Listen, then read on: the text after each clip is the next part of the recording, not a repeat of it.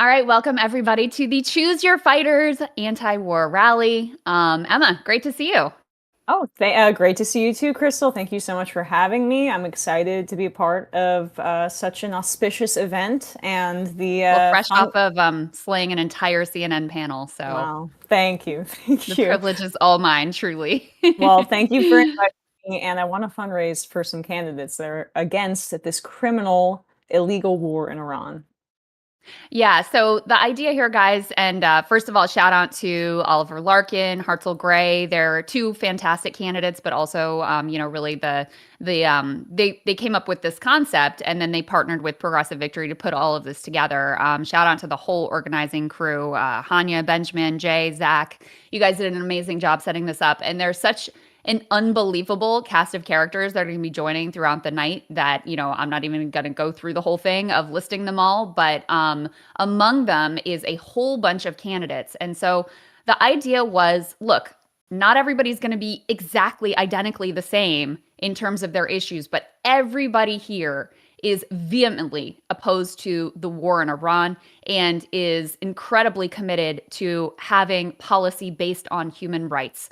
And I think we've all seen, Emma, how important it is not just to have any old Democrat, but to have Democrats who are actually going to stand up and fight. This is something that a lot of people are telling me at No Kings today. I think this is like a very prominent sentiment with the Democratic base that really matters, that in these primary fights, we get new, more aggressive, more principled sorts of elected officials so that, Democrats really can stand up for the people and push back against these forever wars. Yeah, and the pushing back on the forever wars element is like only just one piece of getting candidates who are brave on this issue. Just like if you're a candidate that's brave on the issue of the genocide in Gaza, it's a litmus test and means that you're probably going to be a fighter for regular people in other areas. But it's also just a fight for the future of the Democratic Party, and these are some of the kind of branches off of that tree where it's really important now, I think, that the party, because the National Party is so reticent to identify itself with any kind of brand policy wise. They'll say affordability, but they're not specific about what they mean about that. It means that we're going to have to create a party brand from whole cloth. And that means just starting with the members and what people stand for. And so it's not about just getting any elected Democrat in office. We saw this with Joe Manchin, for example. I was once asked on an MSNBC panel, would you prefer a Republican in that seat where Joe Manchin was in power in West Virginia? And the answer is, I don't know, maybe, because Joe Manchin ended up killing the child tax credit, and that is a big part of why the Democrats got swamped on the issue of the economy and affordability, because creating a healthier opposition party as opposed to just like winning every election and then seeing what happens is, I think, the overall agenda here. We have to actually create a robust opposition party as a bulwark for fascism. Yeah, and it feels at this moment in particular extremely existential. I mean, obviously, you have a war that is rapidly escalating with no end in sight in Iran. It's one of a number of wars actually that are going on around the world that we are directly involved with. I think we're courting an absolute financial catastrophe. We've, ushered in a fascist to the White House that has been doing authoritarian crackdowns. I don't think anyone feels confident about the midterm elections being free and fair. So the best thing that we can do in a moment like this, rather than just counting all of the woes, which I do spend a lot of time doing and spend a lot of time covering, et cetera, but when we come together and have, a coalition that is broad based, and we push forward candidates and organizations that are truly doing the work, that's a way that we can have a sort of positive impact. So a couple things before we get to some of the content that we have, because we truly have like a jam-packed timeline in here today. If you guys are able, go to progress.win/rally. That is the link, progress.win/rally. And there's also should be a QR code on your screen. That is a link where you can give money that goes to all of the candidates who are participating in the event tonight. They're all good progressives. They are all anti-war. They're all pro-Palestine. They're all the types of candidates that we really need to have in office and that we need to back. So progress.win/rally, if you're able to contribute there, I know it would make a difference. Some of these candidates are super high profile. Some of them are lesser known. They all need your support. And then the other thing that I would suggest is if you don't have the funds, no problem. You can sign up with DSA, you can sign up with Working Families Party, you can sign up with Progressive Victory to volunteer and also help out there because they're doing organizing efforts for candidates around the country as well.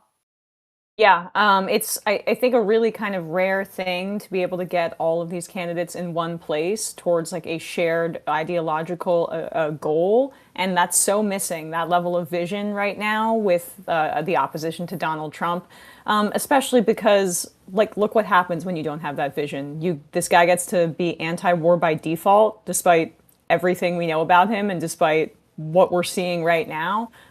It's really important that we push this agenda forward. All right. Well, with that being said, I did not personally plan the run of show, so it is not my favoritism that has made my husband Kyle be the first person that we're going to throw to here. But young up and comer that we're hearing about more and more, Kyle Kulinski, host of Secular Talk and also co-host of Crystal Kyle and Friends. He put together a video that lays out the reasons why he thinks we're at war with Iran and what the stakes are. So let's go ahead and take a look at what Kyle had to say. What's up, everybody? Kyle Kulinski here from Secular Talk. Before I start, I want to give a massive thank you to everybody who partook in organizing this anti-war rally that we're doing here. So much love to Progressive Victory. Much love to all the candidates that are participating in this. It's one thing for myself and Crystal and Hassan to come out here and give our anti-war talking points. It's a whole other thing for candidates who are running all around the country to come out here and lead the way also as activists, not just as politicians who are trying to ladder climb, who are trying to make a name for themselves. And it speaks amazingly of the character of the candidates that are joining us here, that they notice that this is like a historic moment where we need resistance, we need defiance, we need to stand up, we need to push back, and we can't afford silence in this moment. So much love to Oliver Larkin and Abdul El Sayed and Graham Plattner and Hartzell Gray and Shoykat Chakrabarti and, Cori Bush, Claire Valdez, everybody who's, every candidate that's partaking in this. Massive, massive shout out to you. So what I wanted to talk to you guys about is just taking a look at what the numbers were like, the popularity was like going into Afghanistan, Iraq, and this war, and what that tells us about where we're at, okay? So the Afghanistan approval, when that war started, you ready for this? It was 92%.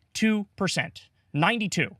And that's largely because we were just attacked on 9/11, so people felt like, I want to defend my country, like, of course. And we were told this is the way to do it. The Taliban is protecting Al-Qaeda. Al-Qaeda attacked us. We got to go over here, okay? 92%. Then we had the war in Iraq 2 years later, and they did a massive brainwashing campaign and propaganda campaign, lying to us and saying that Saddam Hussein was also responsible for 9/11 and that that's why we have to go into Iraq. And they were able to successfully pull off that campaign as well, but the support at the beginning was 72% for the war in Iraq. Would you like to take a guess what the support was for at the beginning of this war? The answer is between 35 and 40%. I've even seen polls as low as like 25%, 27%, polls as high as like 42%, but the average is between 35 and 40%. Ladies and gentlemen, absolutely nobody thinks this war needs to be done. There is nobody who is truly convinced in their heart of hearts that like this is the right thing to do. We need to go in and start bombing little girls' schools in Iran and bombing oil depots and giving a city of 10 million people all sorts of illnesses like Gulf War syndrome and cancer. They're not fooling anybody. And so where we're at now in this country is they don't even bother to propagandize you anymore. They don't even bother to lie to you anymore. The empire just commits disgusting, vicious crimes right in front of your face with your tax money in your name, and they expect you to sit there and take it and not speak up on behalf of the little girls who were bombed in Tehran, not speak up on behalf of the double-digit hospitals that were bombed there, and now we're also being attacked in Lebanon. It's actually triple-digit in Lebanon. Israel has already attacked 100 hospitals in Lebanon, and they're stealing all of South Lebanon, okay? So just realize what this means in the grand scheme of things. It means we are governed not by politicians, not by serious people. We're governed by dead-eyed psychopaths and sociopaths and bloodthirsty imperialists, okay? That's what all the evidence points to. So the bottom line is, with this war, there was zero threat. Everybody knows there was zero threat. They weren't going to attack us. There wasn't even a theoretical argument about how they're going to attack us. In fact, a couple hours before this happened, a couple hours before the attack was launched, did you know that according to Oman's foreign minister, Iran had agreed to the strictest terms on their nuclear enrichment? They had agreed to zero enriched uranium stockpile, zero, and they still got attacked anyway. So then that leads to the biggest question, right? The biggest question here is, why? Why the hell are we doing this? Why is Trump doing this? Why is Netanyahu doing this? As I call them, the axis of Epstein. Why are they doing this? And I came up basically with 10 answers, and this could be, any one of them could be the correct answer, or it could be a mix of all of them, okay? But the first thing is, Donald Trump has always been a goddamn warmonger. He's always been a warmonger. I used to pull my hair out in the first term, pointing at his record, increasing drone strikes over 400%, appointing every single neocon in Washington, D.C. to his cabinet, pardoning Blackwater war criminals who killed innocent civilians, massacring Qasem Soleimani, trying to coup Venezuela. I can go on and on. I don't need to, but you get the point. He's always been a warmonger, so the idea that he's ever been anti-war has always been bogus. He just lies half the time and pretended on the campaign trail that he was anti-war. That's the first thing. The second thing is Israel led the way here and made the call. Marco Rubio pretty much admitted this in the immediate aftermath of the attack. He said, look, Israel came to us and they said, we're going to attack whether you're with us or not. And we decided, all right, we might as well join because there's going to be counterattacks that go after our bases, so let's just join in. Okay. Then they tried to backpedal from that when they realized that they were announcing that they're beta cucks and that they're following Netanyahu, right? But that's another reason here. Israel led the way. Number 3, Trump had repeatedly said that Obama would do an attack on Iran to up his poll numbers. In fact, there's like probably double-digit tweets of his back when Obama was president where he said, looks like Obama's going to attack Iran because his poll numbers have gone down. Look out for that. He's going to do it, folks. He's going to do it. And then, of course, he ends up doing that, probably naively thinking this will make his poll numbers go up. But what he didn't realize is, hey, idiot, you have to manufacture consent for your attack. You can't just do it and expect everybody to cheer you on, right? So the fourth thing is, and this one I think is the most under-discussed, Trump is certainly blackmailed by the Epstein files and Mossad. We all know about Epstein's connections to Israel. Like, it's very obvious at this point. In fact, you're the conspiracy theorist if you don't acknowledge those ties at this point. But there's no doubt that they have pictures and videos of him with underage girls. And so when Netanyahu comes to him and says, look, we could do the regime change, or there might be some tapes that leak, I think he gets the picture, right? The fifth thing could be that, and this is just a fact, he's paid by the military-industrial complex, he's paid by Israel, so he's doubly incentivized to do the war, both because they could hold the blackmail over his head, but also because Miriam Adelson gave him hundreds of millions of dollars to do whatever Israel wants, and this is what Israel wants. We also should point out, the sixth thing, is that Trump was apparently told, repeatedly, that Iran tried to have him killed. I'm not kidding. This is actually out there. And so one of the things Trump said in the wake of this attack was, he tried to get me, but I got him first. The seventh thing is that they want to steal Iran's resources in the same way that Trump abducted Maduro, started stealing Venezuela's oil, selling it on the market, made hundreds of millions of dollars and put it in a personal bank account of his in Qatar. Very clearly wants to do the same thing, set up a similar situation where there's a Delcy Rodriguez type character who runs Iran, who's basically our puppet, and lets Trump and the Epstein class steal all their oil and all of their natural resources. That absolutely is at the top of the list. The eighth thing is they want Iran to be a failed state because they don't want any regional pushback to Israel. Israel has a plan of creating a greater Israel in the Middle East, and basically what this is trying to give them everything they've ever wanted. Right? If Iran's off the table as a regional power, that means Hezbollah can't be funded, Hamas can't be funded, the Houthis can't be funded, like the Shia crescent falls, and then you have nothing but regional domination for Israel. They're well aware of that. And so they've always wanted to not even just do regime change in Iran. They want Iran to be a failed state. They want it to be like Libya with open air slave markets. Okay. And then the ninth thing would be he's surrounded by fundamentalists and religious freaks trying to fulfill biblical prophecy. That's what Mike Huckabee is. Mike Huckabee said to Tucker Carlson's face that, hey, I think that Israel has a right to take the entire Middle East. I'm not kidding. This is what these people actually believe. There was that great article that came out recently. Jonathan Larson posted it, that about 110 U.S. soldiers went to this secular organization and said that at 30 different military bases, their commanders are ecstatic because they feel like this is a holy war. This is end times. This is going to usher in the rapture and Armageddon, and Jesus is going to come back on a winged horse and bring them up to heaven. That you have the U.S. military is openly saying these things out loud. So this sort of fundamentalist thinking is impacting all of our foreign policy. And then finally, Trump clearly thought that this war would be easy, like Venezuela. And he thought it'll make him an historic president and that, he'll go down in the history books. He'll be known for generations. He, in the same way that Israel wants to create a greater Israel, right, and expand through the sovereign territory and borders of other countries, Trump wants to extend the footprint of the United States. That's why he's always threatening to steal Greenland. That's why he repeatedly threatened to steal Panama. That's why he's talking about bombing Mexico, overthrowing Maduro in Venezuela, starving Cuba to death as they're doing right now and not allowing in any fuel and trying to put a puppet leader in there. Trump desperately wants to do our version of a greater Israel. And in fact, Elon Musk's grandfather was part of this movement called the technocracy movement, I believe in the 1930s. And the whole idea behind that was expand the footprint of the United States of America and basically dominate our hemisphere. And that's what Trump wants to do here as well. And so those are the 10 reasons why Trump is doing it. It could be any one of these things, or it could be a mix of all of them. I, of course, am inclined to believe it's a mix of all of these things that led to his thinking on this. But the bottom line is here, and this is the most important thing to take away, guys.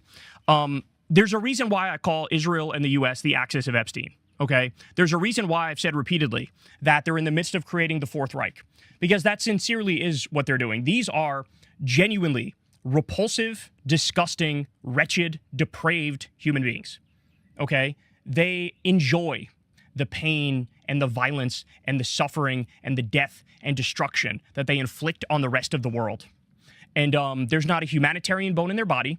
They would rip up the Constitution and use it for toilet paper in an instance. And it is absolutely accurate to compare these people to the worst criminals in history, to Mussolini, to Adolf Hitler. And so just understand what the goal here is. And people need to come to terms with the fact that in this instance, the U.S. government and the Israeli government, they are the terrorists. They are the terrorists. They are doing terrorism. MAGA is an imperialist, terrorist, fascist death cult. And it's time to take them down. It's time to fight back against this war. It's time to finally, for once, course correct this country and get it on the right path. We need to follow in the footsteps of the civil rights movement, of the women's rights movement. We need to follow in the footsteps of people throughout history who have dragged this country kicking and screaming to be a slightly better version of itself. But right now, everything's on the line because we have descended into fascism. And so it's time to fight back now, and that's what all you awesome people are doing here. So thank you guys for having me, and I could not endorse the candidates that are here enough, because anybody who's taken their time to do a big anti-war rally, you're a real one.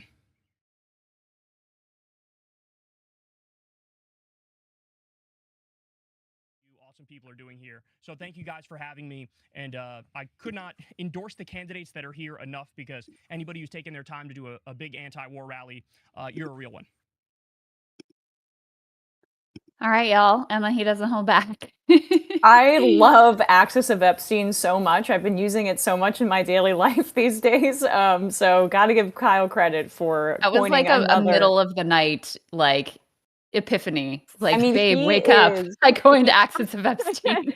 He is on the front lines of dark woke, and he's honestly leading the charge. So I'm just love what Kyle's doing. And you know, when I first started getting interested in politics, his channel was a big deal on that front, opposing the Iraq War, and so he's remained very consistent. And here we are today.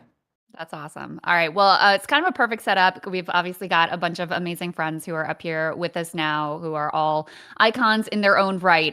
Because Kyle was setting up there some of the reasons he thinks that we ended up in this horrific war, even though the American people are overwhelmingly opposed. And I would say also one of the really head scratching things as we talk about, a democracy crisis is on the Democratic Party side. There is basically no one who supports this war in the base. But among the elected officials, it's a little bit of a different story. And we've seen, not just with this war, but with others, how there oftentimes is a bipartisan pro war consensus. So, what is going on with that? Well, there are a number of things, but one of them is certainly the influence of big money in politics. And in particular, the influence of AIPAC, which has come under incredible scrutiny, and a lot of people have gotten an education in how how important and significant this one source of funding has been, thanks to the work of Casey Kennedy, who joins us, who's one of the co-founders of Track AIPAC. We also have with us Lily Greenberg Call. She is an organizer, she's an activist, she's a spokesperson. She became the first Jewish political appointee to resign in protest from the Biden administration over their support for genocide in Gaza. Incredibly courageous person. So grateful to you, Lily, for standing up and also for being here. We have Nida Alam, who just ran an incredible race down in North Carolina. And her perspective, she can speak to what it's like to have this flood of cash, not only from AIPAC-aligned sources, but other big money, for example, AI-aligned sources as well coming into her race. And then, of course, my dear friend, Joy Reid, both fellow MSNBC refugees, and of course, Joy now has an extraordinary channel herself where she tracks all of the news of the day, but certainly has a particular focus on money in politics. So with that, Joy, I'll give you the first word here about, the impact of AIPAC and big money overall. Absolutely. Well, this is my first time on Discord, so I'm going to welcome myself to the platform as the auntie in the room here. I'm excited. I feel the same way. I'm sorry Right? for any boomer I still moments can't that I figure it have. out. I mean, we got all thanks to my husband. And I also want to say I always love being anywhere where Crystal is. This is my homie from the old school back in the old days of the artist formerly known as MSNBC. And we're gonna have to work on Kyle coming out of his shell. We're gonna have to get him to tell us how he really feels and stop being so shy and retiring in talking about the things he believes. Very But diplomatic in the way he very communicates. diplomatic. But I mean, I like that he laid out the causes for the war in the way that he did, because I think it really gets to something that I believe, and it's not just my opinion, because as journalists we're here to give analysis and context, not our just sort of unschooled opinion. You don't want to hear my opinions about Donald Trump. It would be full of curse words, and you would probably not be able to let your aunties and grannies hear this Discord. But my analysis is very similar to Kyle's, in that as I've observed Donald Trump, and I've observed a lot of presidents, Donald Trump is not so much a president as he is a means to an end. And if you just observe the right over the past 150 years, really from the end of the Civil War on, the conservative movement, whether it's called itself the Democratic Party, the Dixiecrats, or the Republican Party, wherever that conservative wealth core has existed, it's always really had like one or two specific purposes. Their main purpose is to get back to a status quo ante sort of pristine capitalism, which is what the country started out as. If you think about enslavement, it's pristine capitalism, very low cost of labor, almost zero cost of labor. No unions, no pushback. And even white people who were not enslaved were dirt poor. There was barely any middle class. There was really nothing other than the elite, the wealthy white Christian men, and everybody else. And everybody else was chattel or a little better than chattel. That system, which we think of as a horrible era in American history, for a certain type of person was the best of times. It was when America was great. The Gilded Age, similarly to them, a time when you really didn't have any thought that labor would ever stand up to you, when you could do to your workers whatever you wanted. It's better than slavery, but by degree, right? Trying to get back to that is hard, because the things that you would have to propose to get back to that kind of pristine capitalism would be deeply unpopular with everybody who's gained, particularly since the 20th century. Well, who gained? Women, minorities, unions, children who were no longer used as child labor, women who were able to get, health care, abortion care, access to birth control. All the people who gained in the 20th century are a threat to you if you're trying to get back to that status quo ante. Well, what do you need to try to force a public that doesn't want to go back to the horrible times when most people were in economic misery? You have to give them a trinket. And Donald Trump is more a trinket than a president. Donald Trump is sort of this avatar for every elite, economic and financial elite person that wants something. He's the perfect way to get it because he bedazzles about 30% of the adults in this country, mainly white, but even increasingly some people of color. He bedazzles them. He dazzles them so much that he, in his presence alone as the leader of a religious cult, can let you get almost anything. So if you are one of the big, Northrop Grumman or one of these big military companies that wants forever war because it's so profitable, he's your guy. He's going to do forever war for you. If you are a big AI company that wants to despoil the air and water in poor communities and build your AI infrastructure in their neighborhoods, he's your guy. If you're at the prison industrial complex, he's going to create for you not mass deportation, but mass detention. It's even better. You can build concentration camps, private prisons. He's perfect for you. If you're on Wall Street, perfect for you. He's going to make you rich, even as he makes your employees poor. You name it. Every economic elite loves Donald Trump. And you ask yourself sometimes why so many people, who you and I both know, Crystal, behind the scenes will tell you how much they hate Donald Trump. Republicans who despise him will stick with him to the bitter end because he's a means to an end. The Supreme Court that are monarchists, about 5 of them who believe we should have what amounts to a king. Well, Donald Trump is perfect. He's the vehicle through which you can create the unitary executive theory. Even George W. Bush, who's not a bright man, stood in the way of a full unitary executive. We got a certain degree of surveillance and et cetera, but they didn't get to go all the way.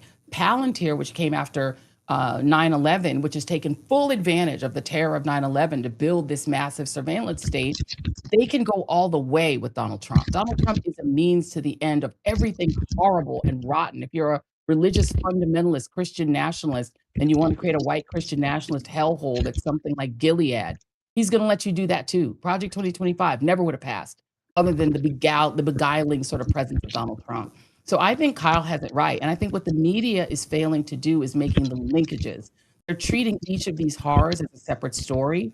For Israel, I'll close by saying this. For Israel, Donald Trump is the perfect president because Bibi Netanyahu has been trying to get an American president to use our blood and treasure to fight a war for him on 7 fronts in the Middle East so that he can at least promise his insane far-right base that keeps him in power, Eretz Israel.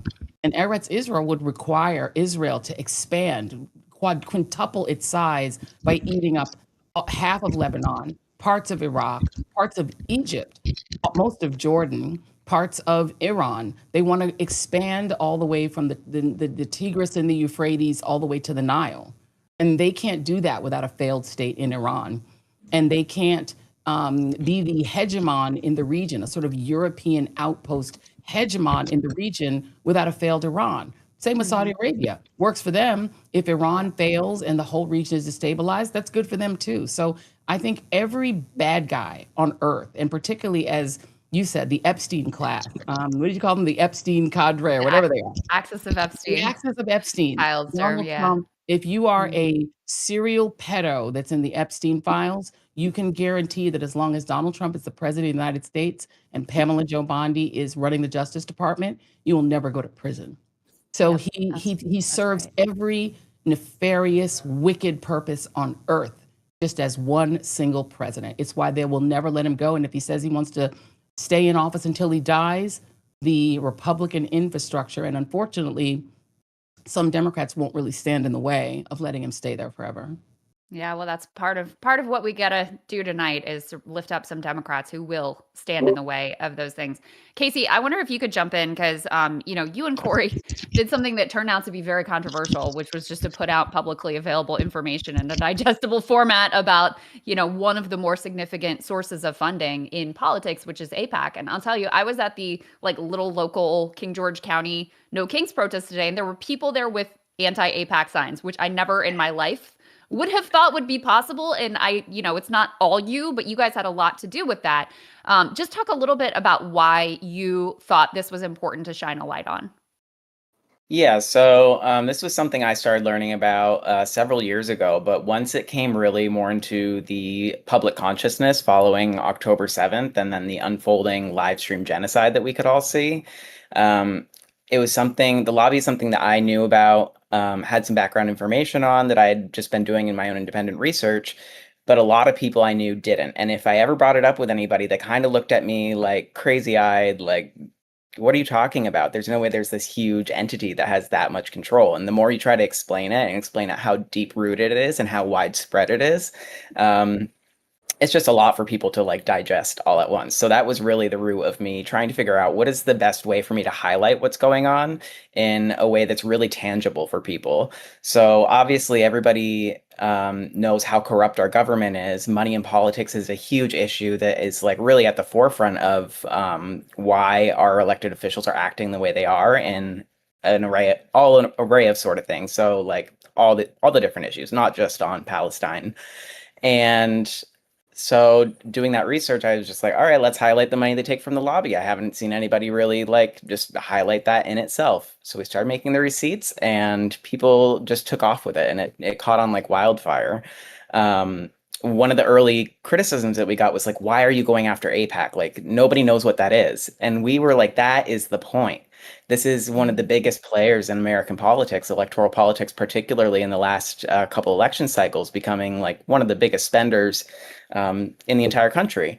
So that was just something that we felt was, we really need to highlight where is the source of this? What's the driving force of this entity? And how can we kind of use that, make them like as politically toxic as the NRA, basically. We just wanted to make them a political liability for anybody who works with them. And the more that they are known, the more people find out about them, the less popular they are and the less sway that they're able to hold. And Nida, you have seen so AIPAC has kind of realized that they've got a branding problem, and especially with the Democratic Party base. So they have gotten more strategic and sort of savvier in the way that they mask their money. And so perhaps you could speak to that, because I think it's really important for people to understand. It's not enough anymore just to ask politicians if they won't take AIPAC money, because there's a variety of strategies that they're deploying to make it so that it isn't technically AIPAC money, even though it's coming from the same set of donors. And you saw that directly in your race. Yeah, absolutely. So, I mean, I saw it when I first ran for this seat in 2022, when it became the most expensive primary in North Carolina's history, with AIPAC coming in with over $2 million, and crypto billionaire Sam Bankman-Fried, who's now in jail for fraud, came in with another $2 million. And then 2026, this election, we saw that shift from a lot of the work that Casey and Track AIPAC has done of educating folks, and just the local grassroots pressure that we were able to put on Representative Fu Xi, that at the end of 2025, she finally said she was no longer going to take support from AIPAC, even though it took 3 years into the genocide.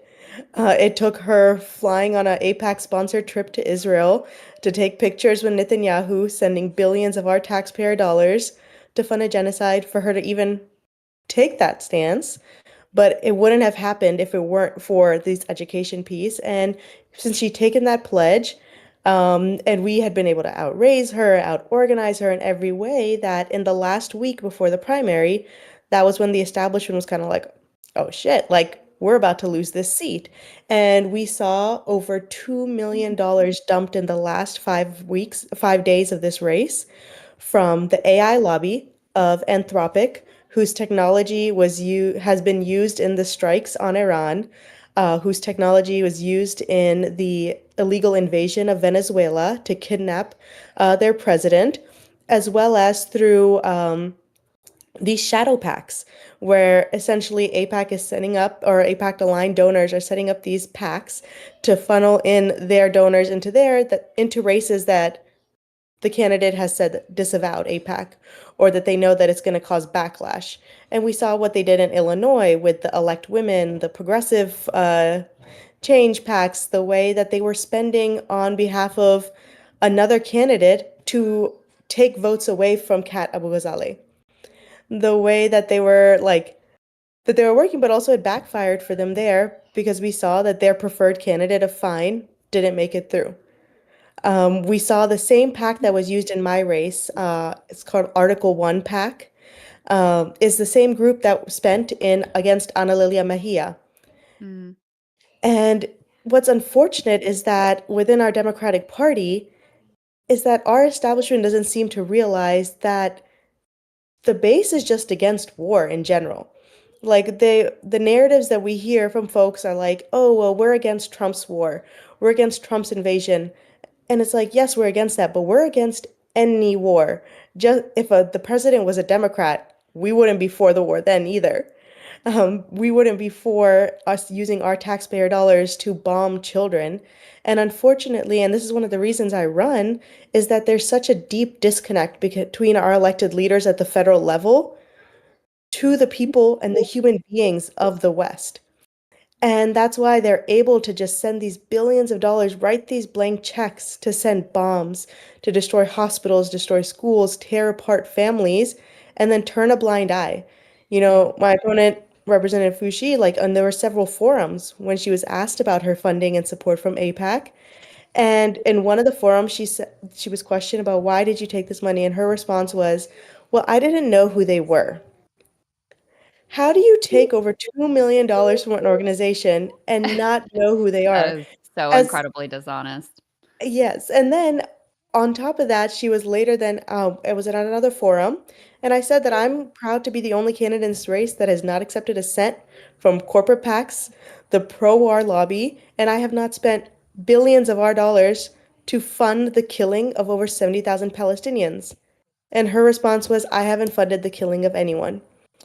What do those billions of dollars towards bombs go to? Yeah. They're not building homes. They're Well, not Nina, building communities.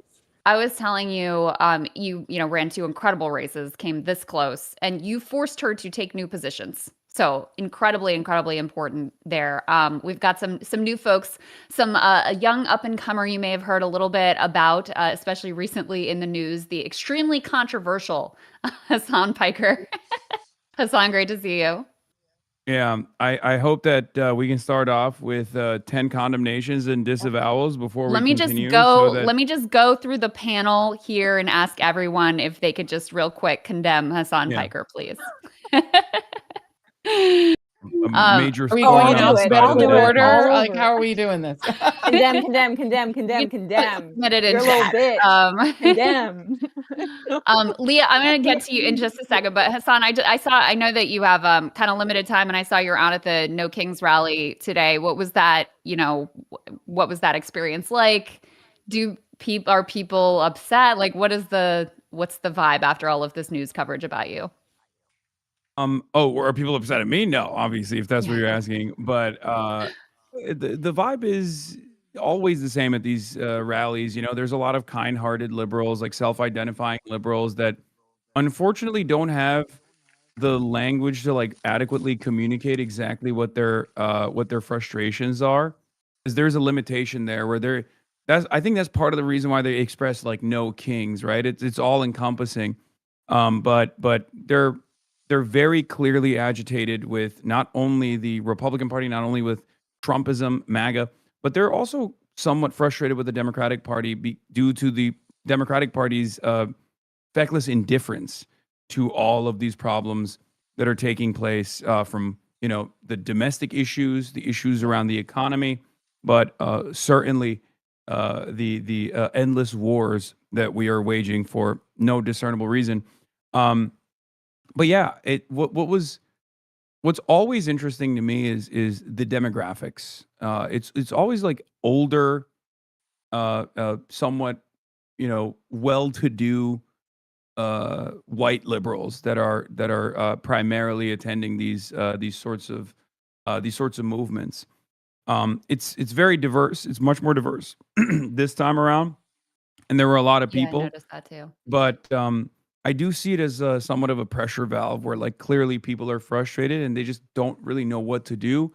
And that is born out of the fact that the options the more productive, historically, the more productive forces of pressure have been totally eradicated in this country. And I'm of course talking about like labor militancy. Hmm. Um, so that's why there's no political education to be able to properly express these desires, and there's no real like uh, pressure point that they can lean into that revolves around organizing. So we just kind of walk around the street a little bit, bang some drums, and feel a little bit better about ourselves. Now, to say all of that doesn't mean that this is utterly unproductive. I'm not criticizing it at all. I think it's always great when people go outside and show that they have the numbers and show this administration that is somewhat responsive to big crowd sizes, as we know, that there are a lot of people who hate them.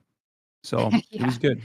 I think it's also just like gives people some courage to see the numbers out in the streets too. And Yeah. hello also to Oliver and Hartzell here, two fantastic candidates who've stepped up to run. And Hassan, I don't know if you know Lily Greenberg Call. You probably remember she resigned from the Biden administration over their policy of pursuing genocide. And so Lily, maybe you can speak to some of what it looks like from the inside and some of the, the reasons why, the Democratic Party did fund a genocide and didn't, refuse to put Palestinian American on the stage at the DNC, and why the leaders have been very tepid in particular. And, they'll say, oh, well, Trump isn't consulting with us about the war or isn't planning the war properly. But to get just a full-throated condemnation seems to be pulling teeth. Yeah, I mean, actually, I think folks at this point are really like everything that Joy said, everything that Kyle said. I think the public is really aware of the reasons why Democrats are unable to truly condemn the war and also, truly condemn and then use their power and leverage as representatives of the U.S. Congress or folks in the administration, leadership, American government officials to actually try and change anything on the ground in Palestine. I mean, one of the reasons why I think my story made the splash that it did was unfortunately that I was the only Jewish official to publicly leave. There were some folks who left privately, and I wish that they had shared why they left and used, what felt like an important role that Jewish Americans have to play, and especially Jewish Americans in government. But also because that I grew up very pro-Israel, and I used to be involved with AIPAC when I was young, because that was just what my community did. If you cared about politics, which I did, because I was a nerd, and if you cared about Jews, in particular, you were pro-Israel. It was whether you were a Democrat or Republican, it didn't matter. And for me, also I grew up in San Diego in a more conservative community with a lot of Republicans. Israel was kind of the one thing that we could agree on. And so I spent a lot of time in that space and started to change my mind as I got to college and got to actually meet Palestinians and, be confronted with the reality of the history of the state of Israel that I was only told, very, very very propagandized, very whitewashed history of. But also as Trump was elected and it became very clear to me, like I was like, why am I sharing space with white nationalists and with Christian evangelical right wingers who, and why do these people feel empowered to tell me what to do, right? To tell me not to walk out of an AIPAC conference where Trump is speaking, which is something that really happened. This guy with a giant wooden cross looked at me and said, "This is really not polite of y'all." And I was like, hold on, I thought people here were here because they cared about Jews and American Jews. And again, I was like 20 or 18, but all of that, that kind of like ugliness rising to the surface is what helped to break a lot of the cracks for me. And then working in the administration, like even when I went in, was already moving to the left in a lot of ways and was very clear-eyed about the role of AIPAC and the role that corporate interests play. But it was another thing then to see the genocide unfold and to see that, I was organizing like massive dissent throughout the government, Capitol Hill staffers, administration, people across ages, rank, folks at the State Department, folks where I worked at Interior, like it didn't matter. It felt like pretty much everyone around me, for varying reasons, thought that we weren't doing enough and thought that our policy of unconditional support for war crimes that was in violation of our own laws, and was also going against, both the expertise of people in government and the majority of opinion of American voters. We were all on the same page, but our bosses wouldn't listen, and people just were incredibly boxed out. And I've had Palestinian friends of mine get told to their face by members of Congress, we sympathize with you. You have the moral argument, but until you bring us money or votes, nothing is going to change. And I think that it's So clear cynical. to, yeah, incredibly. I mean, how if you want people to care about government or care about democracy, like that's a really good way to do it. But I think it's very clear to everyone now that AIPAC, functions as like a right-wing organization, and that it's a combination of industries, as y'all were saying. Like it's tech, it's AI, it's defense contractors, but it's also just the corporate powers that be. And it has, nothing to do with protecting Jewish safety, of course, and nothing to do with protecting the interests of the American people. And it's not even just about foreign policy, because all of these things are connected. Our war economy lines the pockets of billionaires here. Tech makes a lot of money, in the ICE and deportation and incarceration system. Like all these industries profit from forever war and incarceration and deportation. And those are the people who give the most money to our representatives. And because of the way our political system is set up, which needs to be fundamentally changed, the people who give that kind of money are the ones that people in power listen to.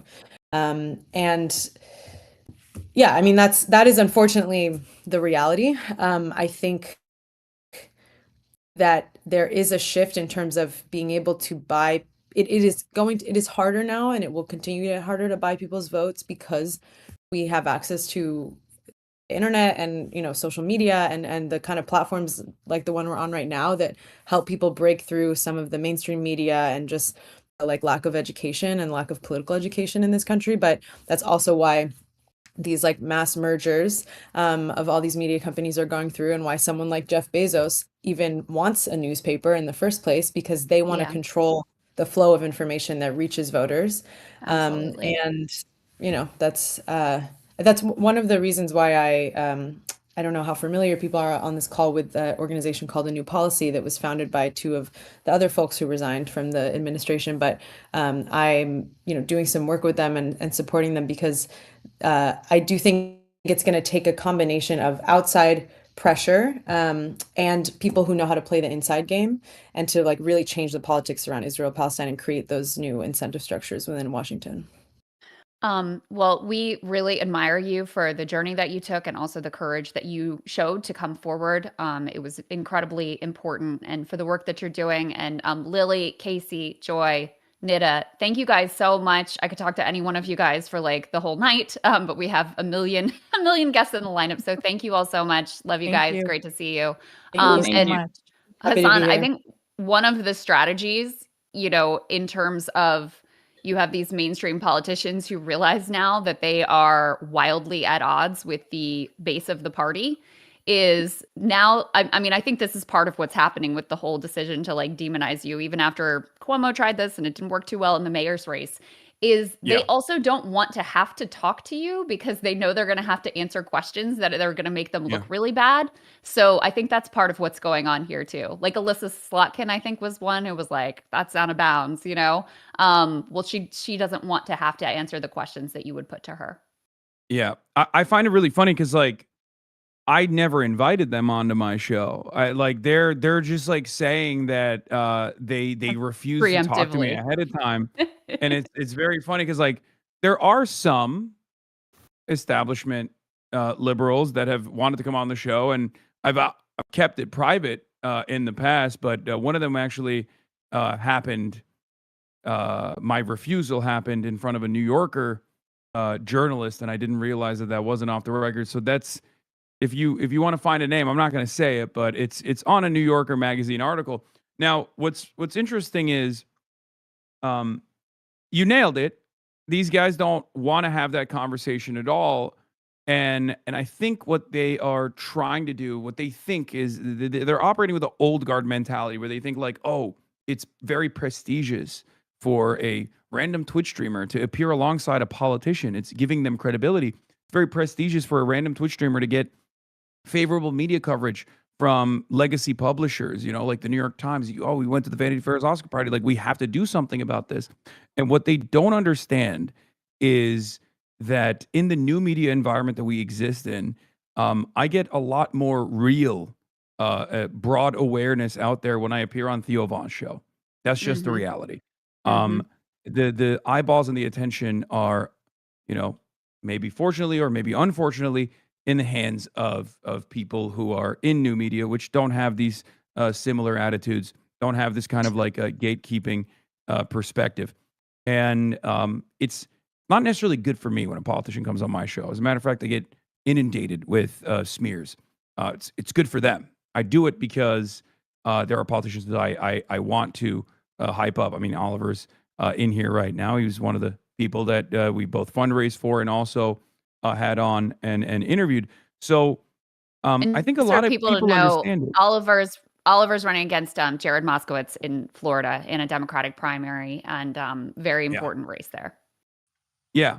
And the thing is, like, most people understand that, and that's precisely the reason why they are hearing, Third Way make a big fuss about this issue, and demanding that Democrats draw a line in the sand, and maybe even getting a little bit of help from some of the other advocacy groups and lobbying arms that we have heard from earlier. I'm of course referencing Israel. That politicians do these sorts of call out posts. It is really remarkable that they've chosen a 90-10 issue in the Democratic Party's base to like draw a line in the sand over, because most Brilliant. people understand that this is not about perceived anti-Semitism or anything like that. It's absolutely about genocide. It's absolutely about apartheid. And it's absolutely about denying aid to Israel, like conditioning aid to all countries, but certainly denying aid to Israel for its crimes. It's illegal in our laws for us to give a single dime to Israel, because they're very clearly using it to violate our laws and violate international human rights laws. Yeah. I also want to welcome in Qasim Rashid. He is a human rights lawyer, author, former congressional district candidate out my way in Virginia, and very courageous person as well. And mentioned before Hartzell Gray, but just to give people the details there, he's a Democratic Socialist. He's a former NPR host. He's running for Congress in Missouri's 4th Congressional. Is that Kansas City, Hartzell? Yep, KC, that's us. Very nice. It's a Super Bowl district. I don't know if you knew that. Gotcha. Hartzell, what are you seeing in your race in terms of, how animated people are about the war right now?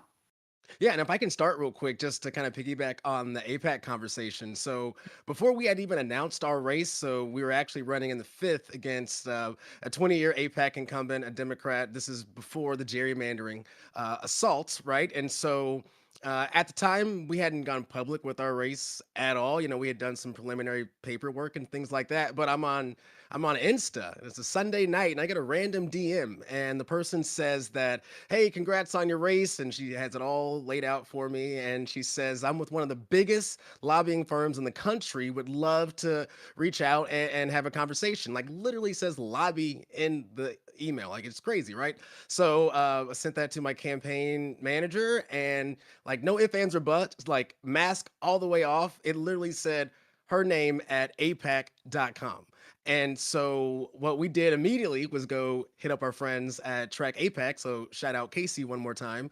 But it is just another example of trying to buy off another black face to shill and stump for a genocide and an apartheid and an ethno-national state. And so this is the kind of game, and to them this is a game, but it is a real life. It is our lived experience for us, but to them it is just a pawn, a chess piece. And at the time, by the way, Cleaver is an APAC candidate, the 20-year, 80-plus-year-old incumbent. So they are still going to hedge their bets for the young black dude as opposed to shilling for Israel with the old black dude, right? And so that is just right off the bat. I want to just say how much like this is an assault on democracy in the guise of human rights for a marginalized group, and I just think that that is disgusting, to be honest with you. So what I'm seeing on the ground, I am seeing people who have worn the Trump hat 3 times, will vote for him another 3 times, which I think is probably their plan, I think, at this point.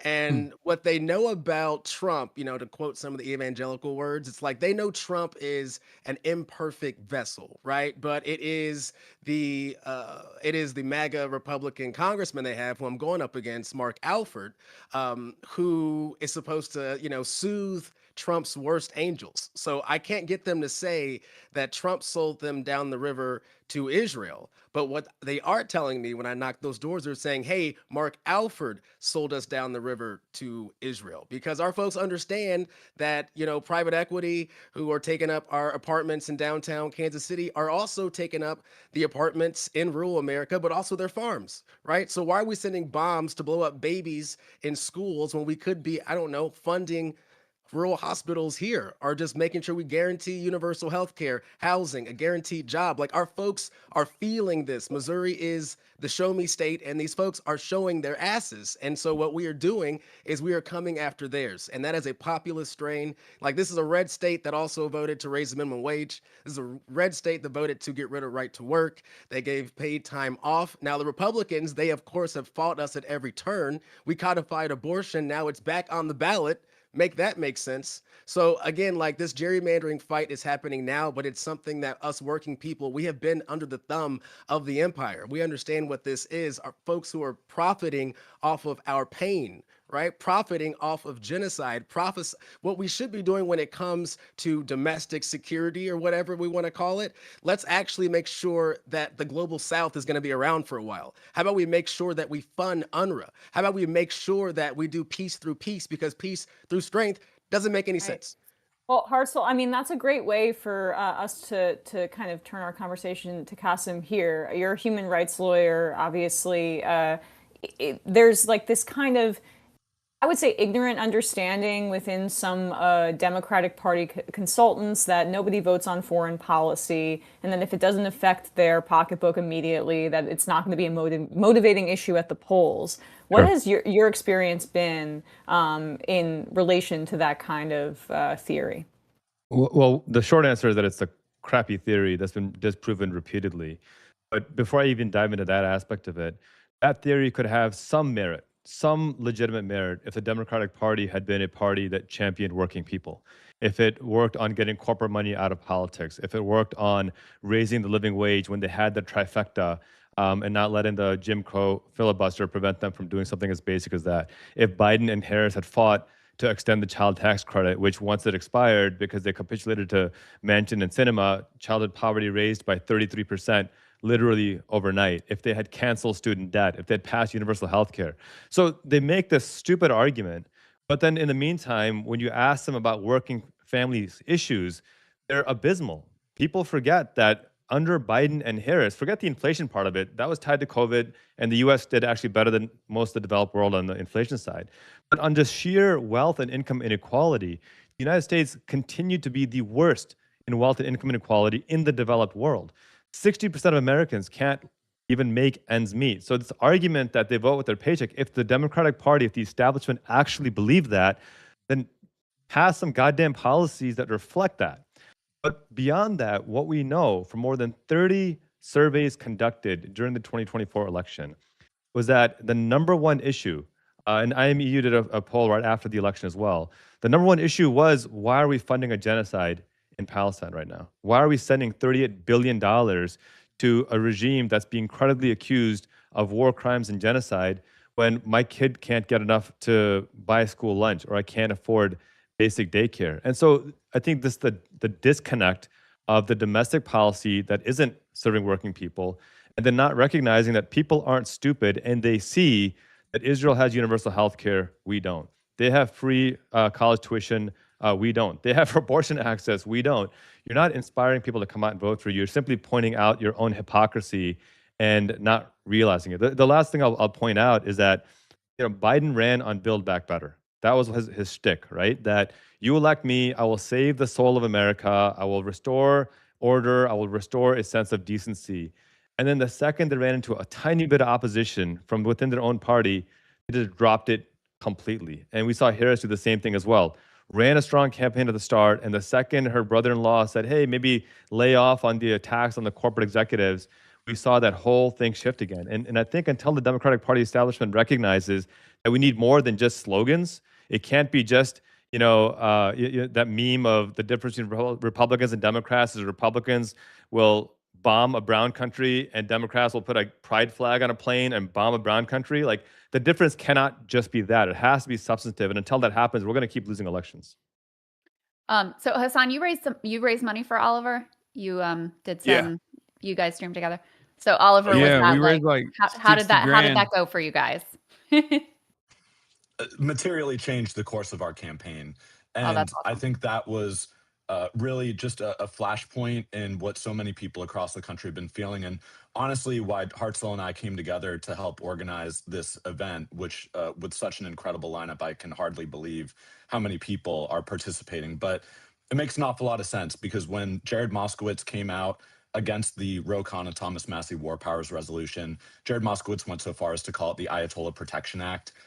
That was just an insult. It was a slap in the face to his colleagues. And that was really the first moment. I've been running against Moskowitz since last year, and he's been awful on many different issues preceding this. But this was a flashpoint because he was giving Donald Trump a blank check to take us into war when my generation, Hartzell's generation, our communities have been completely divested from to spend trillions and trillions of dollars overseas. And so it occurred to me that, yes, I need to elevate this fight against Jared Moskowitz, but there are candidates waging this fight all across the country against AIPAC Democrats, against AIPAC Republicans, and so that we needed to organize. And that's my background is as an organizer, but going on Hassan's stream, and I find it really irritating, but also a little bit humorous because not to compare Hassan at all to Joe Rogan, but I do remember a discourse around a certain Democratic candidate for president, an independent from Vermont, going on Joe Rogan in 2019, and people lost their freaking mind that Bernie Sanders went on Joe Rogan's show.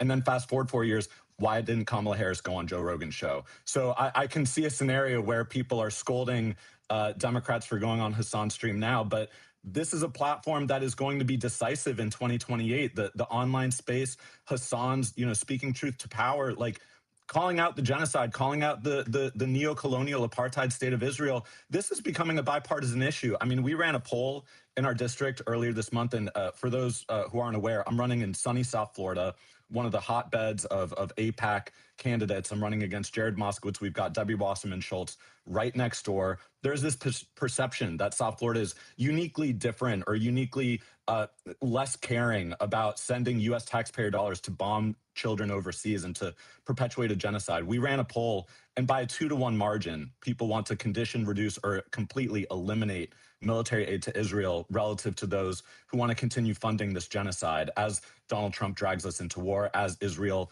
invades Lebanon and creates 1 million refugees. And my perspective is we just have to be open and honest. We need to have a family conversation about AIPAC's influence in our democracy.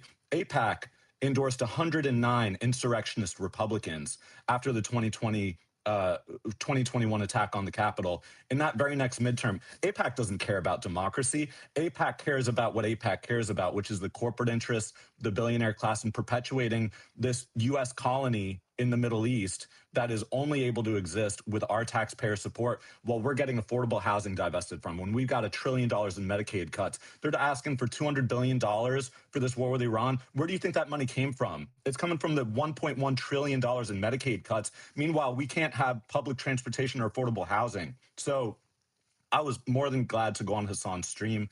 This is, we need, as Democrats, we need to go into these spaces. As a democratic socialist, there's a lot about our campaign that is challenging assumptions about South Florida. But what I can tell you is that at the No Kings protest in Fort Lauderdale today, I was standing on the beach speaking to a few thousand people. And when I said South Florida deserves our Zoran Mamdani too, we deserve democratic socialism in our community too, because the working class is all across the country. The working class exists in blue, districts, in purple districts like ours, and in red districts. And if we just speak to that, if we speak honestly and authentically about our experience as working people.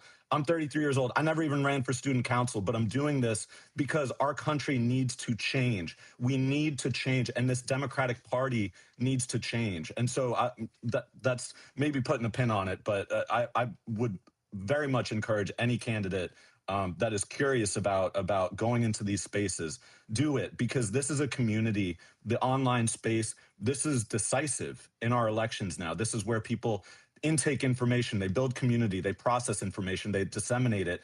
And if we're not engaging in these spaces, then Qasim's right. Democrats will continue to lose. We have to be honest, and we have to be bold and unafraid of the attacks of anti-Semitism when we know we're just standing up for human rights. It's also just, I mean, it does remind me of Zoran's election, because right after Trump wins, all these Democratic strategists are like, we've got to win back the young men. How can we do that? And then here's this candidate who is, phenomenally popular with young men. And they're like, no, not like that. And I mean, same thing, Hassan, you speak to a lot of young men who really look up to you, who could easily be, if they got on the wrong algorithm and were swayed in a different direction, you could imagine them in, a right wing on Nick Fuentes or whatever audience.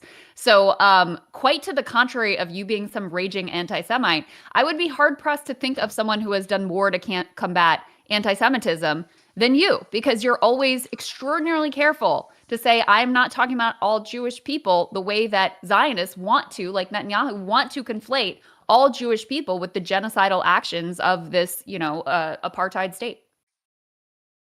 Yeah, absolutely. I mean, I do my very best to such a degree that people sometimes even get annoyed. I mean, even Kyle was like saying you have to do so much throat clearing every single time you talk about Israel. Like, we get it. It's just, unfortunately, the media environment that we're in. And I will say a big part of this is actually Islamophobia too. The idea that like any Muslim, no matter how white they are, like me, is automatically anti-Semitic. The suspicion that they're always, of course, going to be anti-Semitic is totally ridiculous.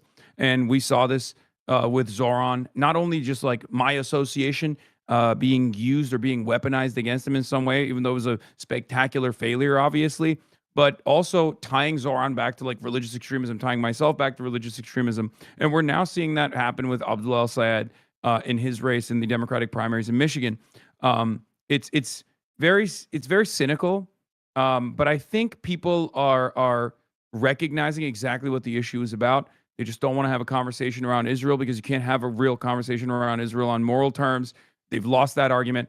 So they try to say anyone who speaks out against Israel is an anti-Semite. And in this circumstance, they're heavily leaning into the Islamophobic associations by claiming, Abdullah al-Sayed, he's a Muslim guy. What does that mean for you? How does that make you feel? And what's really remarkable about that race is that this is the exact same issue that took place in the 2024 election. This was the exact same problem, that they chose not to associate with the Palestinian cause. They did not recognize that this wasn't simply some sort of ethnic or sectarian tension, that there were people of good conscience that came from every different background that understandably saw the horrifying violence that was unfolding on our timelines and wanted the Democrats to put an end to it, because they still had this notion that the Democrats actually do represent humanitarian values in the way that they claim that they do.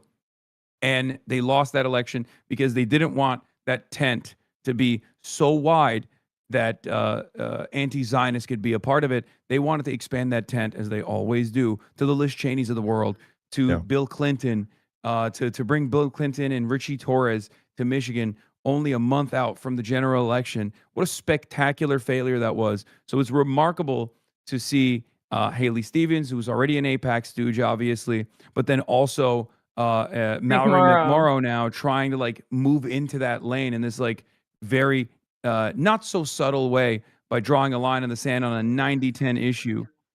I said this to you yesterday, Hassan, Donations. but I don't, donate if you guys can to combat some of this money that's flooding in. But I think that was McMorrow auditioning for the Zionist money that Haley Stevens had previously been getting. So like, she doesn't want to go after Abdul in an openly Islamophobic way. So like we can go after Hassan because we can scare the boomer donors that may or may not be Zionists, but like they're rich, so more than, again, wealthy donors and the Zionist project do overlap. But like they're also basically saying like, hey, this is an alternative to Abdul al-Sayed, the scary Muslim guy that we don't want to have in office. I'm attacking Hassan. Look, you can trust me. J Street or AIPAC. And I'll add to that out. really important point about, because we just had the Illinois primaries here and we saw the way they functioned. $22 million AIPAC spent in this primary, 22 million. The number of times they mentioned Israel, 0. The number of times they mentioned AIPAC, 0. They know that they are so toxic and disliked by everyone across the board that they actually set up 2 PACs, one called Elect Chicago Women, and then while slamming Kat Abu Ghazaleh as a progressive, Chicago Progressive Caucus, just a complete fabrication. And so when you see these dog whistles of attacking Hassan, it's actually, Hassan said it perfectly, it is pure Islamophobia.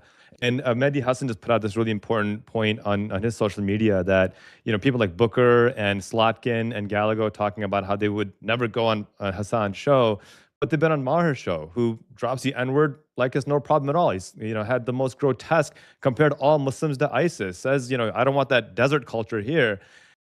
But they have no problem going on his show. So it is a grotesque double standard. It is Islamophobia. And it's important that we lean in at this point. Instead of shying away, lean in, because they're already on their back foot. They're not even able or have the confidence to mention AIPAC or mention Israel, because they know that people are associating the Israeli government with genocide, rightly so. For us to back off now, I think would be a disservice, and it would enable them to win elections that they shouldn't win otherwise. And can I say real quick? I mean, in what world does a Democrat ever allow themselves to take any NRA money or any kind of gun lobbyist money, right?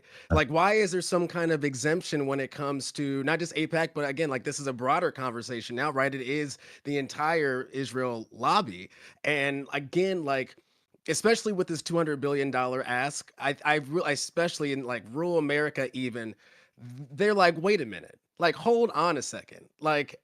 Number one, this don't make sense. Also, does this have something to do with Epstein? I mean, our folks, the amount of insulting of intelligence, but like what I'm also learning is they don't want to be educated. But what we can do as folks of the left is to just kind of help point out the direction, right? Like, yes, no, this is absolutely part of the Epstein class, that axis of Epstein, right? But it's also a 40-year project of a bunch of neocons and warmongers. And so I'm not saying that I'm going to draw a line for you because I'm not going to insult your intelligence, but I'm saying, like, if you look that way, like you see all this checks, right? And I think that this moment, the window's open. Absolutely. I think that we might be bumping up against the this segment. Crystal, are you there? I can't see you for some Just reason. click on But try again try on your again. screen. If I you just have an did it. issue with seeing Chris, yeah, it'll fix it. That's what I did. Okay. All right. Well, I think with I can hear you, I that. can see Crystal. you. Oh, Yeah. I cannot hear Crystal for some reason. I don't want to talk over her. Okay. So, Crystal, take the lead. I don't know. Hold on.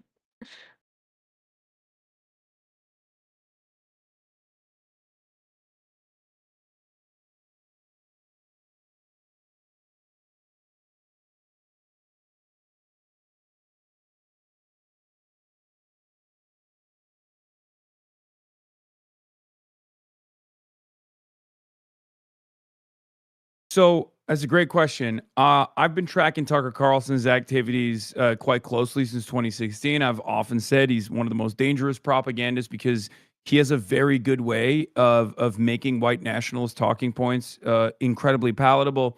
And even back in 2016, people used to associate the stuff that he was saying with like very prominent white supremacists and white nationalists, like the Great Replacement theory that he routinely brought in to mainstream conversations. And now that's actually become a mainstream fixture of the Republican Party. And as trend lines go, maybe it'll be the Democratic Party's main, talking point as well in the next 4 years or so, the way that they've been approaching things and following the Republican lead. Having said that, one of the things that I am very frustrated with Tucker Carlson is that he's a very skilled communicator. He's also fairly good at reading the room. even though he's a propagandist. He's very good at reading the room, and he has recognized, and I don't know if he's genuine about this or not, but it doesn't really matter. He's recognized that this issue, Israel's genocide of the Palestinians, is one where he can lead, right? My fears is that for the time being, it's great.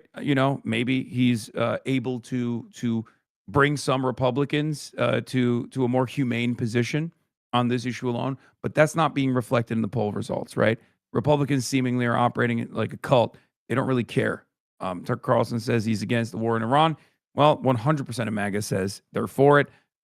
And overall, I believe, what is it, like 85% of Republicans are approving of this this bombing campaign that's destabilized the entire world. So my frustration and fear is that if Democrats don't lead on this issue and lean into their base on this issue, because that's, like I said, a 90-10 issue where 90% are in support of decoupling from Israel and only 10% want more support for Israel. That Tucker Carlson is either going to utilize the existing leadership role that he's had in 2028 to prop up a candidate, maybe J.D. Vance potentially, or even run himself. And if the Democrats don't spend the next couple of years also leaning into their base and advocating for this issue, advocating for freedom for Palestinians, sovereignty and dignity for them, advocating to end these wars that we are waging this time directly because of Israel with Iran, they're going to lose. It's that simple. They're going to lose because Tucker Carlson will have had tremendous credibility on this side. And what are the Democrats doing? They're actively trying to attack me and perhaps maybe you guys as well eventually, that because we're unapologetic with our anti-Zionism, we're unapologetically anti-genocide, and they're so scared of facing their base that they don't even want to recognize that someone like myself, I'm just a megaphone. I'm just a platform for the masses. That's the reason why I'm popular, because I have the same frustrations that many Americans do, and I'm just simply able to communicate it to this audience. You're not going to be able to recreate something like this. You're not going to be able to make like a pro DNC version of this, right? Not an independent media. Most people are going to recognize that this is like indecent, and they're going to want someone to reflect their values. We're seeing a version of that on the Republican side. Look at Ben Shapiro. Ben Shapiro was very popular. Ben Shapiro is funded by the same people, the same institutional donors that have funded the Republican Party, the Wilkes brothers, for example. And now look at Ben Shapiro's popularity. Because he's so demonstrably Israel first, that his audience perished. They left. They looked for alternatives that actually don't put Israel first in their conversations. And now he has no relevancy whatsoever. But what are the Democrats doing? What is liberal media doing? What is Jake Tapper doing? These are people that will now try to elevate Ben Shapiro's platform. So they keep showing us over and over again that they would rather coalesce around people who are pro-Israel, even if they're reactionary in every other way, including on Israel, than to expand the tent to people that recognize that the moral center of the party, within the base of support, is on the side of the Palestinians. Yep, it's absolutely right. Hassan, thank you so much for coming on, and all the other candidates here. You can, Oliver Larkin, Hartzell Gray, and Qasim Rashid, obviously all phenomenal anti-war voices. And I do want to say that we're about to hit 10K raise. So let's go. Okay. So if people want to contribute, progress.win/rally is the place to go. Progress.win/rally. You can help contribute there. Thanks to all the phenomenal candidates, and of course, the #1 terrorist supporter in the country, Hassan Piker. I condemn you once again. Everybody leave me off your terrorist watch list. So, see you later, buddy. All right. All right. Bye, guys. Bye. Thank you, Qasim. Thank you so much. And Oliver and Hartzell, we'll see you guys. We'll see you guys later in the stream, I believe. And by the way, shout out to both you guys, because you guys really were, the initial spark, the idea here. And Oliver reached out to me, and I was like, I think it's fantastic. I was hoping, because there's this kind of Dem Tea Party wave that's going on. And so I was hoping that a lot of the candidates who share similar ideology would kind of get together and and do something like this, coordinate on a messaging, just support one another and help each other out. As a former congressional candidate myself, I know that it's a very hard thing to do. It was, to me, I was young and really stupid and naive, and you guys are way better at this than I ever was, but I found it quite scary and quite difficult and quite stressful. So thank you guys for pulling this together. Well, I want to say this. I mean, I think understand on the left, like we do have to come from a movement. Like one of the reasons why it is so difficult is, and I know you know this, Crystal, like you're on an island, especially when you have the moral clarity that we have. I mean, it is lonely, it is debilitating, but also it is, the cause is right, and so if we come with the movement, if we co-govern with our folks, it's not so isolating, right? And I think that in this time where so many worldviews are being questioned, not just the Israel question, but also this question now, the reevaluation of what is America first, right? And I think that, right, is really challenging for our folks, but it is again why we gather now, because it is our window, and the chasm between pop culture and popular action is like it's like the Grand Canyon, right? And so I hope that it is moments and opportunities and events like this where we bring those realities together so we can build power and we can witness. Awesome. Well, we've got a bunch of candidates popping in for our next panel. Again, I want to shout out the progress.win/rally fundraising link.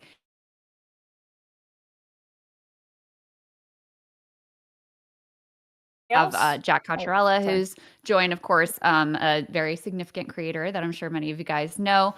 In any case, I was wondering for the candidates, do you guys just want to do like a 1-minute quick introduction, where you're running, who like a little backer, like very short, because want to be able to get through to everyone. Shoykat, you want to start?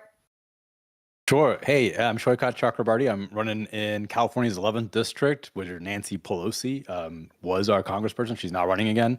But in the past, I worked on Bernie's campaign. I started a group, Justice Democrats, to recruit people to run against not just Republicans, but also primary corporate Democrats. I ran AOC's first race, and I was her chief of staff and led the work on the Green New Deal. And yeah, I'm running because of stuff like this. I mean, there's a real wave happening. The stuff we saw in 2018, where there was this change moment, it is nothing like what I'm seeing right now. So I'm so excited to be here with all the candidates. So you led the fight to occupy Pelosi's office, and now you want to take her actual seat. I'm just throwing that out there. But yeah, I mean, I started years ago on this. We can maybe go in order. Claire Valdez, running, just a few miles away from me. Tell us a little bit about you.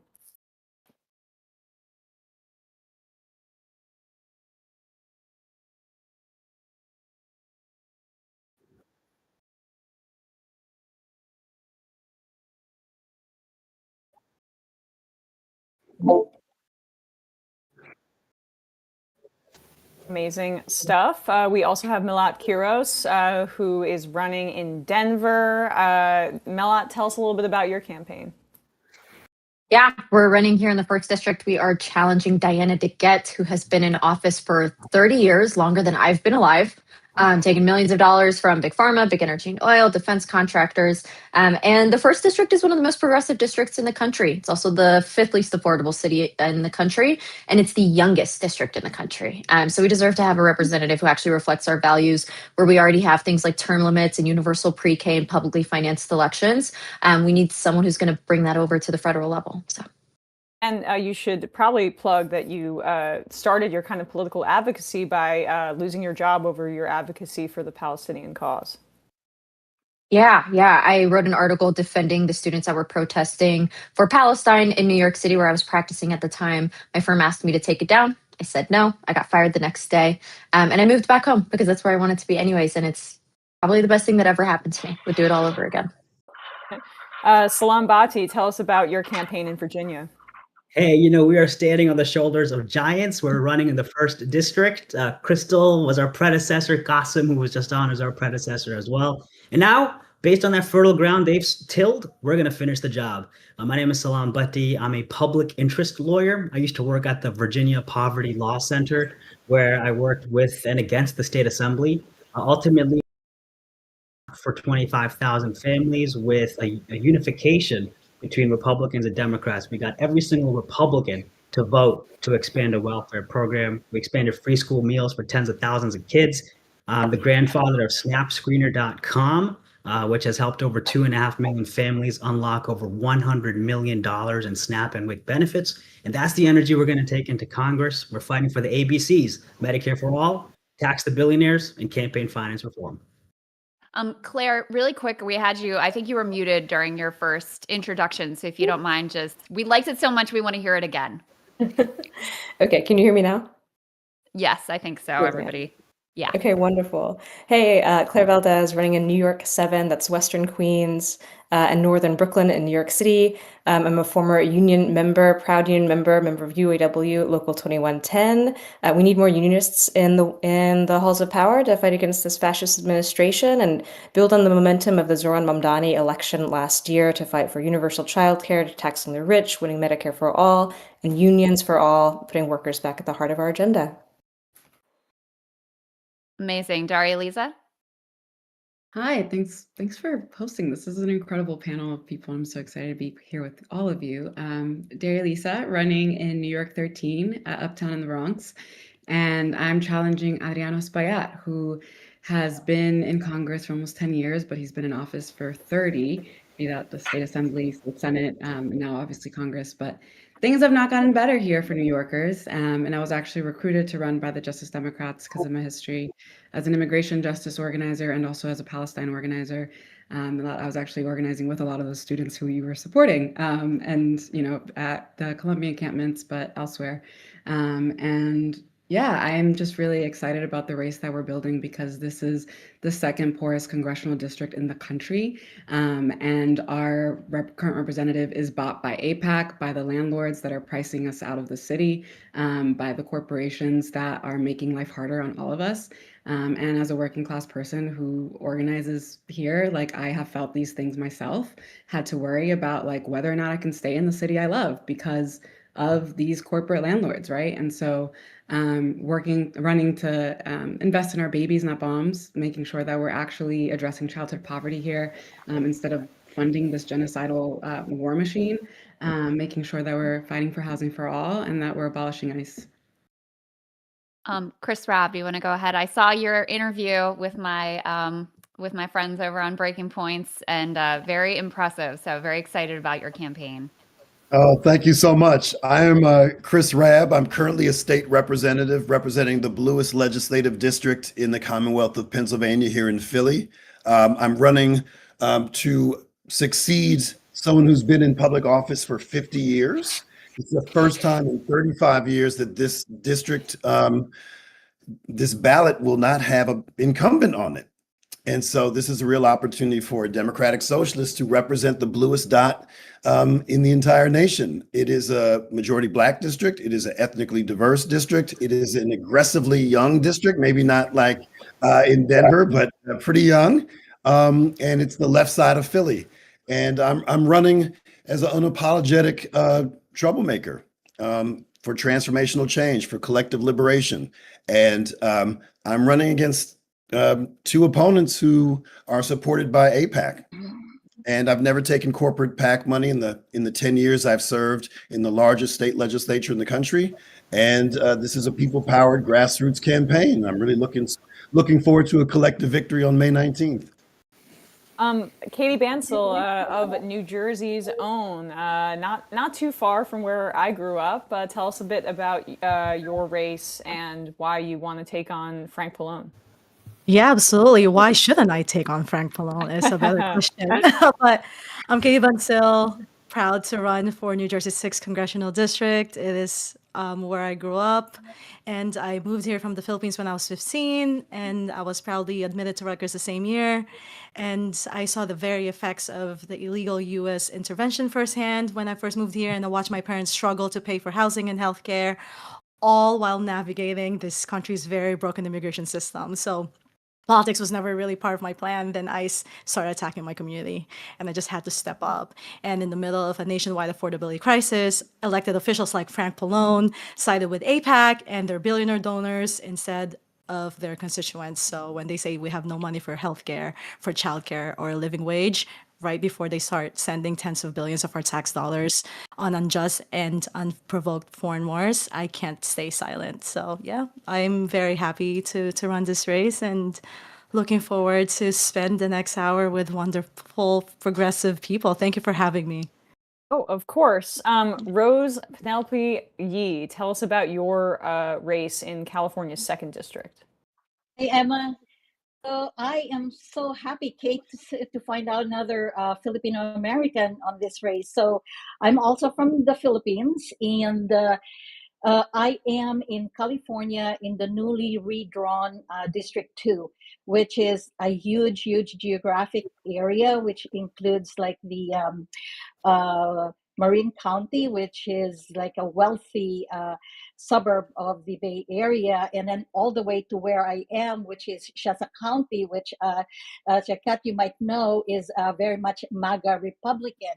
And with Prop 50, I thought that we would have now a Democratic representative in Congress, only to find out that he is actually a wolf in sheep's clothing. I was dismayed to hear that, to learn rather, that he voted for the Israel Supplemental Appropriations Bill, which, as you all know, gave $26 billion in military funding to Israel. Not only that, it also prohibited any appropriations of that money towards UNRWA. So not only is it greenlighting the military, the genocide in Gaza, but it was also, in effect, greenlighting the use of famine as a weapon of war. I grew up in the Philippines under the martial law dictatorship, so I'm much older than Katie, and and it is to me just like almost like having PTSD going through what we're going right now with the war in Iran. And I am so happy and so excited to be with this group of change makers and really progressive leaders, because we are needed right now. I know what it's like to live in a fascist dictatorship, and we need to stand up. It is only people power that will change our country. And so we're the ones that we need to take it back with the support of everyone who's here, who's listening. So thank you, Emma. Absolutely. Let's turn to Effie Phillips Staley, running in New York 17 on human rights, healthcare, childcare, and housing. Thank you so much. I'm so glad to be here with everyone. Really grateful for this. I'm Effie Phillips Staley, running in New York 17. It's just north of New York City. It's if you know it, it's Westchester County and sort of surrounding. And it's currently held by a Republican, Mike Lawler. So this race is actually a battle on two fronts. One is in this Democratic primary, where we have establishment Democrats running on the same old thing that lost the last two times. And then it's the battle against Mike Lawler. And it's an interesting district in the sense that somehow this guy won twice in a district that's usually blue. And I think it says a lot about the frustration with the Democratic Party when we have very centrist candidates who pay more attention to the donor class than they actually pay to the people. And so I decided to run in large part to sort of counter that. I'm a local elected official. I know how the Democratic Party fails to respond to its base. It's led to arguments between me and them in terms of how we run races. And so I believe to win, like, we don't have to go to the right. I think that is a critical mistake. I think right now we have to be true to the needs of people and really listen. And so that's about, of course, it's about housing. It's about affordable, in my proposal, universal child care. It's about Medicare for all. It's about immigration rights, because we all know what is happening right now with ICE is appalling, and the other candidates won't say abolish ICE, and it's of course what we must do. And then it's also about justice at home. This is a key point, but justice abroad. We cannot have our tax dollars go to fund apartheid states or genocide. We simply cannot. And it's not just me saying that. When I am out in the community, people demand it. people want it and they see that as a litmus test for honesty. And it's not something that the political establishment has caught up with yet. And again, I fear that because of that, we're going to continue losing. So that's the race in New York 17. I'm glad to be in it, and I'm thankful to be in this with all of you.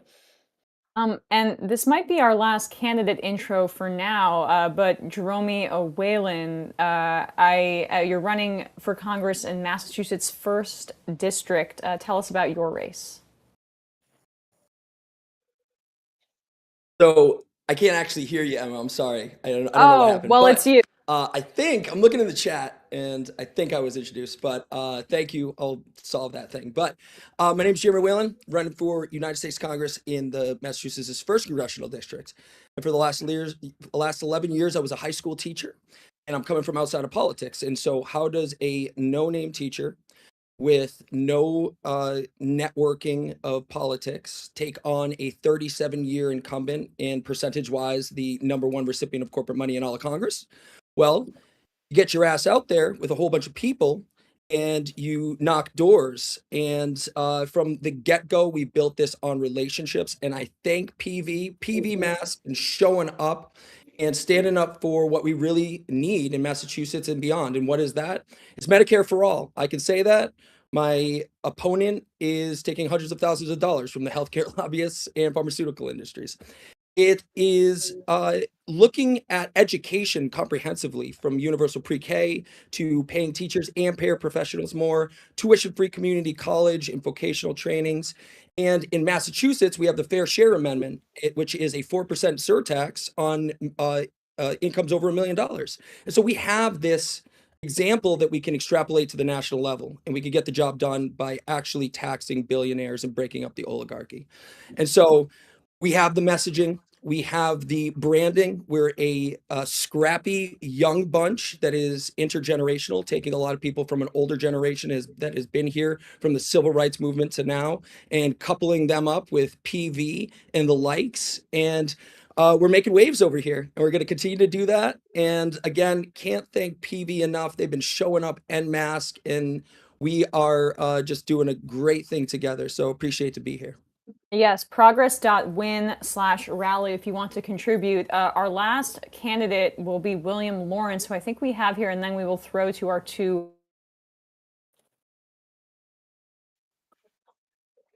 Yes, hi. I'm happy to be appearing as Walter Benjamin's Angel of History here.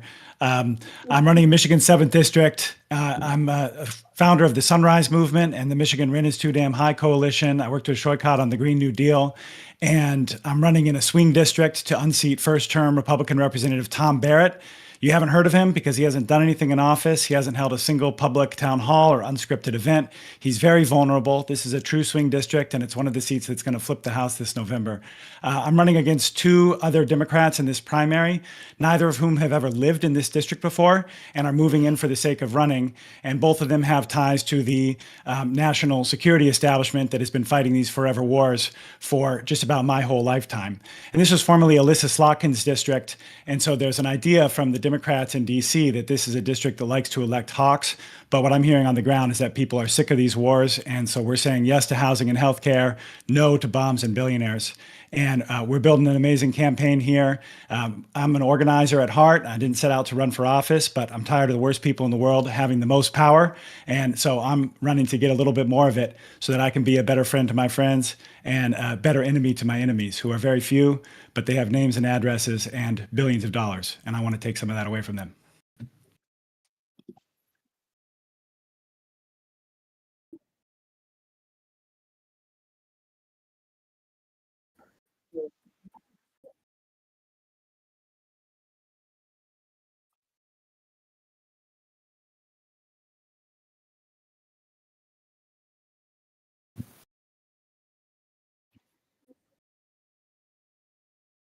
It's okay. We're all working on our Italian over here. You've probably seen me yell on YouTube or talk shit about Erica Kirk on Twitter, talk about progressive politics, and just excited to be with a lot of candidates that I've had on the show. Those who I haven't, very excited to have you on the show. And my goat, Mr. Beat, who I've been watching since middle school. So what's up, man? Wow, nice to meet you. An honor.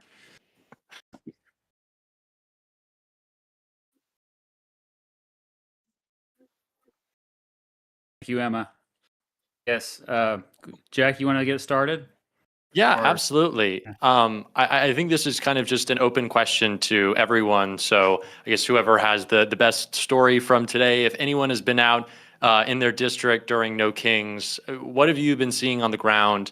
I know there are people who have kind of qualms with the, if Kamala was president, we'd be at brunch nature of some of the protests that we've seen in the Trump era. But what have you seen from folks on the ground who are energized in your districts that has gotten you excited today with so many folks out and about?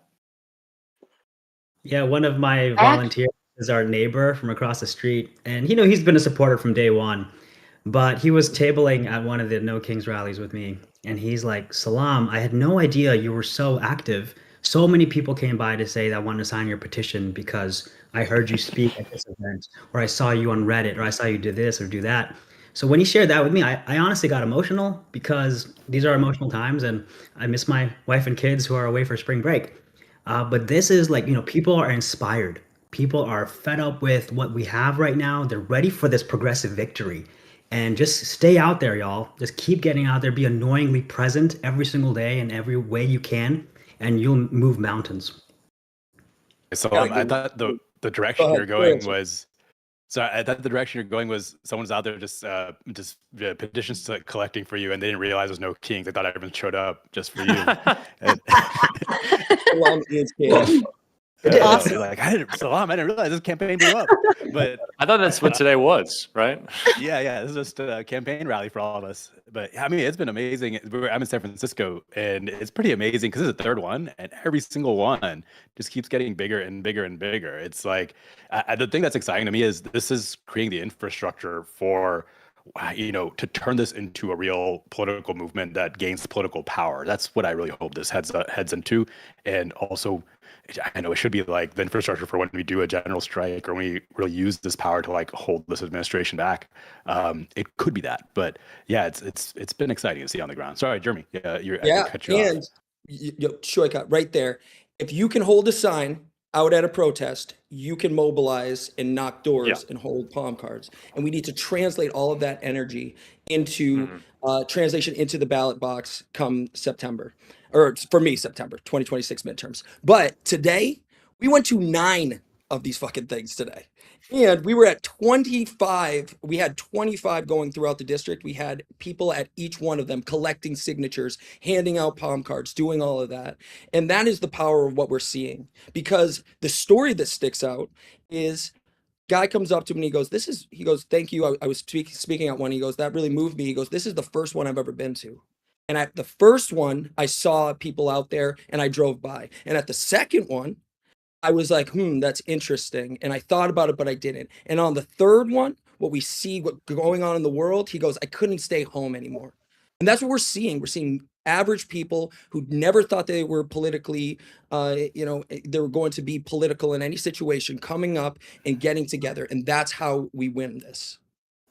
I want to give some credit to, the people with those signs, because I saw those signs, the brunch signs. I'd be at brunch right now. No shade to the brunch people. It's an important funnel. You're right. Yes. It's an important funnel, but I will say I watched someone literally walking with that sign past a group of people that were actually having brunch on Saturday this morning. And so there are people that are coming in and this is their introduction. And I think the most important thing that I've seen from our experience with No Kings is that we're having conversations with folks to make sure that they understand that this is not just about Trump, right? Like Trump is not the cause. He's a symptom of this greater problem. And we have to be having a conversation about the billionaires and the corporations and the influence that they have in our governments and giving them permission to actually kind of join some of these other movements that we have here on the left to realize that there are so many other things that we need to be focused on to get to the structural mess of this right now, so that we can get some real progress done.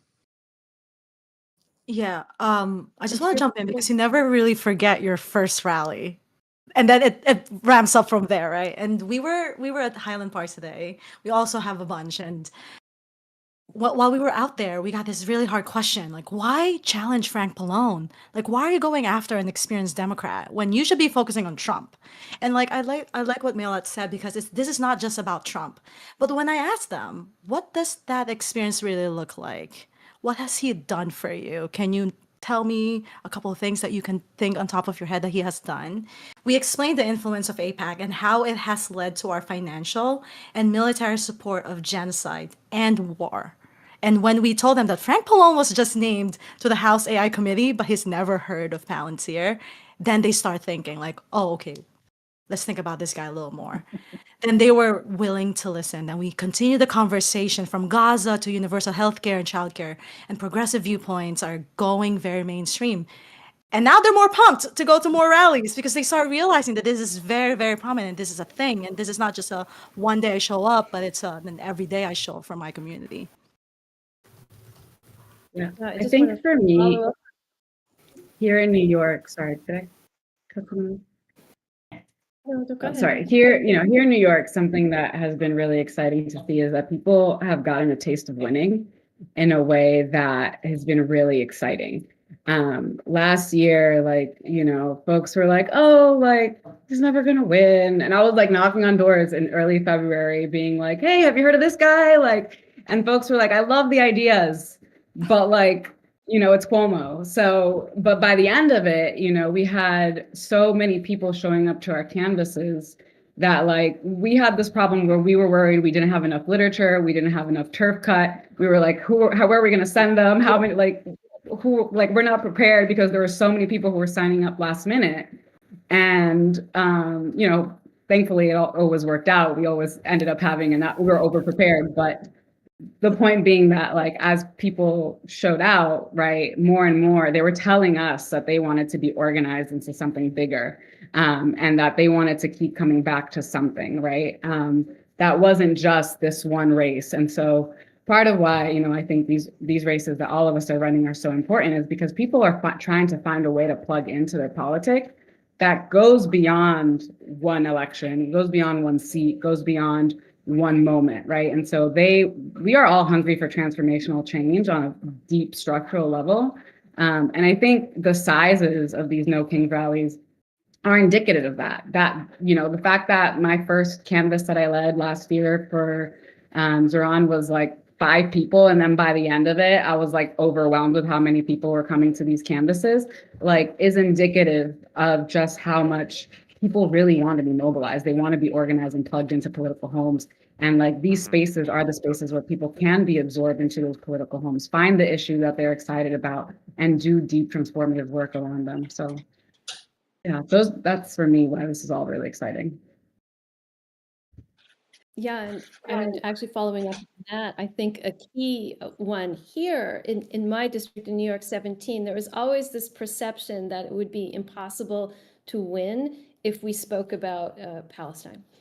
We were advised when we first started in this race that to not discuss it at all. This is what the Democratic Party was telling us, but that is not what the people were saying. And so when we were out at the No Kings rallies today, which were huge and which were very much a kickoff for these congressional campaigns in their design, the people who put them together did it basically to start organizing people to begin attacking Mike Lawler. But as I was walking through the crowds, people were coming up to me and saying, you're the candidate who talks about Palestine. They're like, thank you. None of the others do it. And and to me, what I've been hearing throughout the whole race is that until we began talking about the obvious thing, that people felt that there was no place for them. How could politicians really go out and campaign and not talk about the most consequential foreign policy issue of our time with a genocide, with apartheid? And so it was great to go out into No Kings and to have people come up and say, you're talking about it, keep doing it, keep talking, because we have to kick this door open in our district among the Democrats themselves. So it was really exciting to see people coming out and and also the petitions got tons of signatures. So that was fantastic too. So Effie, further to what you just said, actually we need to look at what the liberals, especially the white liberals, are are talking and how they're not connecting the fact that what's happening in Gaza, the genocide in Gaza, and the over funding of the military industrial complex and the Pentagon is actually taking money away from the progressive causes that we so dearly fight for, like Medicare for all, for example. And so when I first, Jack, mentioned to my liberal friends that I was considering challenging Huffman because of his vote for the Israel Supplemental Appropriations Bill and the fact that he hasn't condemned genocide, they were like puzzled why I would do that, because we supposedly had a Democratic representative who was a good guy, who was an environmentalist. And so then how can you be I ask, how can he be an environmentalist if he is for the destruction of Gaza? I mean, think about the environmental degradation that's happening there. And gradually, though, what I am seeing is that people are now connecting it.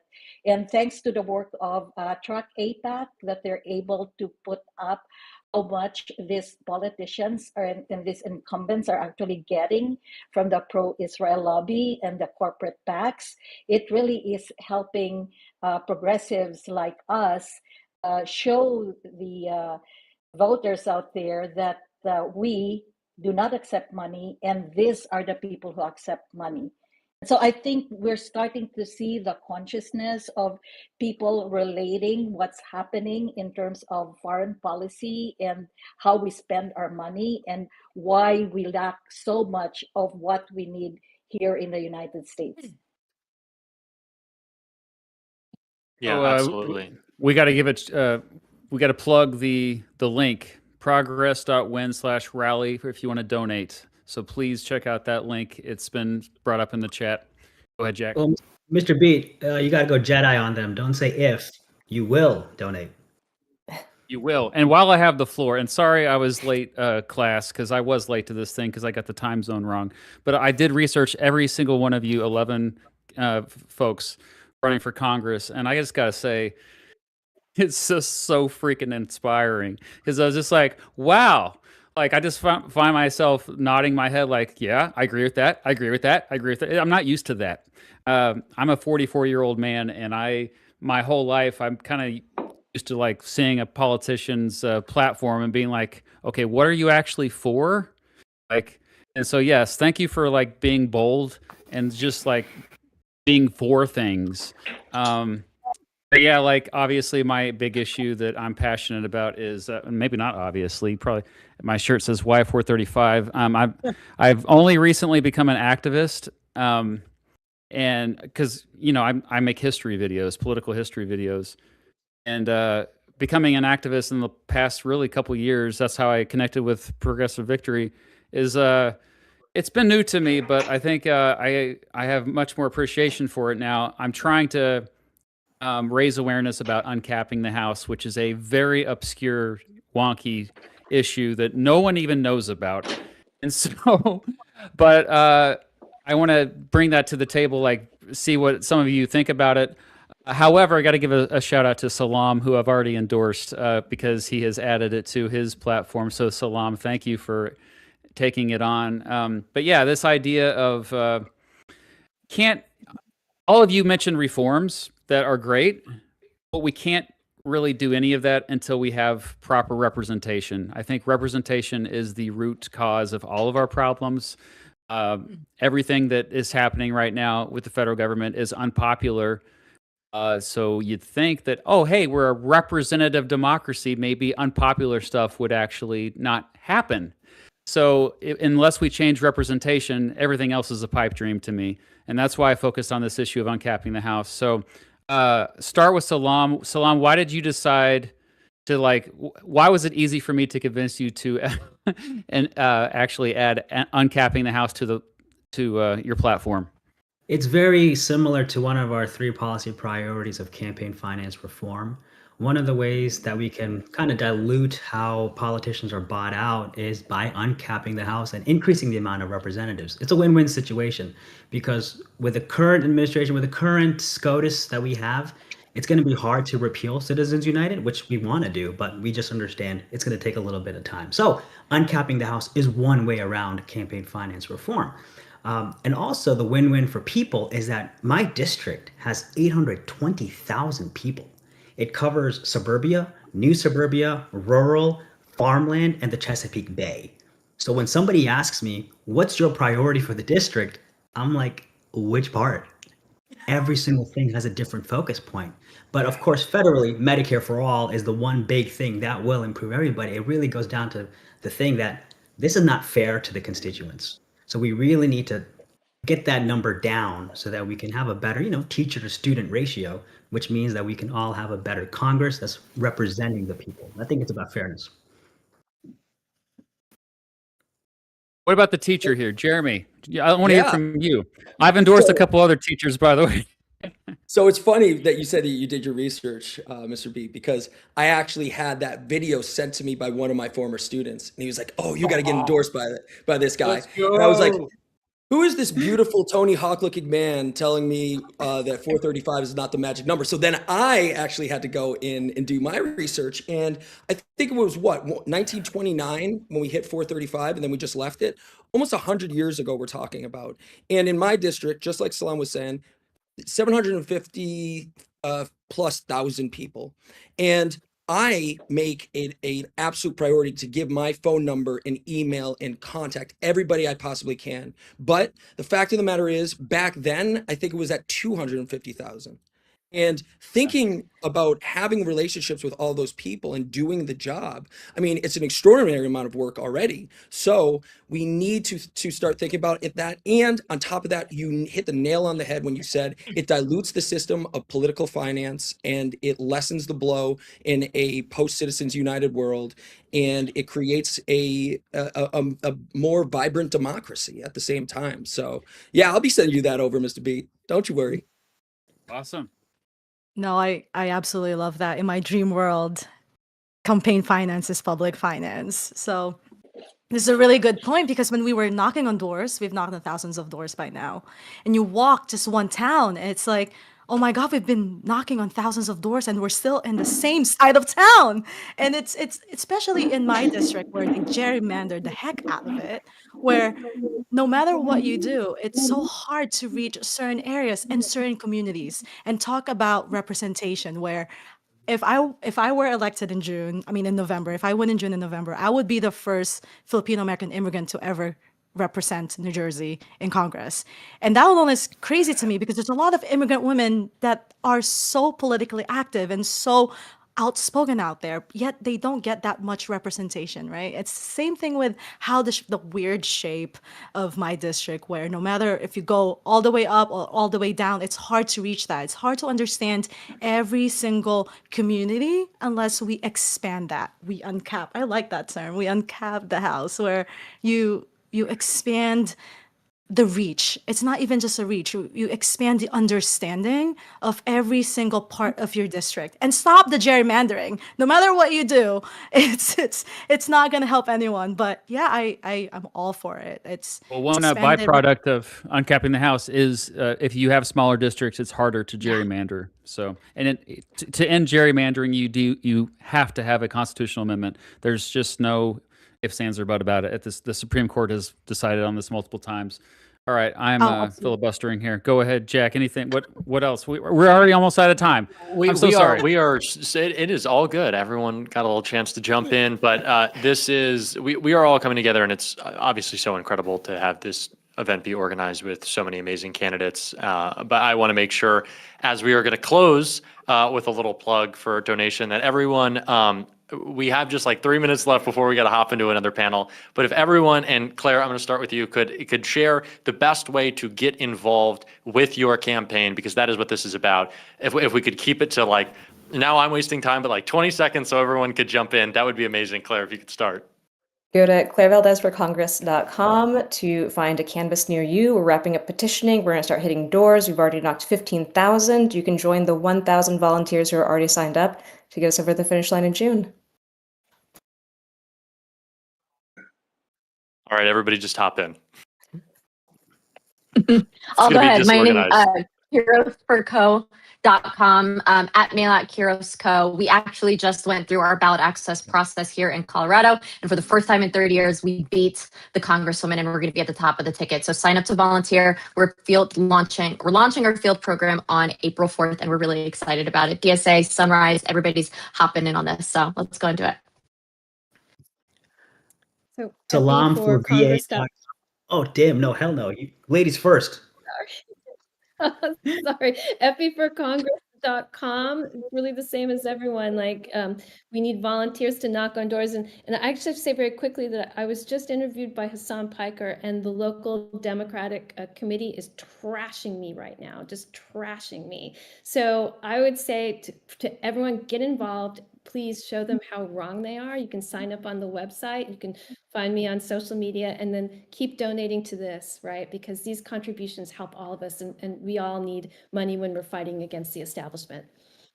Show a little extra love. Salam, hop in. Yo, apparently my last name is now Batty, and it's Batty. I'm so great. It's true. We'll run with it. Thank you, Jeremy.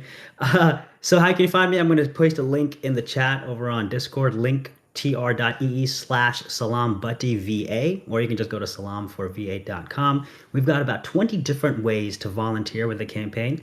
The form is on our website, so you can do it in district, in state, out of state, out of anywhere in the world.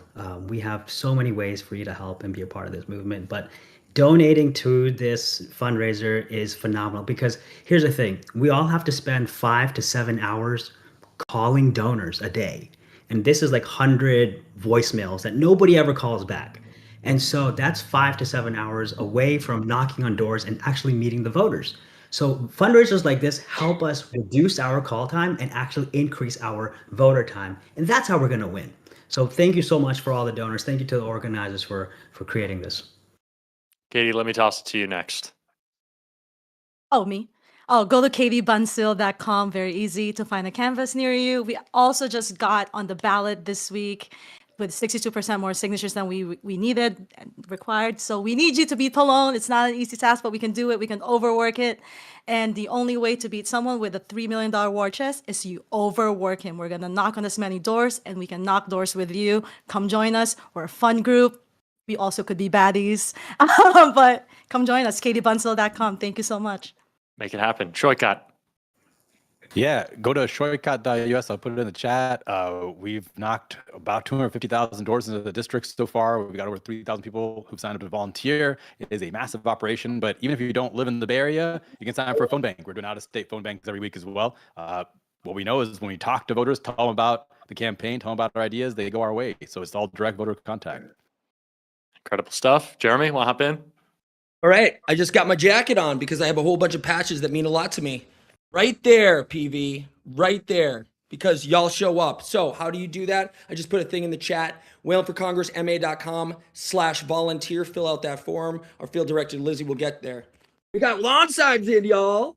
That's right there. We're collecting signatures. When we go out and canvass, we go and we have food and we have drinks and we celebrate after. We're building community because that's how you build a movement. So whaling4congressma.com/volunteer, and much love, PV. You show up all the time. Special love to PV Mass. Let's rock. Incredible. Rose? Hi everyone.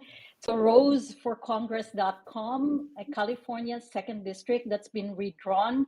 I'm the only Democrat that's challenging the AIPAC-funded incumbent, and there are 4 Republicans that are also in the race and 2 independents.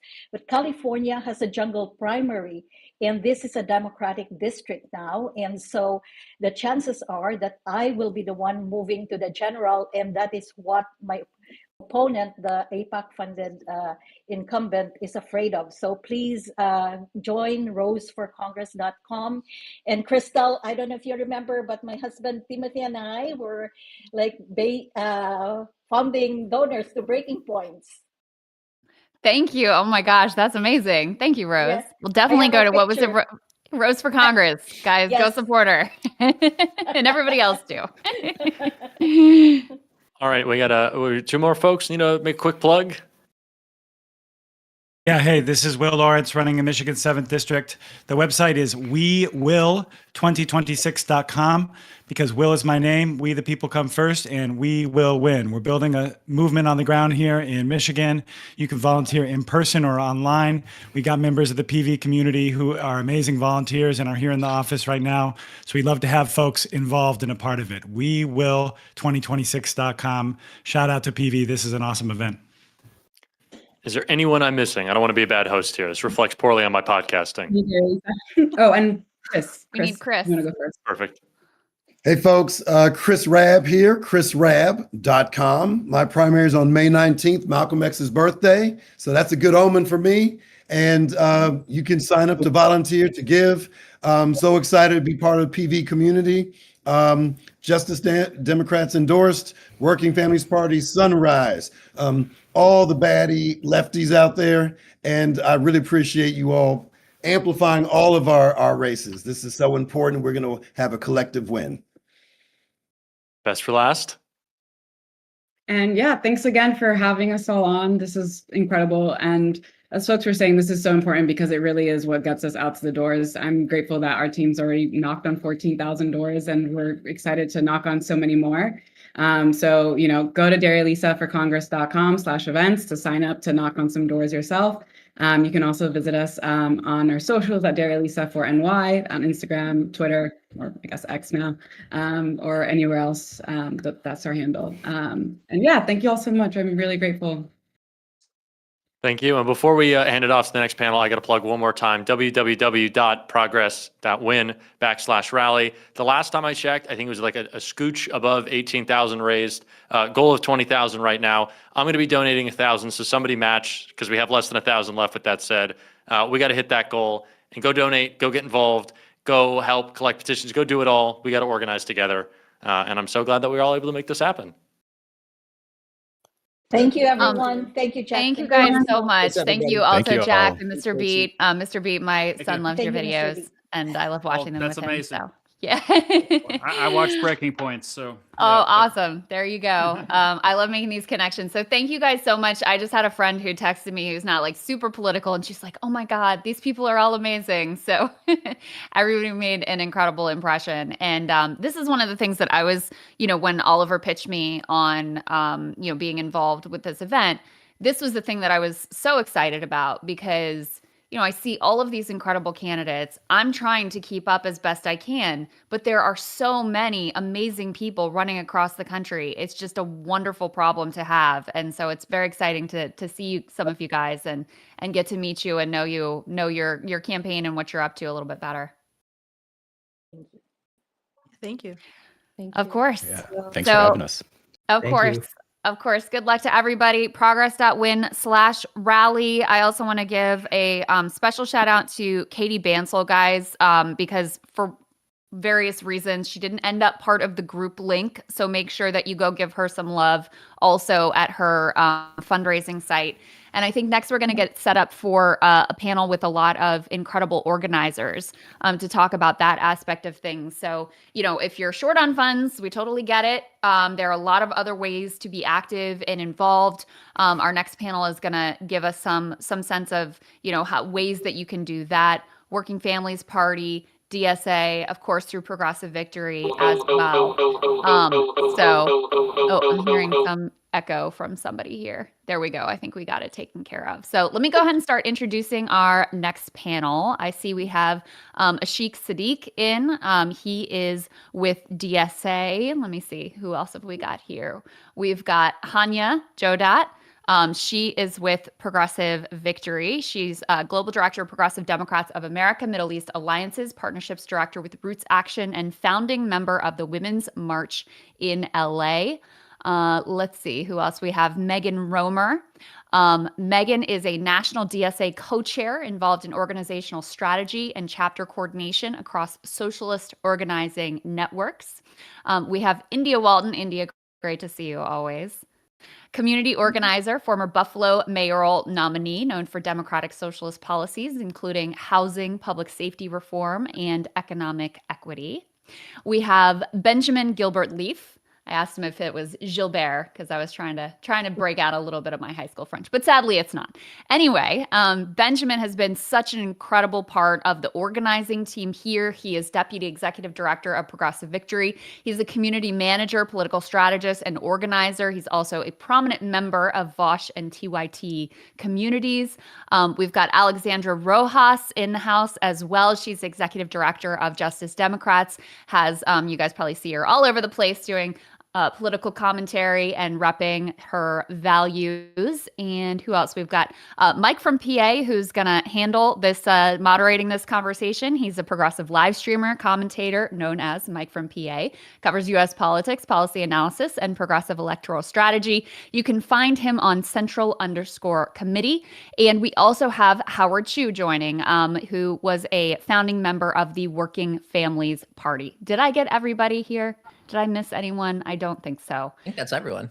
I think we got it all. All right. I'm going to step back and hand it over to you, Mike, to lead this conversation. Can't wait to listen.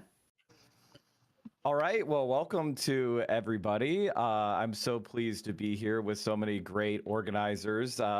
If you're a longtime viewer of my stream, you've seen some of these faces before, and there's some new faces. So thank you guys so much for coming on. I think... I think I would love to start with, do we have Ashik on here? All right, because this is... Oh, I think Ashik is broken. Oh, no. Oh, no. Okay, well, we're going to... Quite literally, oh, no. Oh, no. Oh, no. Wow. Yes. Well, geez. I would say that... Okay, Ashik, do we have you? Okay, Megan. I'll throw it to Megan. Basically, one of the things that I've really been excited about this cycle is the fact that so many people are feeling ambitious about, what we can accomplish in politics. And I think the thing that has been missing for the left is like actionable campaigns that we actually are working on where we are challenging for power. And, the big elephant in the room right now is, Hassan Piker is currently being attacked by the mainstream Democratic Party, especially those that are associated with Israel. And there is an attempt to kind of tamp down on this kind of progressive grassroots energy because it's starting to bear fruit in actual political races, the formation of groups like DSA and the increase of our importance in the political space, and places like my live stream or Hassan's live stream or other live streams. We are creating our own, media apparatus, our own way of going around the traditional media gatekeepers. There's an old organizer saying that, the Republican Party fears their base and the Democratic Party hates their base. And you can kind of see that and feel it right now, which is they've lost the ability to control the conversation. Access politics as far as media is no longer dictating what people watch. And the Democratic Party is no longer able to kind of control and manufacture consent because they've lost the legitimacy and the trust of the American people. So that's why I'm so excited to have so many of you guys, gals, non-binary pals with us, because we are organized. This is the creation of the 21st century left-wing organizing space. And it has to be, we have to work in complete solidarity between our online or our media spaces, our political campaigns, our fundraising, and then our in-community action. So that's what we are here to explain. And I think I'm going to start by throwing it over to Megan, who is one of the amazing DSA chairs. And Megan, could you explain why everyone should join DSA right now? Yeah, I mean, the big frustration, I think, and an extremely reasonable frustration that people have with the Democratic Party is you can't really set the tone of how things are run. You can't set policy. There's no democracy in the Democratic Party. What the decisions that are made by a handful of large donors and patronage networks. And for a regular person, that's extremely discouraging, right? Like, these are supposed to be our fighters and I can't even participate. I can't even move anything. So what DSA does is real democracy on the ground. The way we make our decisions, the way we organize, we do it democratically. What campaigns we decide to fight, where we decide to show up to organize, those decisions are made collectively and with a bunch of people. And we are explicitly socialist. We're not shy about it. We're not the Democrats who are like, no, we're not. Right. Stop calling us that. Like, yeah, no, you can call us that. It's fine. We're socialists. It's cool. Really kind of fighting against. We're not fighting for a kinder, gentler capitalism. We're not fighting to soften the edges. We're fighting to have worker control of every aspect of our lives, of our housing, of our workplace, of our communities. So yeah, get involved because you can. You literally can, Right. which is such a different thing to just sort of, to get involved in the Democratic Party means to vote in a primary, which obviously you should do. But that's the pushing you're going to do because clearly they don't listen, right? Like Right. if we've ever learned that before, we definitely learned it this November. They do not listen to their constituents. They're still, we've got all those leaked documents that people are like, we had no idea they were mad about Palestine. Like, what are you talking about? We were at your house with a megaphone. What do you mean you didn't know? Who are you lying to? It's not Yeah. going to be me. So, yeah.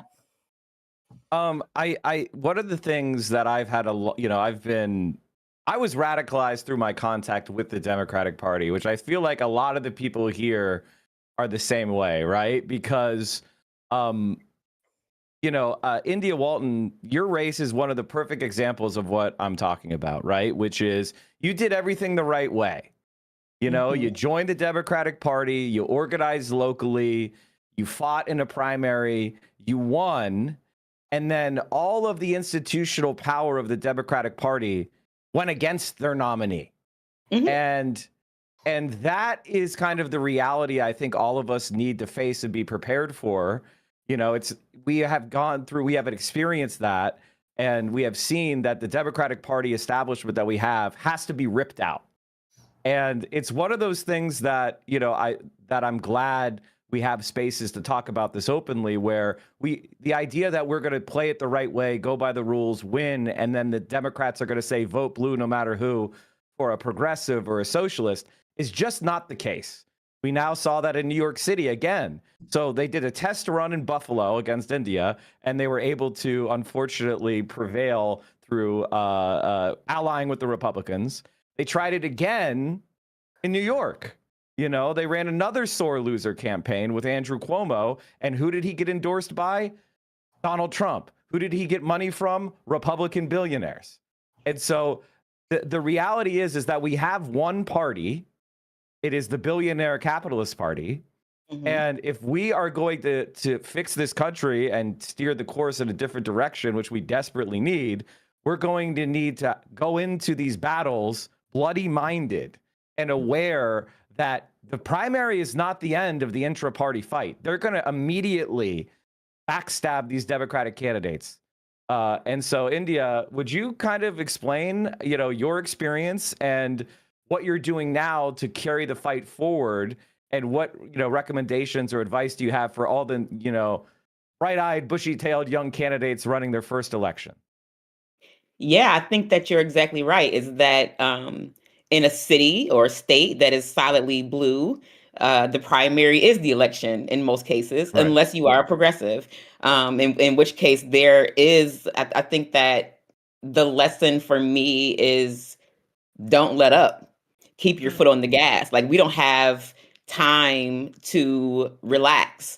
And I think that in this country, in this climate, that we're fighting two battles, right? It's not about fighting Republicans like the Democrats say. We're fighting Democrats and Republicans. And I think that for me, the raising of class consciousness is the most important thing that we can do, is teach young people it doesn't matter what is on your voter reg card. The fight that we have is against racialized capital, is against genocide and perpetual war, is against exploitation of workers, of extraction, and the death of our planet. And our fight is just so much bigger than what is what we classify ourselves as. Our fight is about humanity, and our fight is about love and care and how we're going to continue to live on the blue planet. Yeah, yeah. Thank you so much for that. And obviously, this organizing panel is really about how do we take our principles and our ideals and the outrage and anger and frustration that we feel, and how do we turn that into actions that bear fruit in the real world? For some people, they think of of politics almost as like a consumption entertainment product or like a sports team or something. And I think that what we need to do with this grassroots energy is tell people that there are no heroes coming to rescue you. You are the hero, or you are the victim, right? And so you are the quarterback, and you have to throw the ball. We're all quarterbacks. Right. You like to yell at your football coaches and tell them what to do? Well, you actually get to be the quarterback if you participate. Well, we also need some linemen. Can I say that? I think all of us like to be calling plays, but sometimes we just have to stand in the trenches and knock doors and make phone calls and do things that aren't sexy or fun, but rather like hard work. And it's like working out or getting in shape. One workout doesn't put you in shape. It's about the continual application of effort and habitual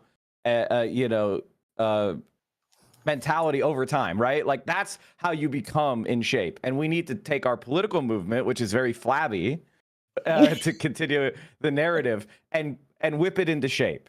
And I think anyway, go on. Yeah, no, I was just going to say something that will always stick by me and to me is what India said one time. She was on an interview and we're all, in Chicago together. And she said that while the Republican Party was putting their 2025 agenda, where were the Democrats, right? So I think us coming together, organizing this way, whether you're in the anti-war movement, whether you're a part of DSA, whether you're, organizing and picketing against, wars that are happening, this is exactly how we're setting our agenda. We're saying enough is enough. We're not buying your BS anymore. And again, exactly why we need the help that we need to get to be able to build those infrastructures in places where the Democratic Party just doesn't invest in any of the candidates. I mean, I work with two now, right?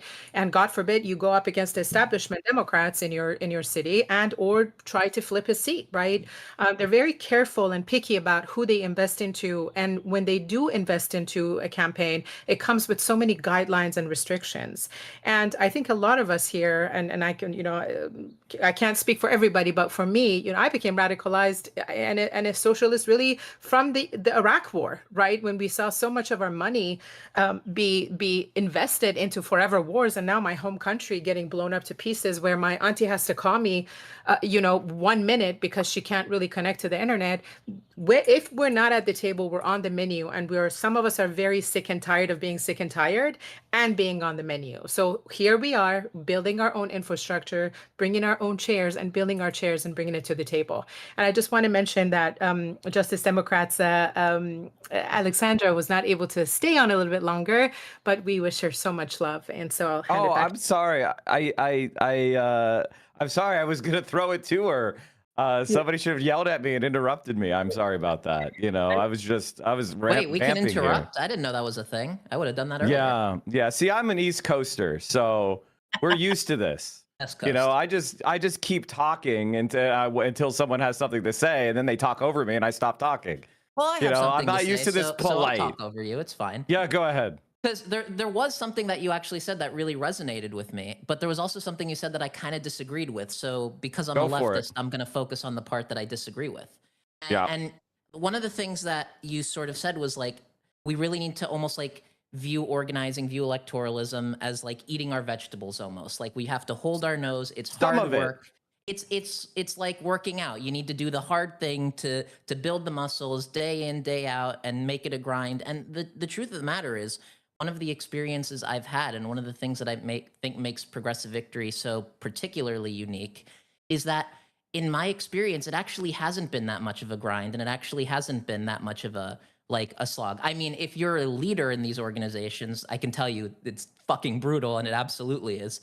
But from the perspective of just like a normal everyday volunteer and community member, it's actually really fun and really rewarding and really enriching. And one of the things that really resonates to me about orgs like DSA and like PV is the either for PV online community or for DSA, the offline community.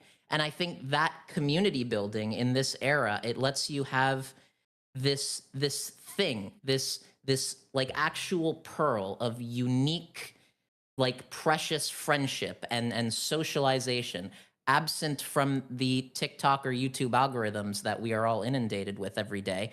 And it creates an environment where you can have real organizing, where you can have real conversations, where you can have real like relationships that can grow, and relationships of the people that you're with. It also changes your relationship with government and institutions itself. People are anti-institution when they live in a world where there aren't any institutions that work. And in my experience, I can't think of a single fucking institution that works, including PV. So it's like, I really don't think that it needs to be framed as this like, oh, it's just eating your vegetable. I think it's the fucking dessert. I think it's the cherry on top of democracy, that the one good thing about the system is that it creates the mechanism for people to get involved in a way that can be so rewarding.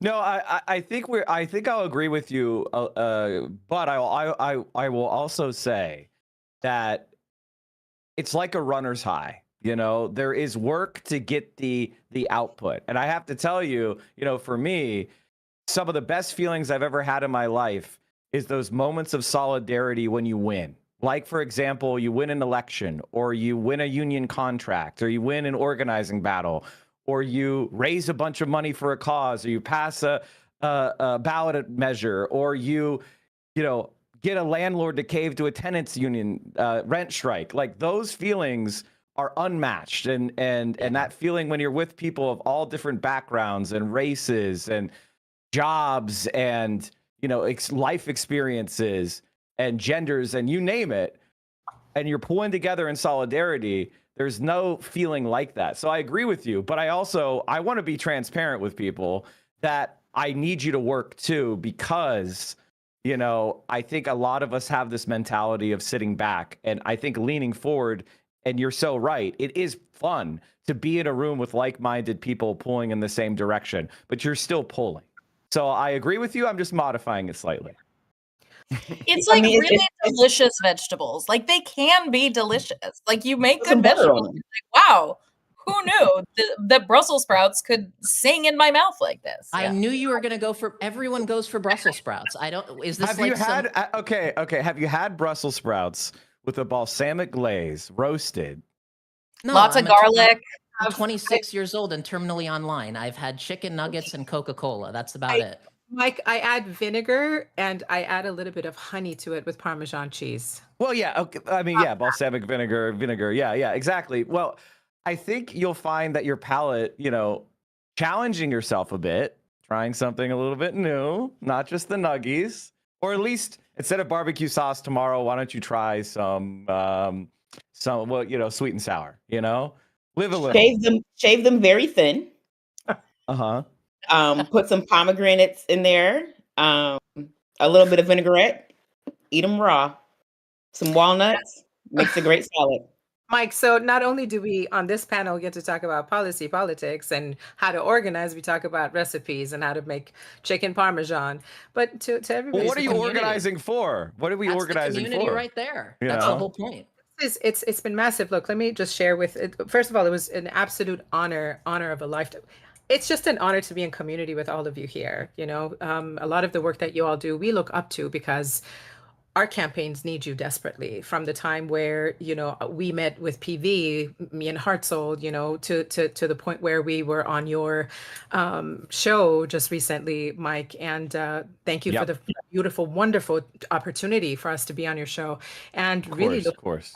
really building closely with KCDSA, who has been, in terms of sometimes, we don't have the finances to really hit the ground running and expand quickly. So they send their best volunteers, and all of their volunteers are incredible and amazing, right? And KCDSA is one of the fastest growing DSAs right now, from my understanding, in the nation. I want to say, Megan, please correct me if I'm wrong. I know they're going to yell at me later in the chat later. Oh my God, you didn't, but I mean, we need everybody and we need each other. We're at a critical time right now where we need all the volunteers in the world. We need all the organizations to back each other and support, the candidates. I know there may be one or two sentences we may disagree on, but the plan is for us to get our country back to where it needs to be. And I don't know if it's ever been where we envision it, right? But God damn it, we're working towards that vision, right? And look, with the organization that me and, and India, you can speak to this as well, with Roots Action, where we build a lot of these anti-war initiatives together. They're the ones that are carrying right now this social justice and the racial justice, in addition to the anti-war movement, on their backs, right? With very limited budget. So all of this, all of the organizing, whether it's the money, the volunteers, being able to get on podcasts to just showcase talent, movements, initiatives, all of this is not only a blessing, but it just has to work together, united. Right. So I don't know, India, if you want to talk maybe a little bit more also about Roots Action and what we do with that as well. Yeah, I think that in a time where we're seeing like this sort of like enclosure of information, right, and the merger of a lot of media companies, I think that independent media is super important. And one thing that Roots Action does for me is gives me a platform to say things that might be unpopular, like Chuck Schumer should retire. So it's vitally important, though, like in all seriousness, that we have platforms to be able to talk about things that are important to us. And the interesting thing is that it's not things that are just important to us. It's actually the dominant thought, but not the dominant narrative. And I think that a part of our organizing effort has to be to turn our issues into not only the dominant thought, but also the dominant narrative, and have people talking about things that are important to us. Yeah, I couldn't agree more with that. I feel like we already have that. I look at polling, or I look at the information that we have available on issue after issue. And then and they all seem to be aligning with the left of center position, whether it is anti-war movement, or whether it is, Medicare for all, whether it is having a pathway for humane immigration policy.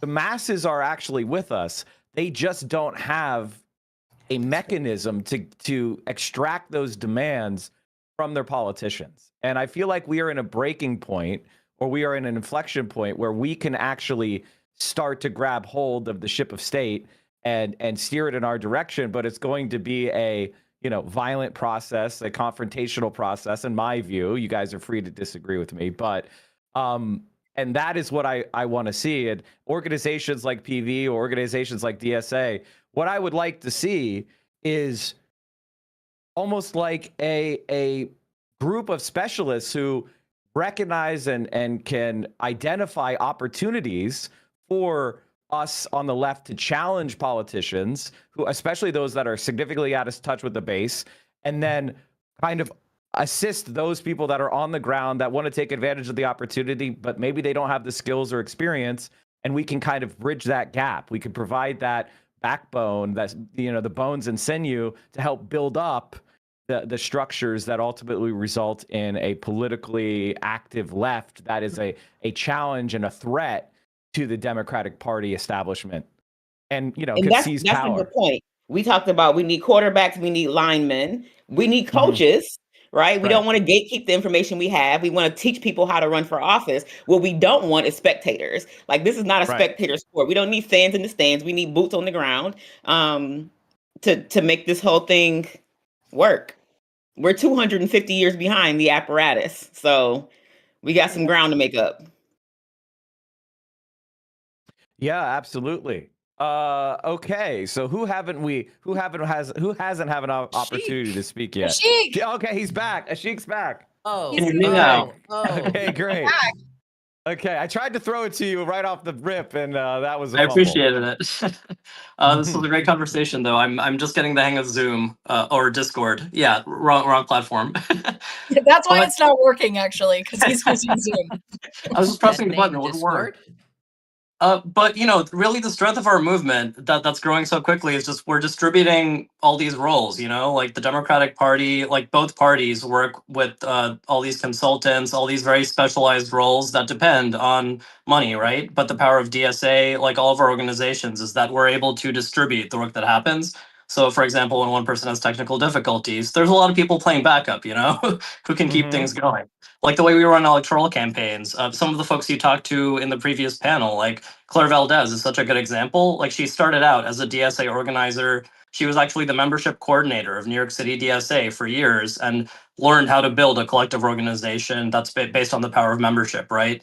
So all the campaigns that New York City DSA ran, like so many of our DSA chapters, we're not dependent on consultants. We don't have a ton of money. We're really scrappy. We're able to pool the resources we have, including our money, but distributing the work to volunteers and to people who develop the skills through the democratic process of our organizing. That's what makes it so powerful. So the point of failure is not just one person, or you don't have to depend on one person or a few people in a top-down way telling you what to do. There's a whole bunch of people who are helping make the decisions together, shape the strategy together. And that's why we're able to punch way above our weight. That's why we have over 100,000 members across the country right now and 200 plus chapters in almost all 50 states. And we're helping grow this movement to be way more powerful than some of our parts. It also means we don't have to reinvent it every election. We've got a bunch of people who've already kind of trained in this, right? Like we're not, which we see a lot in especially in the kind of progressive primary movement, where it's like, yeah, you get a great person who's coming out of local movement spaces, but the infrastructure doesn't necessarily get built that can then, they might throw a good like 15% at the incumbent, and then it just all kind of goes away.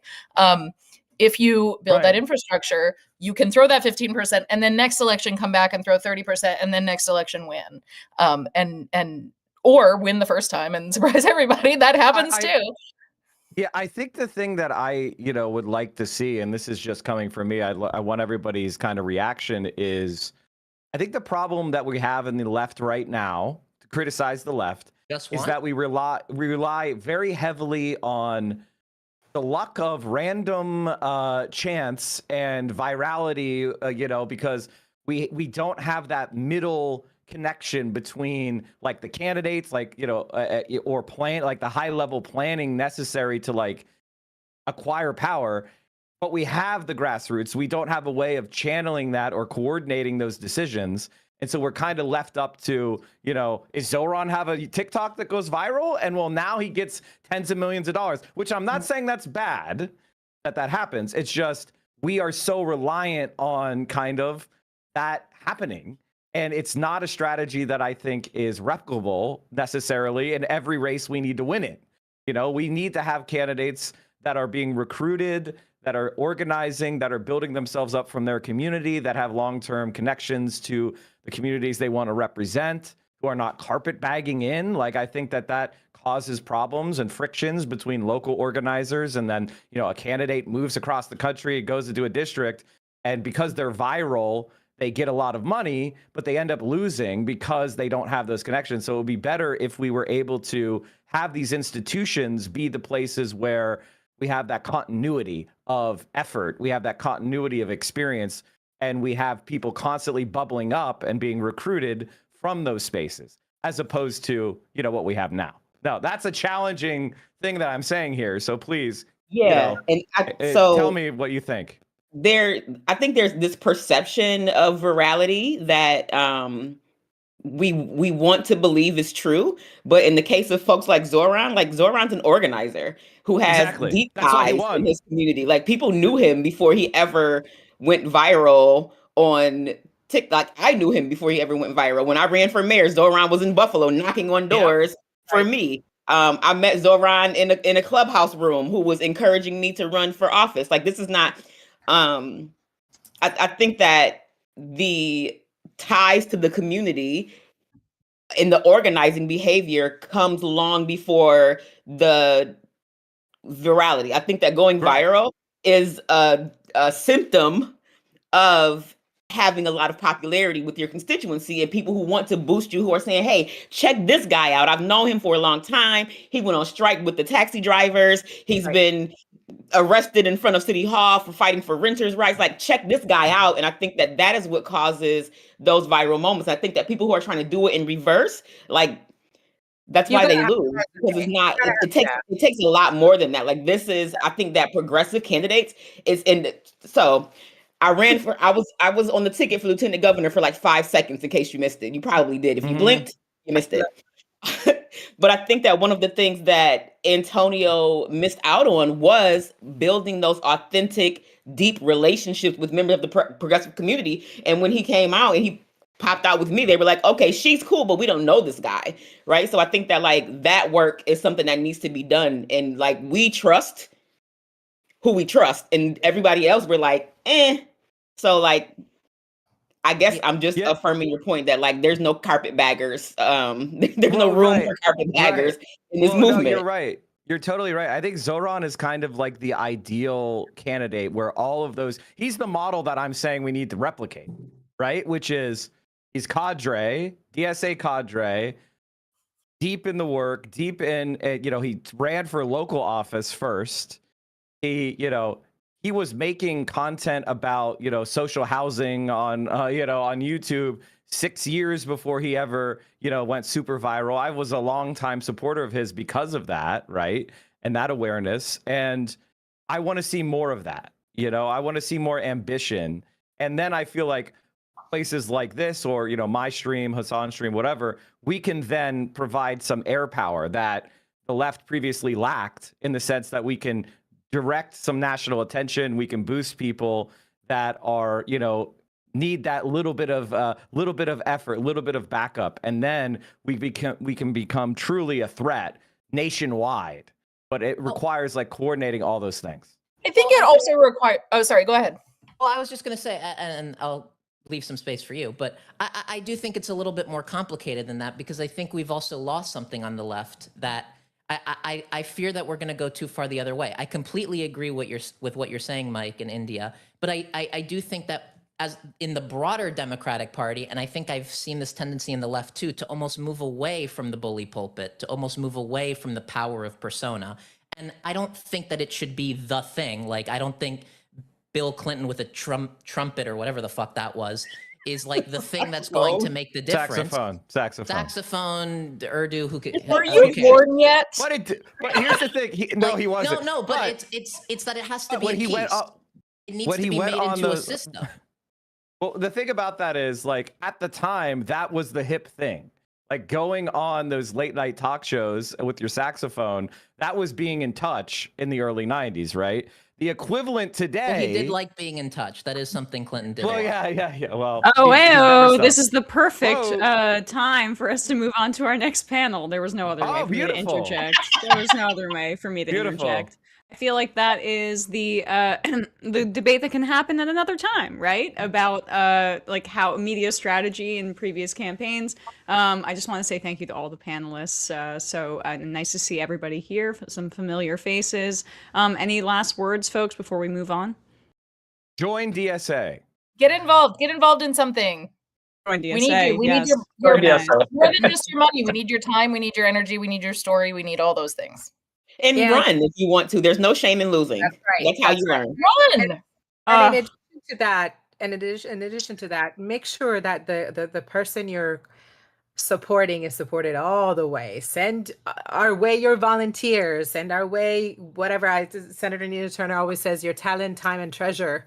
We need all of it. We need all of it. And look, any Justice Democrats, Progressive Victory is also here. Just want to give a quick shout out to Progressive Victory also for putting this together and bringing this together. So, like, share the love. We need you all. We need you on the ground. We need you, talking about us, writing about us. So, and here we are. Oh, look, Rokan is here. Yeah. Yep. Join PV, join DSA, join WFP too. They Democrats, they do fantastic work. Oh, Justice Sunrise Movement. all of these orgs in the space provide so much value. I think a lot of people think that they're mutually exclusive, but I really think that we all build on each other. So don't just join one, join all of them, and then be annoying while you're there. That's the way. Yes, be annoying is the #1 recommendation here. Thank you to everybody, and we will bring on our next panelists now, if they can filter in. Hello to all of these lovely people. So next up, we have a great panel, and also some of the guys from the Vanguard podcast who are going to be joining and helping with this one.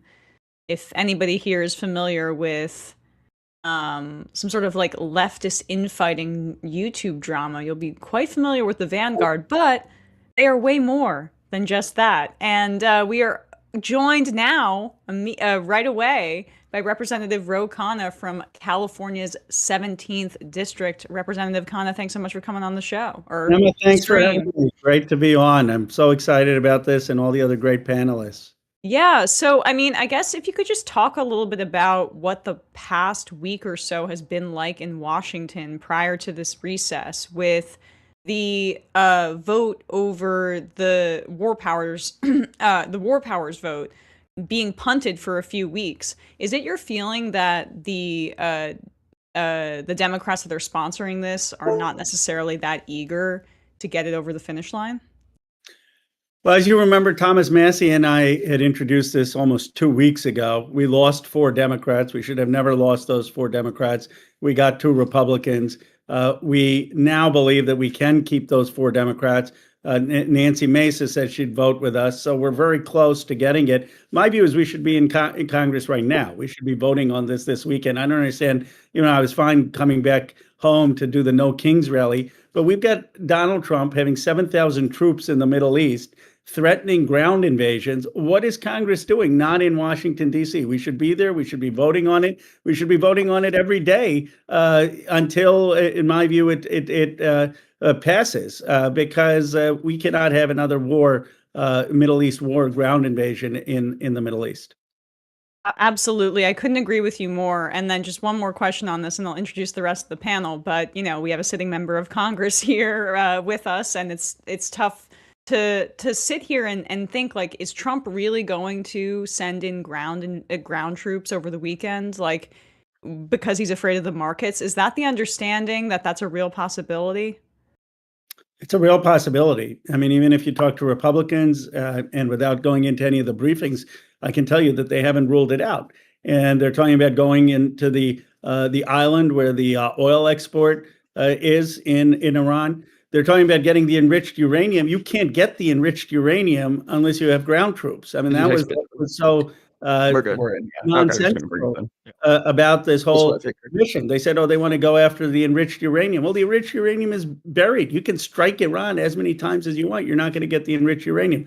So, and remember, the last time we had this military buildup, Emma, was in Venezuela. And everyone said, they're just exaggerating. They're just building up. They're building up. Well, they built up, and then we had the invasion. Of course, now we're talking about a country of 90 million, and we're not talking about a target that's as easy as getting rid of Maduro and having the regime be compliant. I mean, that's what Trump was expecting, and all his advisors told him that wasn't the case. So I fully believe there's a possibility of a ground invasion. We should get back to Congress tomorrow. We should not be scattered, and we should be voting on stopping us from getting into this war. Well, I appreciate the updates there, and we will introduce the other folks on this panel here. We have, of course, the great Nina Turner, former Ohio State Senator, co-chair of Bernie Sanders' presidential campaign, founder of We Are Somebody. Hello, Nina. How are you doing? I'm good, Emma. How are you? I'm doing well. Good to see you. And then we also have on the panel Howard Chow, a digital political commentator participating in online policy discussions and live stream panels. Howard, thanks for coming on. Thanks for having me, Emma. I appreciate it. Of course. Big fan of your show. Oh, thank you. Yeah, I'm not in my usual IKEA panels situation here. I'm at home. And I think we have the Vanguard guys coming on and joining us now. Yeah, I think we might have a quick hiccup Zach here and over Gavin of the Vanguard podcast. Do you guys see them? Because I'm having a you hear us? failure on my Yeah, we're end. getting a failure message over here, Emma. I'm gonna pop out and All pop right back in. right. Sorry about that. Figuring this out in real time. I guess while here we have, I'm sorry, back in. Do you mind introducing yourself, this other panelist here? Yeah, sure. Hania Jodat. I just wanted to give a quick update that Representative Bush is going to be joining us soon as well. So Okay, wonderful. of course. Wonderful. And now we're joined, there they are, by Zach and Gavin of the Vanguard podcast, a prominent political commentary and leftist drama channel within the left, well known for bringing light to progressive influences. Zach and Gavin, always good to see you guys. Thanks for joining us. Hey, thanks for having us. Really quickly, gonna throw this up on screen. I don't and make hear sure you that... guys, but maybe here. Hold on. Unmuted now. Go ahead. Hey, can you hear us now? Are we good to go? Yes. Oh, you guys could hear them? Yes. Yeah. Okay. Yeah, I'm very confused by this, but I'm happy to have everybody. Zach and Gavin, introduce yourselves, if you don't mind, to the audience. Oh yeah, absolutely. I'm Zach. I'm one of the co-hosts here at the Vanguard podcast. As Emma mentioned in the preamble that she did about us, we are a YouTube drama show. We kind of cover the local ins and outs of the progressive media sphere, if you will, kind of give a community hub to what's popping off. But we also try and, root all of our coverage in anti-war progressive commentary, talking about the need for Medicare for all, things like a Green New Deal, and of course, no escalations with Iran. Yeah, what's up, everybody? Thank you so much, Emma, for inviting us on. Thank you all so much for coming on the stream tonight. I'm super excited for the conversation. And yeah, as Zach said, we're Zach and Gavin of the Vanguard podcast, aka Silly and Billy. Yes, well-known Silly and Billy. Senator Nina Turner, can you reflect a little bit on the past maybe 10 years of the anti-war movement kind of being dissipated, really, I would say, or maybe not 8 years, 10 or so years. Like, I remember voting for Obama in 2008, or supporting Obama in 2008. I couldn't vote yet because of his stance on the Iraq War. And it did feel like the Bernie Sanders movement was a big part of, co-opting that energy as well in 2016 and bringing young people into the fold. It feels like since the genocide in Gaza has begun and since the Democrats were so complicit in it, that a lot of the energy on the anti-war left has been, I guess, undercut. I wonder what you think about what that means electorally for the party going forward.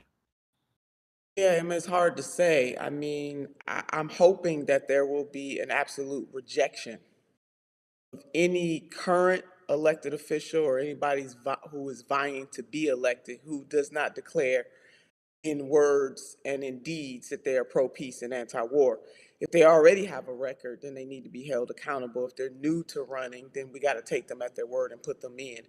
But it is just, it's immoral what is happening in this country and what is happening all across this world at the hands of countries like the United States of America, like the right-wing government of Israel. And it shouldn't take higher gas prices or higher food prices or tariffs to get the American people to understand very clearly that what happens over there, whether over there is Iran, whether over there is Iraq, whether over there is the Gaza, the Sudan, the Congo, Haiti, Lebanon, wherever over there is, it is happening over here. And the Reverend Dr. Martin Luther King Jr. was very clear when he said that what happens to one directly happens to us all indirectly. And certainly those of us who are alive today and get the benefit of technology, we understand that the world is a lot smaller than it was 10 years ago, Emma, 20 years ago, 50 years ago, even 100 years ago, that you do not have to have a PhD in geography or understand the mechanics of geopolitics to understand that we are all intricately connected, whether it is our oil supply, our food supply, air, water. And so it is going to be incumbent on a multi-generation coalition to stand up and say, we're not going to take it anymore, just like those brave souls during the Vietnam War, just like the people who had the vision before it became cool to be against a war when we're talking about what happened in Iraq, Iraq, excuse me. So we really do need people to wake up, and it doesn't have to be whether or not it's happening on the soil. All wars are wrong, and we have enough firepower. The superpowers have enough firepower to end the world as we know it. So what else do we need? War should always, always be the last resort.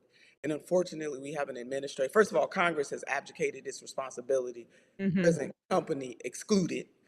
They are weak as a group. They have abdicated their responsibility. They really don't exist. And then we have a president and a secretary of war who act as though they're playing a damn video game and not understand that they're sending somebody's son, somebody's daughter, somebody's wife, somebody's husband, somebody's loved one into harm's way. And they have such a cavalier attitude. I think it was Hegseth who said that we negotiate through bombs. I think that's what he said, Congressman. We negotiate through bombs. Who says that? Who does that in the 21st century, knowing how delicate things are in the world and how much more firepower that we have, that if any of these powers step hard, this could be WW3. Who wants that? And so we push against it hard. Yes, Congressman Khan, could you respond to that? I mean, it must be a bit of a trip hearing some of your colleagues justify this war that has been known to be a absolute red line for almost every president prior to Donald Trump, because Iraq is 4 times smaller than Iran. Iran is infinitely more mountainous. Iran has a much more kind of ossified structure in the way that its government functions. So it must be a really fascinating, I guess, from the perspective of having to deal with your colleagues when you hear them try to justify this. Well, Emma, you're absolutely right about the strategic blunder, the fact that Iran is 90 million people, the fact that Iran has the capacity to hit the Strait of Hormuz as they have and had oil spike, the fact that we have basically taken out Khamenei Sr. and replaced him with Khamenei Jr. Khamenei Sr. had a fatwa on not developing nuclear weapons. Khamenei Jr. doesn't have that same view. And by the way, if we took out the regime, we may replace him with the military, the IRGC, that's even more hardline and that was opposed to the JCPOA. But Emma, I want to talk also about the moral issue here. And I know you believe this because of all your excellent commentary. We can trace, in my view, Gaza, Cuba, and Iran to something very dangerous in American foreign policy, which is the dehumanization of how we see people in the non-Western world's human rights. The dehumanization of what happened with the genocide in Gaza, the dehumanization of the fuel blockade that is causing blackouts and hunger in Cuba, of the Cuban people, and the dehumanization of over 1,000 Iranian civilians killed, young girls killed at a school. And it's as if their lives don't have the same inherent dignity, human rights, as other lives. That is really the attitude, certainly pervasive in the administration, but more broadly problematic in the country. And we desperately need a new moral direction. These aren't isolated issues, would say we actually believe in the human rights and the dignity and equal inherent human worth of every human being, whether they're in Cuba or in Gaza or in Iran. It's incumbent upon the West. Yes, go ahead. I know you're going to jump to my other colleagues, but something that the congressman said that is going to be important for people to put together. The same spirit that does not care about bombing other people's people is the same spirit that denies us universal health care, that denies us clean air, clean water, clean food, that has said that they're going to allow companies to pollute the water a little more. It is the same spirit, the same energy, the same power that won't cancel student debt or that would allow a ruling class to run roughshod over the United States of America, which has practically become, not just since President Donald J. Trump, but it's really up in our face, the corporate states of America. These are not separate powers. It is the same callous indifference that at the UN, United States, Israel, and Argentina had the pure, unadulterated gall to vote against declaring slavery, the transatlantic slave trade, one of the most horrific, human, dehumanizing events of all times, of human history. And then you have 52 countries, most in the EU, who abstained, and abstaining just means I'm voting no with no backbone. I don't have any courage. I mean, people have to connect the dots. It is the same people, the same energy that is denying us domestic tranquility right here in the United States of America. And that's why these people must be defeated at the ballot box, corporate responsibility, us withholding our dollars and withholding our work until somebody, as my grandmother would say, get right. Yeah, I mean, perfectly said. And yes, I like to call those three countries that that voted no: the U.S., Israel, and Argentina. That's the axis of Epstein, which Kyle Kalinske coined, but also the Nazi haven. They joined together in in perfect harmony to say the slave trade actually wasn't that bad. The Vanguard guys, I wanted to give you a chance to jump in here as my fellow mods. Any questions for our guests? Off the top of my head, I really appreciate what Senator Nina Turner was talking about as far as the public's response to these wars. You know, we've seen it again, obviously, going back to Vietnam, mobilize this mass movement of Americans for peace. We saw a similar result a couple of years after the invasions of Iraq and Afghanistan, when the 9/11 trauma started to wear off and the populace started to realize that we'd been lied into this war. And I guess my question would be is like, how can we make sure that people understand that this is the same bad deal before it's too late, you know, before thousands of Americans are coming home in caskets? Because it seems like that's when people really start to wake up, right? When their sons, when their fathers, when their husbands start, you know, coming home wounded or coming home dead, right? And I'm just wondering if anybody has any ideas for how we can wake the people up before it's too late, before there's a horrific result like that. And everyone, of course, realizes later, hindsight is 20/20, as they say. Well, I think Senator Turner touched on it pretty well. You know, we shouldn't take high gas prices. We shouldn't take higher grocery bills. The bottom line is we need to take money out of politics. It is an oligarchy system, you know, like Senator Bernie Sanders said. If you look at members of Congress, 202 House members are actively trading stock. 56 senators, more than majority, are actively trading stock that they oversee the laws about. How do we ever stop anything if we don't know where your service lies? Is it in service of the corporate donors or is it to the voters? I'm all about voters, not donors. And so Senator Turner said it best. We should not be even looking at why this war. It shouldn't take the gas prices. It shouldn't take all this economic injustice to get us to understand what Congressman Khanna just said. The moral impact of this. This is morally wrong, and we just, no one has the backbone. As Senator Turner said, they're abstaining because they're getting pockets filled, and so we need to stop this massive amount of money coming through politics. The amount of, I think, is 84% of the people that outspent their opponents are in Congress right now. And that's just got to stop. We have to obviously overturn Citizens United. That's hard, but we have to do things like, you know, federally funded elections. We have to have a spending gap on elections. So that's, I think, before we even get to the point where, you know, people are coming home in body bags, I think we need to address the big elephant in the room, is getting money out of politics. And can I just add something here really quick to this? I think as someone who grew up during the Iran-Iraq war, we have to understand that war, the trauma that war leaves on children and the next generation is what creates the hate towards other nations, right?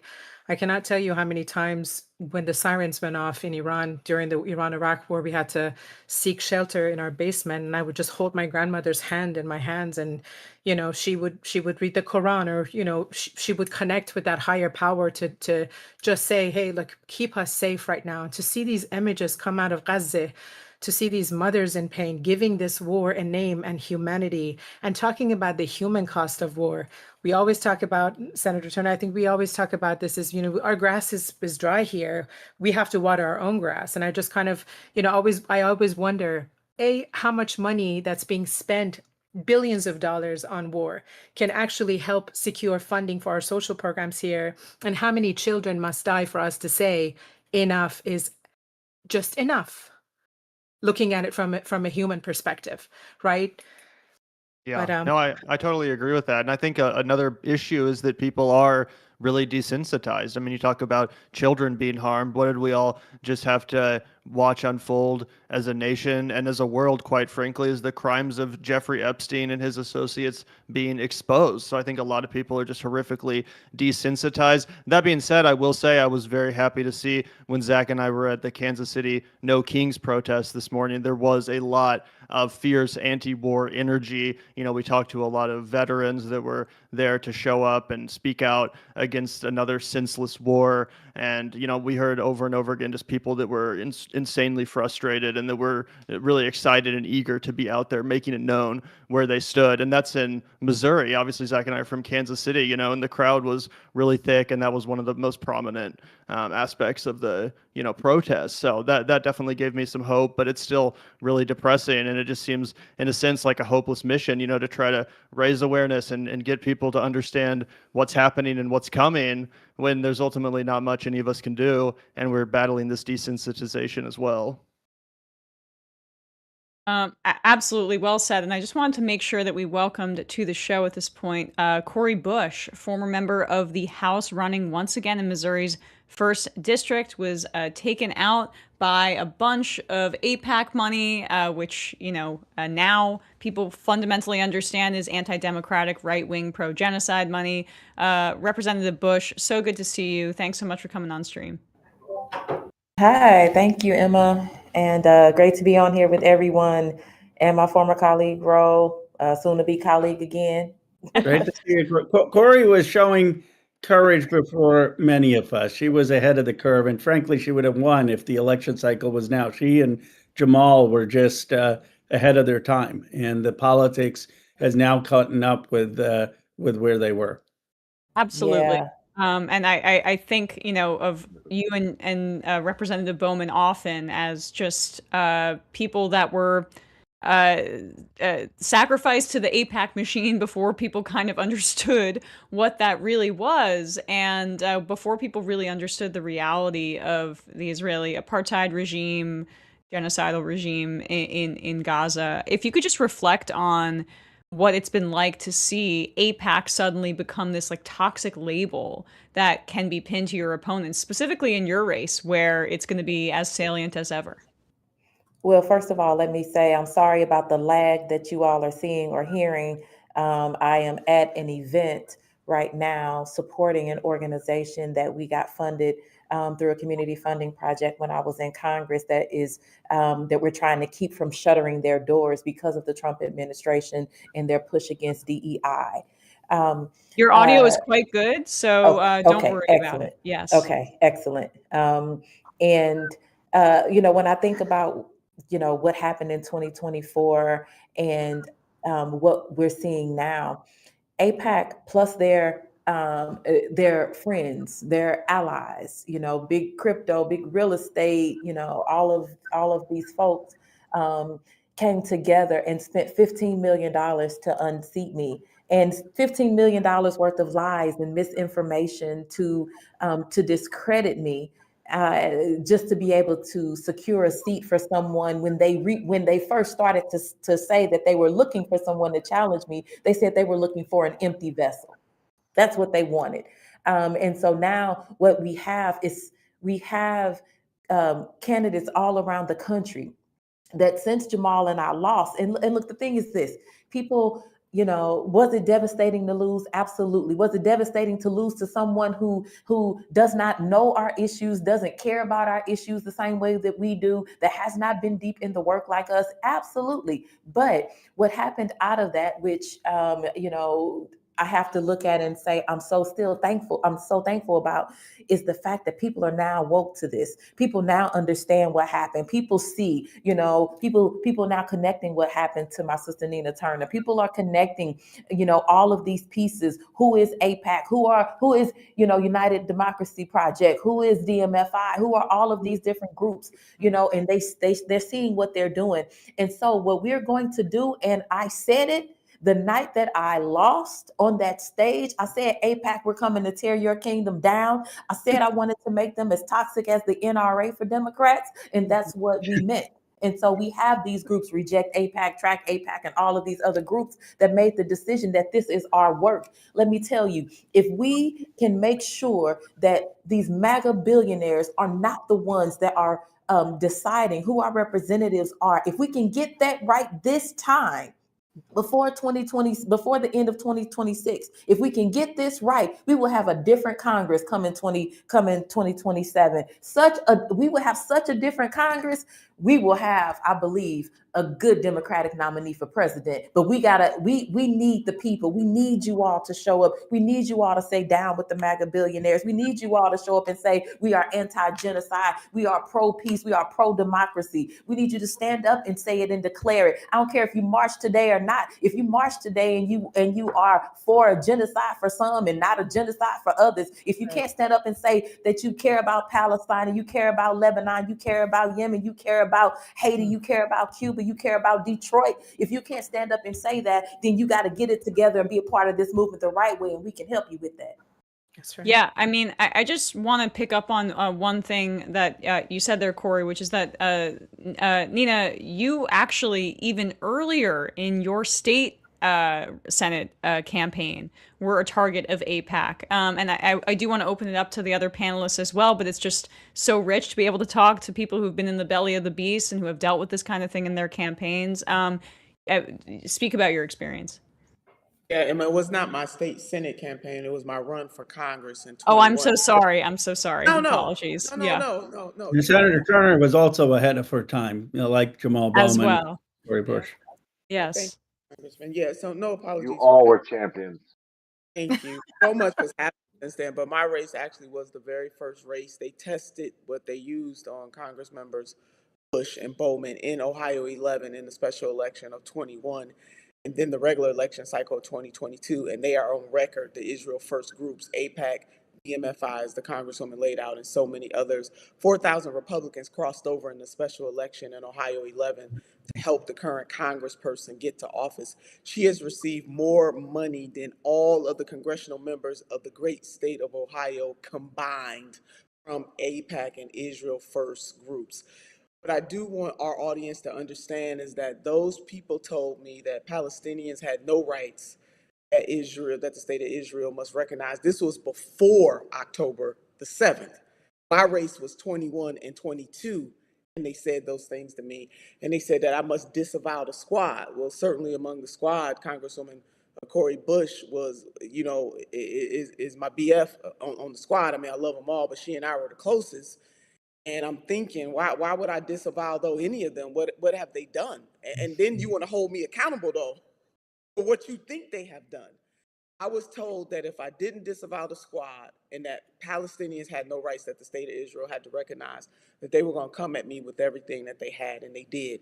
And it wasn't only them. It was Republicans donating directly to the person that is in the seat right now. It was the neoliberal Democrats, people like leader Hakeem Jeffries, who was not leader then, came into my district. Congressman Clyburn came into my district. I mean, the black parts of the Black Caucus and the neoliberal Democrats. It got so rough in Ohio 11. How much did they fear me rocking in the halls of Congress with a Congresswoman Cori Bush and Congresswoman Rashida Tlaib and Congressman Ro Khanna and some others? That's how much they feared me, that President Joseph R. Biden even endorsed in the race against me. I didn't wear that as a badge of honor then, but I wear it as a badge of honor now. And like the Congresswoman said, and the Congress, I was definitely ahead of my time. And although I wish that groups like Reject AIPAC to educate people, I wish that they were around when I was there.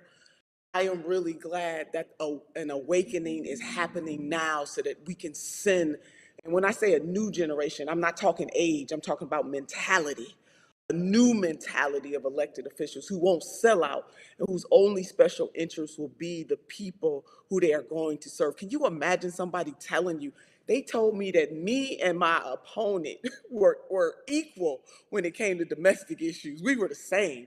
So first of all, it's a no-no to tell Black people that. I want folks to understand that Blackness.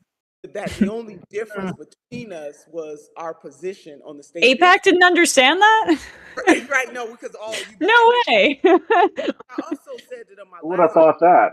I'm running to serve 1 and 2 children in my district that are hungry at night. I'm running to serve the people of Greater Cleveland who are living in poverty, the second most impoverished city. I'm running to serve the people of Ohio 11th, and in Ohio by extension, and the United States by extension. And you are telling me that I got to put a foreign government ahead of my constituencies. I need people to wrap their minds around when those groups come, these dark money groups come for people like Congresswoman Bush, Congressman Bowman, and everybody else that they try. They want people to put a foreign government ahead of who we are supposed to be serving when we are elected. So badge of honor now, Emma. Didn't feel that way before, but I definitely know. I know it now. Emma. Well, honey, I just wanted. She wanted to jump in for just a second. Okay. Sorry, and then we'll move on. Thank you. Emma, just very quickly wanted to actually direct this question to Representative Ro Khanna at the moment, who introduced with Representative Massey the War Powers resolution that did not get the votes that it needed to pass. Just wanted to, for a lot of our anti-war activists who are actually picketing right now and calling their Congress members, can you tell us a little bit about where that stands at the moment? What is the status of the War Powers resolution? And we have hundreds of people watching this stream. How can we get involved? How can we help shift this and move this forward? Well, that's the only thing that will shift us forward. A lot of people give Massey and me credit for the Epstein Act, and we'll take some, but the vast majority was the survivors. And it was people who were coming to the Capitol and mobilizing on their behalf. It wasn't members of Congress inside the building. And on the War Powers resolution, we got so much activism. I know we fell short, but and Senator Turner and Cori Bush, Representative Bush will appreciate this. We got 200 Democrats to vote for that. I mean, that was not a small feat to only lose 4 Democrats. I mean, that shows how far the party has moved in our direction. It used to be we'd get like 50 or 60 or 70 Democrats on that because there was such a fear of contradicting a policy that Netanyahu or Israel would want, which is that they wanted this war with Iran for decades. And now, what can we do now? This is the time not to lose hope, but to say how close we actually are, right? I mean, Mandela said it always seems impossible until it is done. And he said that the difference between successful social movements and unsuccessful ones is the unsuccessful ones quit often right before victory is in sight, whereas the successful ones keep going. We need the mobilization. Look at the people who didn't vote with us in our party. First of all, it needs to be unanimous on our party, so no one can say, oh, we're going to lose a Democrat. And then it's public. Look at the statements of about the 10 or so Republicans who are wavering, who are concerned about troops, and let's mobilize and organize in their districts. And that is the only way we're going to get this passed. The other thing is we need to get the Democrats to be consistently, we're not going to fund the Iran war. I mean, I saw John Kirby the other day on TV saying, well, now we have to be patriotic and we have to fund this for the troops. For the troops? They're being sent where their lives are being threatened. How is this for the troops? That's the same baloney argument they made during Vietnam. That's the same argument they made in Iraq. Keep funding us because otherwise you're against the troops. And while I totally agree with Howard's point about the money in politics and the corruption of the money in politics, there's something deeper, and that is, Gramsci talked about hegemonic thinking. It's when a society starts to think about power structures and an ideology develops, and that's what we've had in this foreign policy establishment, where they just paint anyone who is opposed to this funding as weak on national security, as against the troops. And we've got to have our party clearly on television saying it's an immoral war, it's an illegal war. We're not going to fund it. We're going to stand unified. We're going to demand a vote, and that's only going to happen with all of the activism here and your leadership and your voice. Well, Congressman Khanna, I didn't hear anything about process or paperwork in your critique of this war, which I'm joking, I'm being sarcastic, just basically saying that, those are some of the more toothless Democratic critiques that move the conversation away from the actual morality there. So I appreciate your perspective and your work on this in Congress. Zach and Gavin, I know I cut you off earlier, so I wanted to make sure you got a chance to jump in, and if you had a question for anybody in particular. For sure. I wanted to kind of throw this out to the group. One of the things that I think we've identified, right, and I think Senator Turner put it really well, one of the things that keeps our eye off of the ball and away from issues like the fact that children in the Ohio 11th District are going hungry at night is the fact that we're dealing with all this AIPAC spending. We're looking at all of the activity that we're doing from a foreign policy perspective, none of it being good. And we're saying, hey, this doesn't shake out. In addition to that, with the escalations in particular in the Middle East with Iran, we're seeing a close in the Strait of Hormuz, right? Obviously, that's going to lead to a surge in gas prices. Most people have that figured out, but I was actually listening to Professor Robert Pape on Breaking Points the other day, and he was revealing something that maybe I'm a little dumb or naive for not understanding, but petroleum and oil is a key ingredient in making fertilizer, which was something that I hadn't really processed at the time. Well, we're coming up on the month of spring, and fertilizer is very, very critical, or we're going to start to see a shortage in food supplies. And sure, here in America, we're going to be able to get our hands on food and we're going to be able to see it, but it's going to be a little bit more expensive. Other parts of the globe are going to be the ones that are the last to get access to that good fertilizer, and they're going to be battling the worst conditions, and they're also going to be battling all the climate change that the global south and the most impoverished countries are always the first to battle with. So they're going to be starving to death as a result of our carelessness. More children in the Ohio 11th who are already food insecure are going to be at risk of going hungry, as is the case across the country. One of the ways that the Republican Party was able to move people's eye off of the ball with the last election was this idea, this mythology that Donald Trump was going to do something about prices at the grocery store, which are devastating millions of Americans.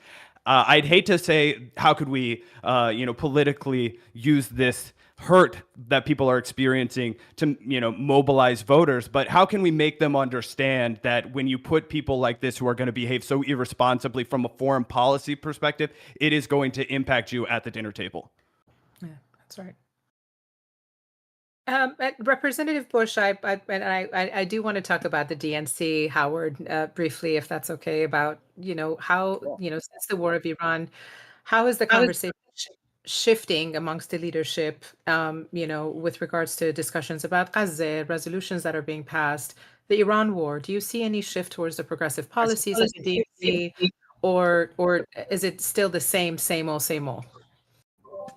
I mean, so the one biggest problem with resolutions is that it's just a piece of paper, right? Especially at the DNC level, right? No one really looks at that and says, "Oh, I'm going to adhere to that." I think the DNC requires a complete overhaul. It requires. There's about 40 to 50 of us that are very, very progressive, that believes in pro-peace. Medicare for all, just dismantling a big farm, breaking up big pharma, breaking up big medicine, breaking up big oil and gas. But unfortunately, right now, the key issue that the DNC faces is it's a structural problem. So whoever the leadership is, it doesn't really give you a lot of avenues to really do something. I'm thankful because I met the great Senator Nina Turner at the DNC. I met the great Congressman Ro Khanna. I met Cori Bush, all from DNC events, and I was able to glean their inspiration and leadership to try to push forth a more progressive, agenda for not just us. Like we just said, it's a global issue. I think it's leaning. Yeah, you do see some shifting. I think you can see some shifting that even within our Colorado Democratic Party, we finally they didn't want to put in the abolish ICE. So we were able to finally put that up in there. We were able to talk about it. There is a genocide in Gaza. We are actually able to say stuff like that. However, I don't know that the powers that be at the structural level are allowing us to really be completely candid for the sake of the future of our country and the future of this globe, no less. So while it's shifting, it's not shifting fast enough. It's not being expedient in what we need to do. And Senator Turner, I've seen you at many of the DNC meetings. We know that a lot of this is just a big, Friday Night Lights cheerleading session and not enough work. We don't get together. We're going to be in New Orleans next in a week and a half or 2 weeks, and it's going to be another cheerleading session with not a lot of work being done. We don't come together and talk about what's working in our state, what's not working in our state, and the DNC should take that information, aggregate that, and then come back out with their power, with some of their money, and let us organize. Like Congressman Khanna said, we need to organize. We need to make sure that the do-nothing Democrats get out of office, and we have people that are impactful. And unfortunately, they're still trying to play nice kind of thing. And so while I see the shift, there's not, I'm not hopeful that it's going to actually amount to anything that can help us structure with getting champions like Cori Bush and Ro Khanna and the squad, Ilhan Omar and the Maxwell Frost of the world, more of those. I want to see more of that, some kind of action that leads to that, the Greg Casars of the world.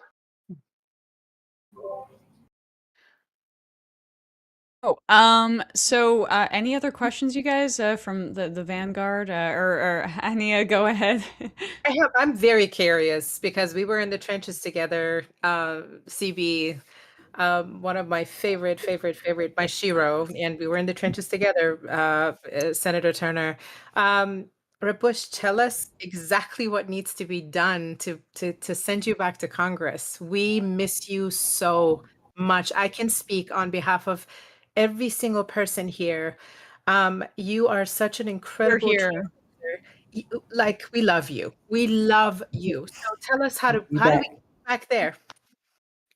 Well, thank you for asking. Yeah, and you were in the trenches with me. 2024 was, to go from pretty much nothing being spent against you to almost like $1 million a week all of a sudden, and then just over and over again.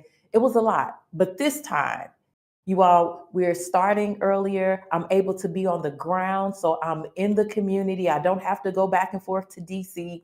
And so what we need our people on the phones now. We need our people to help us knocking doors. So if you're local and you can knock doors, help us now. If you can get to St. Louis in June or July and you can knock doors for us, then we need you. If you can write postcards for us and get them, and we'll get them back to the district to send them out, we need that. If you can donate today, if you can get your friends, your cousins to donate today, you can donate from $1 up to $3,500. And you can get someone else to do it. Right now, as much as we want the big money out of politics, big money is kicking our asses, and so we need help to get we're not trying to do dollar for dollar. We're not trying to match AIPAC and all of these folks dollar for dollar. We're just trying to be able to organize and be on television, be on the radio, and on the internet. So if you can help with that, if you do content creation, we would love to have you join us. Graphics, we would love to have you join us. So whatever you have, look, let me tell you, I was walking down the street today, and it's something that I always say. I tell people, I don't care if you tie shoes well, I need you to be a part of this movement, because at some point my shoes will be untied or somebody else's will, and we won't be able to stop to tie them up. Well, that happened today during the No Kings rally. I'm marching down the street and my shoes were untied, and I have the whole thousands of people behind me. We need every single person to be a part of this work. Let me say this. When I stood on that stage and I said, AIPAC, we're coming to tear your kingdom down, I meant it. And so this is one of the ways we do it. What message do we send when the person that they spent $15 million against just 2 years ago came right back and took the seat back? What message do we send? This is not just about me. This is about how we move forward. This is about what it looks like for 2028. This is about all of the other candidates running right now. This is about us getting what we really, really need. So join us. Join us. CoriBush.org. It's CoriBush.org. Absolutely. This is a really important race. And then also, of course, we have progress.win/rally if you want to contribute to the larger candidate pool here for all the up and coming candidates who are also opposed to this criminal war in Iran. I guess Zach and Gavin, I just wanted to make sure I gave you the opportunity to ask the questions that you need because we just have a few minutes left. But go for it. Oh yeah, absolutely. Gavin, do you have any final things that you want to throw away? I mean, I just wanted to say that I've been really inspired to hear all of these great progressive fighters speaking today, in addition to going to the No Kings rally. Hearing from you guys being in community together, it really is inspiring. And this is what we need more of if we really are going to change public opinion in the way that's necessary to pull off the blue wave that I think we all know is coming. But yeah, I totally agree with what Representative Bush was saying. Super excited about your reelection effort, Congresswoman. And yeah, just really inspiring to hear from everybody tonight. Final thoughts, I guess, on where people think that we do have Crystal back, but I guess do people feel more optimistic? And we can go through everybody very quickly about where the Democratic Party base is right now and how activated they were than maybe say 10 years ago. Because we can end on a positive note there. I do feel like we've been saying the people are waking up for a while, but it really does feel like the people are waking up. Oh yeah, absolutely. I feel like if we were 10 years ago right now, we would be all really excited for President Bernie Sanders, right? I feel like where the middle American is right now is prime for the message that we were all discussing. I think every single person on this panel was excited about 10 years ago. Gavin and I were seniors in high school. And now, it feels like we've been waiting for this moment for a long time because people in middle America are excited about, oh, hey, I saw you guys on, this or X, Y, and Z. And we were going through our whole lives as unnoticed figures locally, right? Because nobody cares about progressive politics in flyover country. Now that's starting to change. And I think that is reflective of a broader national pivot for sure.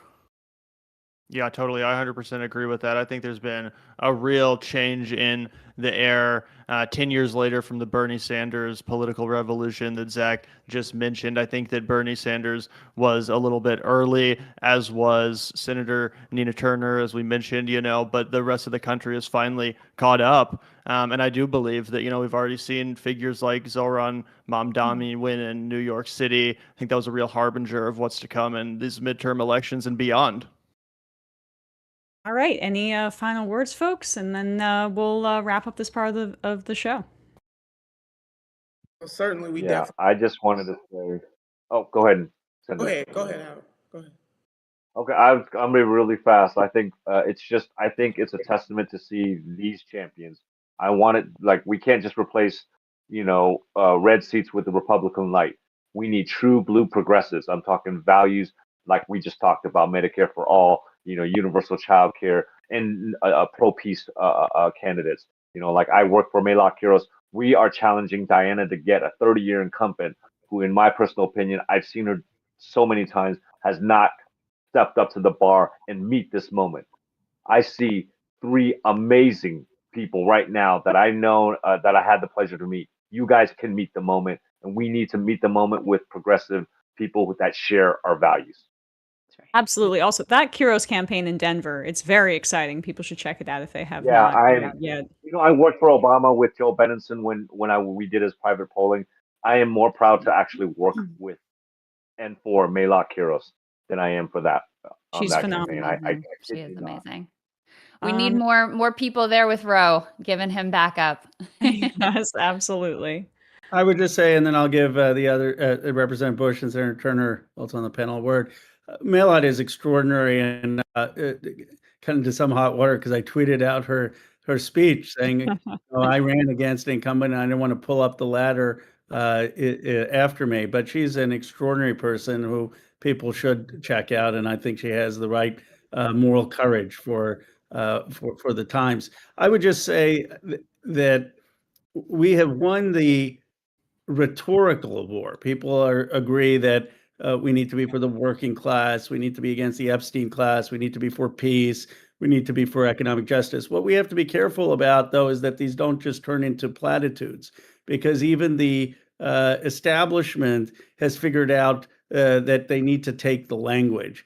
And when you look at Senator Turner, you look at Representative Bush or others, it's not just the language, it's where they stand. It's that they're for taxing billionaires. It's that they're willing to say there is a genocide in Gaza. It's that they're willing to say we can't have a fuel embargo in Cuba, which is starving people in a blackout. It's that they're willing to say that we can't have military sales to Israel to be killing civilians. It's that they're willing to be for Medicare for all, for childcare at $10 a day. And when you start to take the concrete policies, you simply can't without being attacked by some of the groups. And so the question in my mind is not, are we going to have the language? It's, are we going to have people in Congress, in the Senate, in the mayors and city councils that are going to have the courage that's going to be required? Because no one individual can do this. But if we have a lot of people, I do believe there's a chance that we can have a major realignment in 26 and 28. Yep. Well Gonna said. need Cori Bush back in there. We need to get Nina Turner in there. We're gonna have Roe, of course, back. We need Oliver Larkin. We need Hartzell Gray. We need Milad Kiros. We need that whole panel of candidates that we had on earlier. But awesome to see all of you guys. Thank you so much for taking the time. I can't tell you how much it means to us that you all, who are all very busy people in your own respects, took the time out to do this and to uplift this cause and the other candidates who are running as well. Pleasure to be here. Thank you all so much. Yeah, thank you guys so much for the invite. Thanks for doing this. Yeah, Have a of great night. course. Big progressive victory too. This is amazing. Yes. Oh yeah, they did a fantastic job organizing. Let me tell you, I'm on that group chat. That thing is going 24/7. It really is.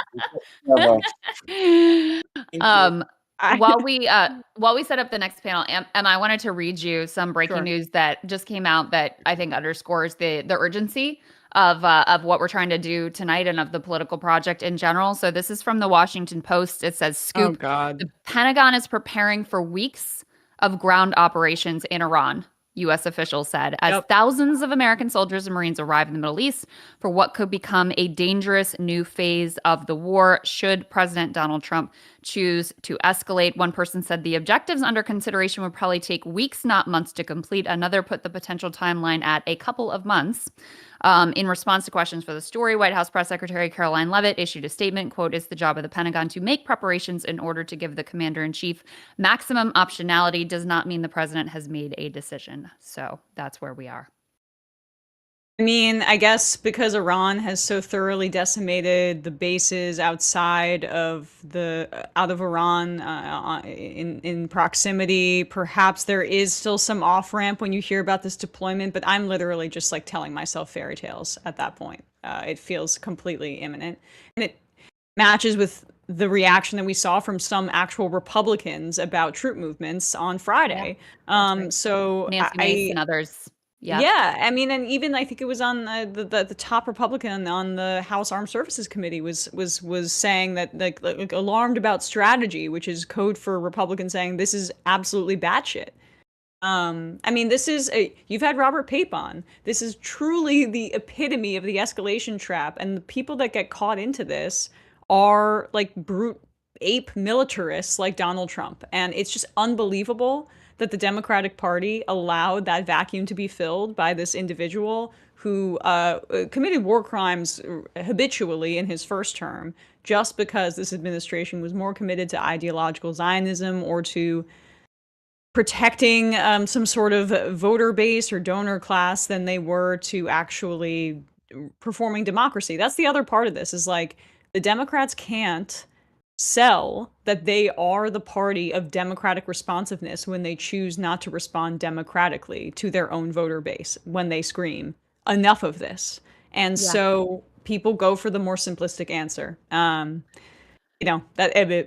live reaction to my rage about this news. Yeah, I know. I mean, it is disgusting that they were allowed to get away with this like pro-peace ticket framing during the election, and that there was actually a rhetorical effort from Kamala Harris to position herself as being, no, I'm super tough, most lethal military ever, blah, blah, blah. And, there's no doubt when we did focus group, when we interviewed some of the like AOC Trump voters, and over again, they talked to us about war and peace, and not just, and Gaza was a central part of that. But there's always this garbage analysis that Americans don't care about foreign policy. And I've never understood where this came from at all, or Americans don't vote on foreign policy, because Barack Obama definitely got elected. A major part of how he ends up in the presidency is the Iraq War. Donald Trump recognized that that was a way to, leapfrog and separate himself from the rest of the field in 2016, was incredibly significant. And then obviously you had, in 2024, they were able to cynically brand themselves as the pro-peace ticket, which is just like the most insane thing you could ever imagine. But here we are. And I have no doubt that the Iran war and the already catastrophic fallout from it, not to mention the ongoing genocide in Gaza and the wars that Israel's fighting on 7 different fronts apparently. But in any case, the Iran war and the massive fallout, both economically and in terms of loss of lives and global chaos, that is going to overhang our politics for years, if not generations to come. Yeah, I think it's a relic a little bit of a time when the channels of media were a little bit more controlled, and you had, just a handful of television stations and a handful of newspapers. I mean, our information ecosystem right now appears to be one large funded PR project. When what gets pumped to the top of algorithms is certainly funded by donors and big finance. But at the and our newsrooms are being hollowed out. But at the very least, we have like first person video that can be shared on the internet, and I think like that. What you're talking about, that dynamic where people think you don't vote on foreign policy, is a relic of the 90s. But here is the rest of the crew. So I will save these rantings for later. Yeah, I was enjoying them. Oh, yes. Well, we'll let you continue them, Vosh. Good to see you. Well, I'll be first to say that I too think the war with Iran is a bad idea. I don't know how many people here would agree with me on that. Hot take. Controversial opinion. Hot take on this stream, yes. Thank you for having us. Soy Pill, how you doing? Thank you for doing it, Vosh. I'll just go quickly through the introductions here, and then Vosh and Soy Pill let you guys take it over and sort of handle the overall moderation. But this panel, we've got a whole bunch of fantastic candidates for Senate.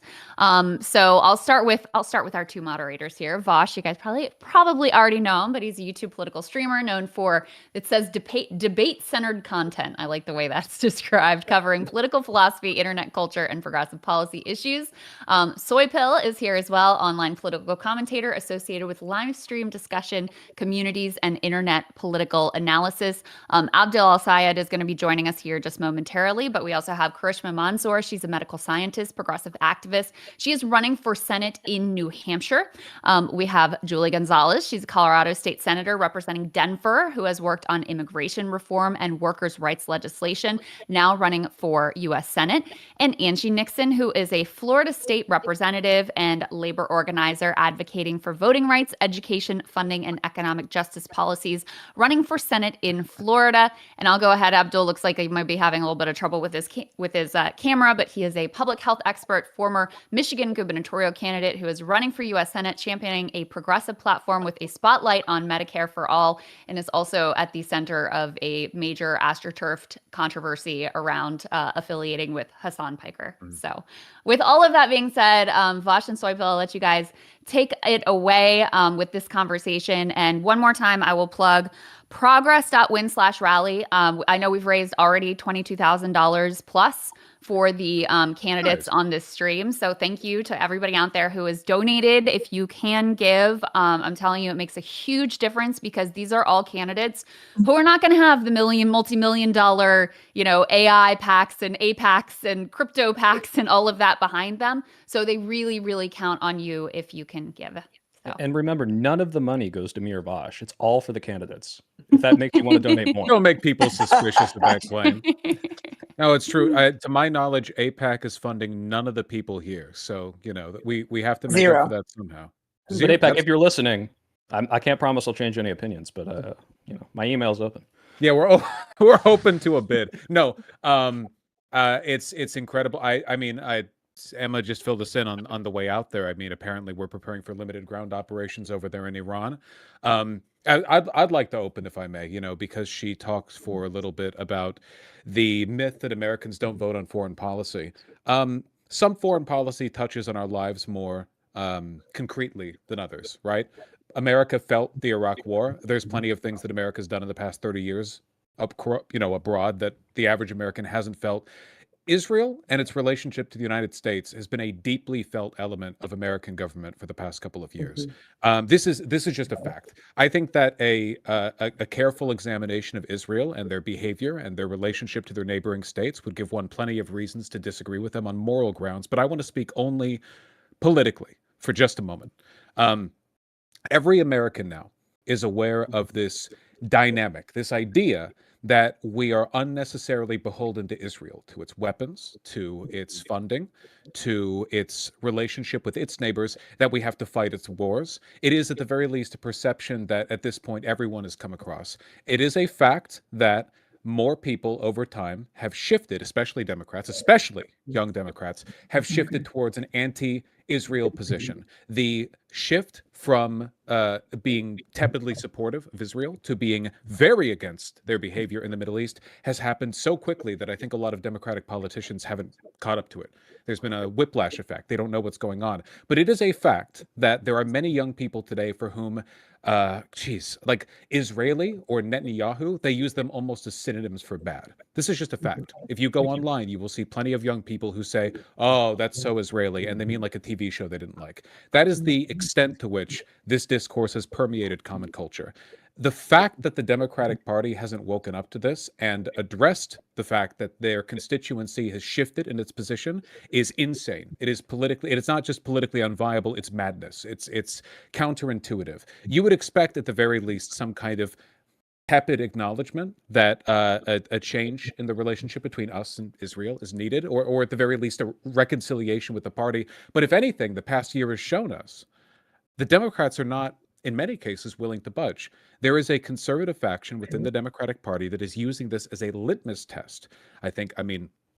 Certainly Abdul, who's with us today, thank you very much for being here, has faced the blunt end of this just in the past week. The idea that criticism of Israel is something that can be used to castigate you, even when the majority of your constituents agree with it. I think that's insane. I think that any sensible politician should be able to agree it's insane, even without touching on the morals. And I really don't know how the Democratic Party can survive, can win in the future, unless it's willing to reconcile with this. That's my opening bit. I just wanted to make it clear. I know that all of us agree, end the genocide, right? Free the Palestinian people. I know that we're on board with that. But also, man, on a political level, we are off. It's crazy. And Vosh, if I can jump in here, I'm sorry for the screen issues, but I think you hit the nail on the head. If this is not a legitimate space for conversation about where our tax dollars go in the aftermath of having subsidized a genocide and now getting pulled into an absolutely insane war in Iran because Netanyahu finally found an American president stupid enough to take us there, then I don't know what is. Now, it's absolutely critical for us to differentiate consistently, constantly, and clearly between Israel and AIPAC and the Jewish people and Judaism. Those are different things. And we need to, in the same breath, love and embrace the Jewish people and constantly decry anti-Semitism. And also, because of our love for people, recognize that we decry anti-Semitism and love the Jewish people, and also need to decry any form of genocide and apartheid being committed by a foreign government, particularly one that is taking our tax dollars. And so we can say all of those things in one breath. In fact, we have to, if we're serious about our foundational ideals, and we lead with those. So, I just think it's important for us to hold space, to keep saying what we believe about the state of Israel and about AIPAC, which is a MAGA-funded super PAC or set of super PACs, trying to move our foreign policy in lockstep with Israel, and at the same time recognize that has nothing to do with loving and embracing Judaism and the Jewish people.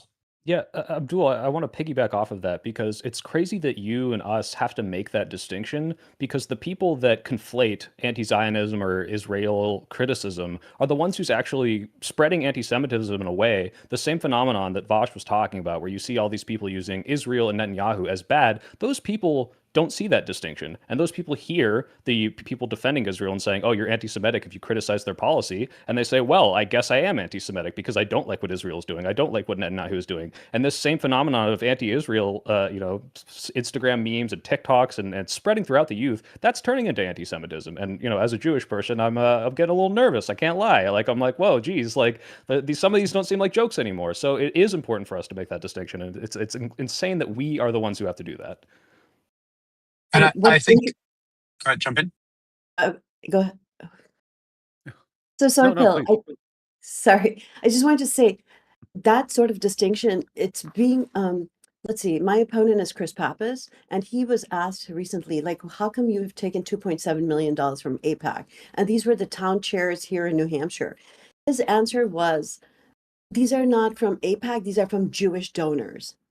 So they are, even these politicians are throwing Jewish people under the bus, because we know AIPAC donors are not necessarily Jewish folks. These might be weapons manufacturers. These might be CUFI. There's another organization that we actually don't mention enough, the Christians United for Israel. They are a really dangerous organization. Those are mostly evangelical Christians. So for them, when they see the death and destruction across the Middle East, they're not looking at it as something morally reprehensible. They are thinking of collateral damage, because this is where the rapture is going to happen and Jesus Christ is going to come back. Yeah, so CUFI is a really dangerous organization, but that sort of distinction between Jewish folks as well as AIPAC donors, that merger is being perpetrated by these politicians, these genocide enablers. So this is extremely dangerous. So thank you for Soy for mentioning it, and thank you for Abdul for bringing this up. Yeah, and I want to piggyback the thing I came here to say. You talk about witnessing the death and destruction, and I think often, this whole thing, it's anti-war. Everyone here is anti-war. Most people are anti-war, and the problem with that is you get kind of numb. You just hear war is bad. You hear a stat: 10,000 people died, 60,000 Palestinians dead, and you become very removed from what this is, and so. Maybe this is something that has worked for me. And I ask, if anyone supports the war, you have family members that support it, you have Trump, relatives or friends, show them the anecdotes, because these stats sometimes are lost on people. Show them a mother watching her child be shredded by a bomb. And I know that's you're saying, hey, no one wants to see that. That's morbid. That's visceral. But that's what war is. And so there's a reason we oppose this. And we kind of get lost in the rhetoric of it before we see, oh, these are the direct consequences. Imagine you have a daughter that you raised for 12 years and that's erased in 10 seconds because of some stupid fucking policy from our current government. You really need to face that and realize that if you want to justify this, you need a damn good reason, because that is not something that is okay. And the second point that I wanted to bring up is there are wars in the past that we've justified. World War II is the one everyone always brings up, and you can make arguments for other ones. But there's a world in which you could say, hey, if there was a nuclear country that was willing to use that the instant it happened, you could potentially get someone like me to say, you know what, maybe we do need to start a war, face the awful consequences of that to stop something worse from happening. But the problem is, and Kyle was so kind as to make that list of 10 reasons maybe why Trump is doing this, not a singular one of those was, hey, because they might nuclearize.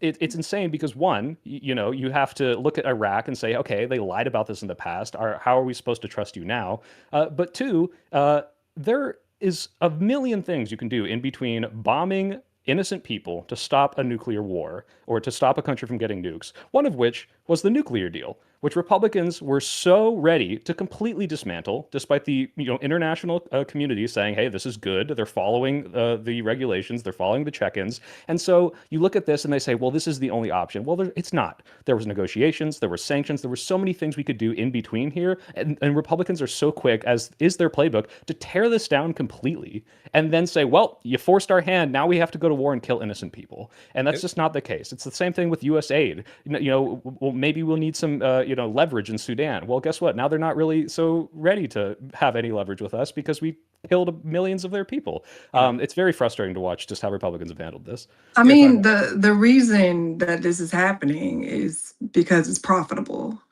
I think that's really important to just really highlight. It's making folks money, the folks who are at the top, as well as Donald Trump and his family and his friends and his campaign donors and all those folks. And so war is profitable. And what we have to remind people of is that it doesn't have to be this way at all. We can actually start electing hardworking, everyday people, and things would change. Like I am a union organizer, I am a community organizer. I've been a state lawmaker here in the state of Florida, ground zero for everything bad, right? So you all know that many of the bills that come out of our state legislature, they cross the country and they go into other state legislatures, and they're also federalized on a federal level. And so I come from the school of feeling as though hardworking people should get to shape what their economies and their communities look like. Right now, that's not happening. And so it is going to be up to us, right? The people to realize that no one politician is going to save us, right? There's two types of power. There's organized people and there's organized money. And right now, organized money is winning, and that's because the people aren't organized. We keep allowing them to divide us in regards to Blacks and Hispanics and Latinos and all these things, right? And that is profitable. Again, like division is so profitable because it keeps us off of looking at them pushing these bad policies. But again, like when it comes down to war at the end of the day, like I've seen numbers that Donald Trump has gotten richer. His friends and his family, every time he says something or whatever, like the stock market goes up, then it goes down. And it's like, that is intentional. And we have to change the architects right now, which are these horrible, corrupt politicians, right?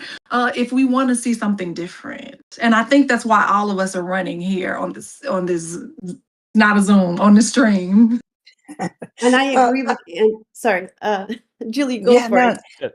Totally. No, I'll just jump in and say, one, I'm hoarse just because I came back from our No Kings rally, and immediately before that, we had our state assembly, and your girl just took top line, and we'll be in a head-to-head with John Hickenlooper, a go-along to get along Democrat who has done absolutely nothing to fight for working people to stand up to the Trump administration.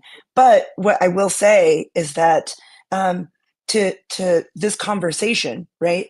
When it is in this moment, for so many politicians, it is easier to say nothing than to put forward a critique of this administration, of Israel's policies, of entering into this war. But when you look, I come at this work as an immigrant rights organizer. And when you look at what were the conditions of the United States intervention in so many countries across Latin America a generation ago, that then led to the destabilization that then created the conditions for immigration. And then you look at globalization, and I grew up on the border of deep South Texas way back in 1993, 1994, NAFTA is enacted, and you then see that goods and services get to cross borders freely, but people did not get that same respect. And now when you look full circle a generation later, and who is profiting, just as Angie's saying, right? It is defense contractors, but who is going to pay the price? If not Americans with our lives, it will be us who pay the price at the gas pump, at the grocery store. Mm-hmm. And it begs the question, right? When we're in a moment where it becomes fraught to even just say anything, what are we doing as a society, right? And it's so lovely to be here in this room with y'all, to be able to have these conversations, because nobody ain't coming to save us but us. We're the ones that we've been waiting for. If I can jump in on that, and I really appreciate both of those points. You know, the other side of it is this: it's not like we don't have problems here. Right? I've been up and down my state, 90 different cities now, and every room I walk into, people are talking about, I can't afford to take my kid to a doctor. I can't afford to fill up my whole tank of gas. I don't know how I'm gonna pay my rent. I That's can't ever right. afford a home. I am stuck in debt after debt after debt, credit card debt on top of student loan debt, on top of housing debt. And I'm still trying to figure out what I'm going to do next. And the reality of it is every dollar that we spend dropping a bomb on somebody else, every dollar we spend destroying a hospital or destroying a school is a dollar we're not spending actually solving problems here at home. And the thing about it is this, like, you don't have to go very far and you don't have to say very much for people to understand that there's an opportunity cost for the dollars that we are wasting abroad. $22 billion to subsidize a genocide sent to a foreign military. You're talking about $1 billion a day in this war. I don't know anybody who pays their taxes in April and says, you know what, I can't wait to buy another country a tank or a bomb. And so we've got to remind people that really, at the end of the day, like, we are the actual America First Party, right? But we actually want you to benefit, not our corporations to benefit at the end of the day. Yeah. And so, Soipil, you mentioned a good point. Like, how do you connect with folks? And so, Abdul and Angie and Julie made all these great points, like talking about the economic costs. And this is sometimes, unfortunately, when people hear 300,000 Gazans died and you see you're not moving the needle, you're like, okay, let's try a different strategy, right? And so, of course, the economic cost is really working with a lot of folks. People don't want to know that they're paying taxes and it's not coming back to their communities, it's going to war. The other is, unfortunately, which is terrible, is the fact that 13 service members were killed in the last 4 weeks. So a lot of times I lead with that. If I say 1,000 Iranians died, it might just be another number. 1,000 Lebanese died, again, just another number. And given that we know that all these death and destruction of Gaza didn't move the needle, I always say 13 service members died. How many more service members are we willing to sacrifice at the altar of Netanyahu, a war criminal? And so that's exactly what we have to do. And also, like the other panelists mentioned, talk about the economic costs. And just like what we're seeing in Michigan, what Abdul just said, here in New Hampshire, homelessness crisis is really at an all-time high. And now, of course, it's been also criminalized to be homeless. So you can't even be in a camp. They're just shoving people around from one side to the other. A lot of these people have jobs. They just can't afford to rent an apartment. Yeah, I want to say the reason the whole troops as an effective strategy works is because for so long the Trump admin's defense was no boots on the ground, it's only air. And now that they're apparently, as per this recent news, going to be sending thousands more people and we might be doing ground operations, it sucks that you can't say, hey, look, 1,000 brown people died, don't you care? And the answer sometimes is no. But these are, service members. It's very prevalent in the Republican Party to have family members in there, and you can weaponize their like extreme dogmatic support of the military to say, hey, do you want your children dying for this senseless war where the administration can't even give a straight reason? That is a very effective strategy. And also, let's look at what the numbers from the Iraq War. Again, the Iraq War, Iraq was much smaller country, but just look at the numbers, and you most probably all of you know about it. But over 500,000 Iraqis and Syrians died in that Iraq War. Remember, it was going to be quick. We were going to be welcomed as liberators. It was going to be cheap. None of that happened. It lasted, 8 years? It resulted in the deaths of over 500,000 Iraqis and Syrians. That's a conservative estimate. Some people say it's over 1 million. And if you just look at the numbers of service members, 4,492 U.S. service members died in that war. And over 30,000 U.S. service members came home with either a mental trauma or physical trauma. And over the course of the last 25 years, over this whole war on terror, we have lost over 5,000 service members to suicide per year.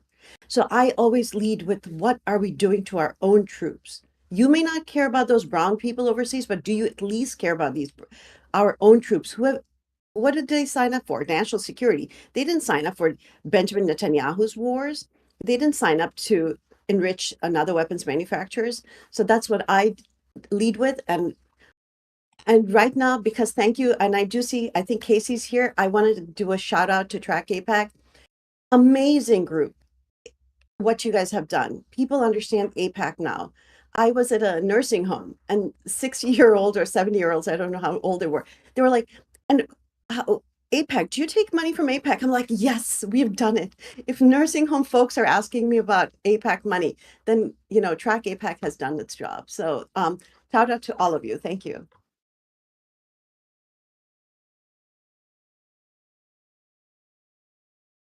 Oops. Am I the only person that doesn't hear Vosh? I guess I can hear. Oh, We dang. can hear him. It's because I just entered. I was coming in to do the moderator thing, but I'll let you go off. I'll raise my hand when he's done, Emma. I can't hear him.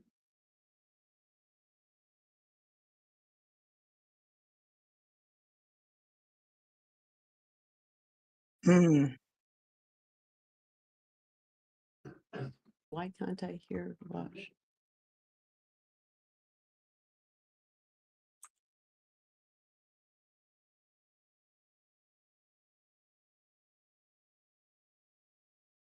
Yeah, there's our own.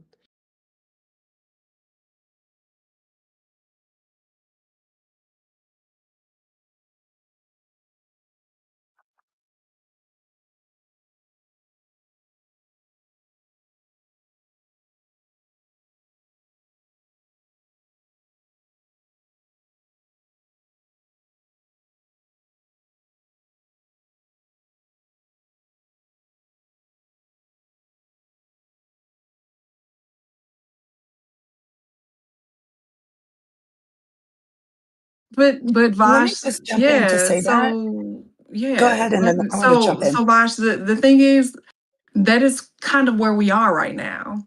But again, like I stated, it doesn't have to be that way.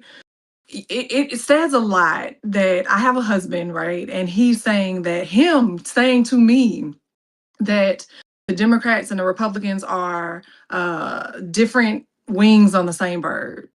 That means we have failed, right? That means we have allowed corporate Democrats to lead our party. And that means that we have to change that, right? And so we cannot continue to elect people who are basically okay with getting scraps and they're too afraid to speak up and push back because they're worried about their appropriations being cut. Meanwhile, or they're worrying about their bills passing or not passing, right? Meanwhile, they're not even allowing them to pass anything transformative. And I'm speaking from being in a super minority, right? Like, if we are in a super minority, like we are in the state of Florida, we need to be the party of like resistance. We need to let people know that we are here fighting to uplift their lives, right? And what's very interesting to me is that what frustrates me sometimes about our party is that when Obama was in office, right? Whether or not you love him or not, he was cool with me. But when he was in office, the Tea Party movement started happening. And even when they were in the minority and in some super minorities, they always like pushed back and fought hard. There was no compromise, right? And yes, I understand us as Democrats, we need to compromise, but like we cannot compromise our values because our values have compromised people's lives. We see it playing out in what's happening over in Gaza. We see it playing out right now, what Abdul stated, like people are dying here in America because they can't afford their medication. They are dying because they can't afford a roof over their home. There was a woman whose children died in a car. They froze to death. What the fuck? Right? I literally had a call with my friend the other day. She is fearful if she lose her job because she just came out of the hospital. She doesn't know what is going to happen. There is so many people that are living their lives like that. Not only that, but when you think about it, I am a Black woman, so I am going to speak from a Black lived experience. Over 600,000 Black men have lost their jobs in a matter of months. Over 500,000 Black women. We should be upset and pissed off. But we have, and I want to say, Brother Abdul, they're spending $2 billion a day. $2 billion a day to bomb people. But they want to tell us they ain't got money to feed our children breakfast at schools. They don't want to expand ACA. Get out of here with that. If you want different, everyone that's watching us on this stream, then you need to make sure that not only do you vote differently, but like we are outspent, right? We are outraised on this call. And so we need you to tell a friend and tell a friend and tell a friend. All of you all need to donate to these folks that are on this call, because these establishment dim, they want to keep the status quo as well. And so if we want different, we will do different. That's absolutely right. Yeah. And it's about building a stronger opposition to the fascist forces. And that's like what this is about. This is not criticism or for criticism's sake. This is about building a stronger party that really represents working people and their actual struggles. So I want to thank this panel so much for all of your contributions. Of course, everybody on here support campaigns. You can go to, of course, progress.win/rally to support this general stream, but everybody check out all of the candidates and creators on this stream right now. I still don't know if I can hear Vosh, but gotta say goodbye to everybody at once, and then we will Thanks, bring Emma. on our next panelist for our final panel. Thanks so much, everybody. Thanks, y'all. Okay, y'all. Sorry, Vosh, I couldn't hear you. I apparently cut you off, but that's one way for women to rise over men. We just cut you guys off. So anyways, Yeah. bye guys. Bye. Yeah, I can't. Yeah, right. So Vosh is talking, you're talking. I can't figure it out. This must be a Discord problem, I'm or it's listening to a me. stream. He's saying really nasty things, but making a nice face. I don't know how he's Exactly. getting away with it. Okay. Or he's really, really doing a great job of faking me out. So next up, we are going to bring on our final panel. These are two different political, or this is a political commentator, Dylan Burns, who's running, who's an on-the-ground conflict reporter, known for live stream journalism, including coverage from Ukraine and international political events. And then we also have Josie Caballero, a community organizer involved in progressive grassroots campaigns, running for Montgomery County Council in Maryland. Quick panel here of folks, I guess, or do we maybe don't have Dylan right now? I think Dylan may be in the wrong chat. He needs to Oh, be on the main okay. page. So he's being moved. There he is. Okay, great. Yeah. We have Dylan Burns here, political commentator and on-the-ground conflict reporter, known for live stream journalism. There you go, including coverage from Ukraine and international political events. I know that you guys are, well, perhaps I'll leave you guys to a discussion here about Ukraine. This will be a 15-minute panel, and then Crystal and I will be back to wrap up the stream. Fantastic. Thank you, Emma. It's so good to see you. So great to see you too. I muted myself. Yeah. Sorry about that. Yes, Go ahead. No worries. Yeah, absolutely. Great. So it's good to see you, Dylan. Yeah. See you too. It's been a very long time, and I'm happy It I'm on has. here, as I said beforehand, with a Marylander. So we're with some civilized parts of the country. We're talking Yes. to some real Yeah. down home based Marylanders. That's right. So Dylan, you have been out and about for the last 5 years, in and out. You want to start with some of the things you've been seeing out there, going to Ukraine? Yeah, I've been reporting on the front line in Ukraine now for going on 5 years. I've reported on just about every front line, from the Kharkiv front line, from the Konstantinivka front line. I filmed the Pokrovsk battle for over a year as that went going on for a long time. Documented the human safari, and it had a really transformational impact on my view of war. It's part of the reason why I felt it was necessary for me to speak at this event and to openly oppose the illegal war against Iran that was declared with a WMD-style threat, as if we've learned nothing in the last 20 years, before we immediately blew up 168 children and lied about it.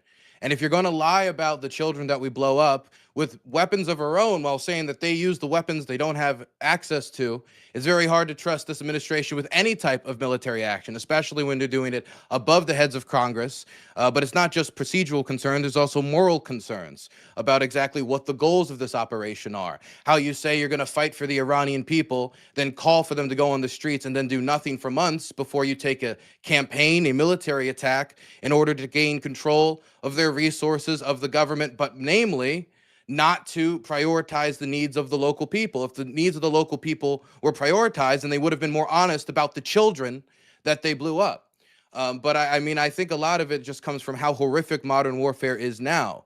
in Kherson, I've seen human beings hunted by the Russian army, grandmothers who have been blown up in the middle of the street while they're going on their morning walk, ambulance drivers who go through degloving head injuries of the head.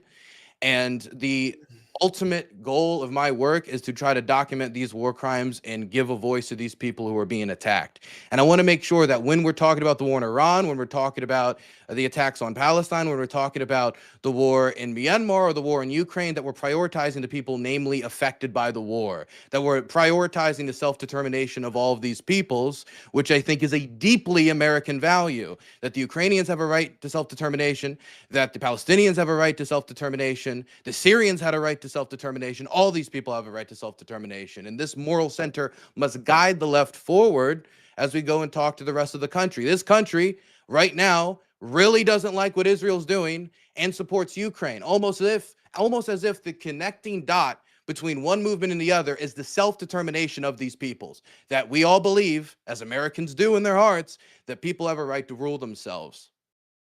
Yeah, absolutely. And thank you for putting so many words, because as many may or may not know, I'm a Navy veteran. I served in from 2004 to 2010 during Iraqi freedom and enduring freedom. And I remember when I was a young kid, and when I was a sophomore in high school, I saw the towers get hit with 9/11. I was born and raised in rural Texas, and the rally the flag effect was very real. And when you say the WMD type rhetoric of like, oh, they have these weapons, they're gonna, it's the flashbacks are so real, because that's what convinced me to go to war. When I was 17 years old, I signed up ready to go and got into boot camp at 18 years old. And then 2 years later, go right onto an aircraft carrier in the Gulf, fighting for Iraqi freedom and enduring freedom. And now I see it all happening again. And it's happening even worse than ever before, because even in that war, there was somewhat of a semblance of an idea that maybe this was justified. But now sailors and military members across the United States, across the world, are all like, I don't believe in this war. So you have the George Washington, George Washington's headed out there. The Gerald Ford is out there currently. They've been out for 11 to 12 months out at sea. Their sewage is overflowing. They've had a laundry fire that burned 600 racks, and now they're sleeping on the floor and tabletops on a supercarrier with 5,500 people on board. They are in a can, hot in the Persian Gulf, and their number one mission is launching missiles or launching planes with missiles off their flight deck day in, day out. Personnel comfort is not what they're caring about right now, and morale is incredibly low. And so I think about all of those young kids that are out there fighting for this war, suffering, because that's what you do when you're out there. You suffer and just are a cog in the machine, grind it up into something that you won't recognize when you get home. And here we are doing it again to another generation of people, because I've had friends who've lost their lives because of this. So it makes me so angry when I see this happening. But you saw it firsthand on this stuff with what's going on in Ukraine. And $878. Is that how much an American soldier's life is worth? That's what Magyar, the leader of the 414, says, how much it costs to take one drone and throw it at a soldier and take them out. Drone warfare, FPV warfare, grenade dropping warfare. This is the future of 21st century warfare. And the United States is not prepared. The American public is not ready to see American boys in camouflage getting hit by FPV drones with their faces shown to the general public. This is something where in Ukraine, there is enough of these drones that targeting civilians is an everyday practice. My good friend Eugene, a week ago, he was hit. He was evacuating an 83-year-old and a 64-year-old. Both of them were smashed to bits. He got a concussion. Thankfully, he survived. This is his 6th or 7th aid mission where he has been bombed like this. And I've been with him on unsuccessful aid missions. It's horrific. If you can produce these at such a low rate, at $878, that you can expend them on civilian targets, it will not be difficult for terrorist organizations or for states where we overstretch ourselves with imperial arrogance and wars of choice, military adventurism. That's going to lead to American soldiers facing that consequence. And so when we go to war, It should not be a decision made solely by an imperial president that has been empowered after administration, Democrat and Republican. It should be something that is decided by Congress, that the country gets a discussion about, before the man who said he wanted to bomb women and children on the campaign trail gets to decide on his own what's an imminent threat. Yep. And that's why I'm happy to be able to sit here with you and talk about the actual horrors of what is happening right now and why it's important to get members of Congress in office that are going to fight and oppose these wars with every ounce of their strength. That's why progressive victory candidates that are running for Congress, that are taking this pledge to make sure that they fight back, is so critical. That's why these donations matter so much. I mean, as somebody who's running for office myself currently in Montgomery County, like, the amount of money, like $10,000 is enough to like fuel an entire door campaign of literature. Like, it is so critical, and that could be the margin of victory. So when you are here thinking, where does my donation go? It goes to funding campaigns of actual true champions, because we cannot do this anymore. Like you said, Dylan, what is it worth? What is it worth to save a human life? We already know what it's worth to kill them. It's time for us to actually put money down to save them. And that's we don't need any more drum circles. We don't need any more flower crowns. What we need is action. We need to elect people who'd be willing to go after the power of the purse and say, you started this war, it's illegal, we're not going to fund it. We need people who are brave enough, progressive, centrist, any part of the party, to say that when the president of the United States tries to abandon our allies to a war of aggression after we told them to give up their atomic weapons or we would starve them during the Cold War, that we stand with them. And progressives that don't do that don't deserve a dime of your money, whether it be standing against this war in Iran or standing with those who were victimized by imperial wars of aggression and colonialism. And so I'm so happy to have a lot of people here today that stand with that. A lot, at least. Absolutely. And you know, one of the things I wanted to show is something that I thought was which is relevant to what the United States used to be when it came to military soft power. This is a photo from when I was on deployment in 2008, where we were giving USAID boxes to the people in the Philippines surviving and recovering from a monsoon. This doesn't exist anymore. We have a Department of War that doesn't think that this is important. And if you want to see an actual United States that people bring smiles to their faces when they see us, we got to get good people in office that actually fight for what the values of what we stand for are, where our dollars actually save lives instead of kill them. I think about this a lot. It's been keeping me up at night thinking about these folks out there. It's terrible. We're both DC area people. You know, we know a lot of federal employees. I'm from Prince George's County. Over 20% of the people in our county are federal employees. I've heard so many stories of people who have worked tirelessly for years, have decades of experience working to get aid to people, working to get assistance to people. And these were the first programs that were targeted. In Ukraine, I've seen U.S. aid handed out to civilians who are fleeing the worst parts of the front line. The absolute worst parts, where it's literally hell on earth. They go to these places, try to get some food, some water, some assistance. Those programs have been shut down. I don't see it there anymore. It's no longer there. We're no longer known for either giving them the help they need to defend themselves or the help they need for the children to survive. I think it'd be a lot better for the United States if we were known for sticking by the people we make commitments to and not going and blowing up children's schools. Yeah. I have a friend who was a Marine in the front lines in Fallujah when the war started back in 2001, 2002.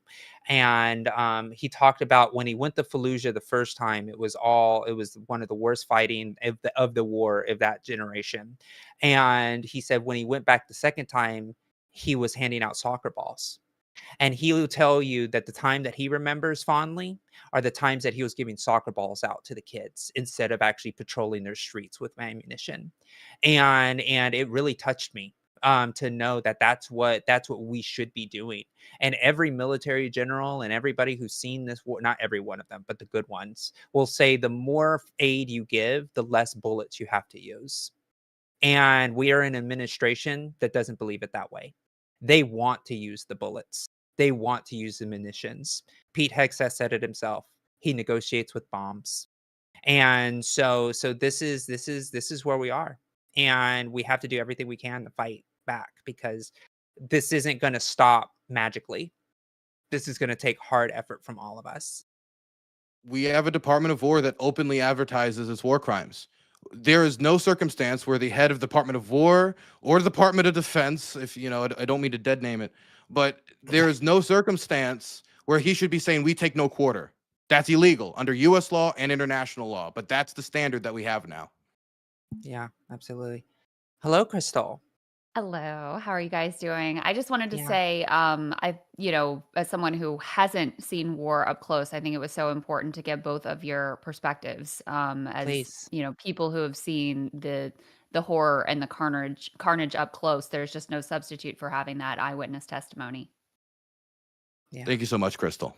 Yeah, Yeah, thank of you, course. Crystal. Of And course. yeah. Did you have a specific question for either of us? Just last thoughts as I was saying earlier, we just learned that it's very likely that there are going to be ground troops. They're, putting plans forward, submitting them to the president. Obviously, we had additional Marines reach the region. So, Josie, maybe you could speak to, what that is likely to look like. What will that look like for those service members? What will that look like for their families? Yeah, absolutely. We know that they're out because we see the troops, we saw the movements, and we know that they've already kissed their family and loved ones goodbye, hoping to come back home. It's incredibly horrific, and you also have to think about the sailors and all the people that are involved in this operation that will have to be there to support. Because you think like if you say 10,000 troops, you have to have supplies and all of the things that are required. So it is a huge effort. Billions of dollars a day are going to be spent to resource these. And one of the things that I worry about deeply is what the enemy is going to do once we're in their territory.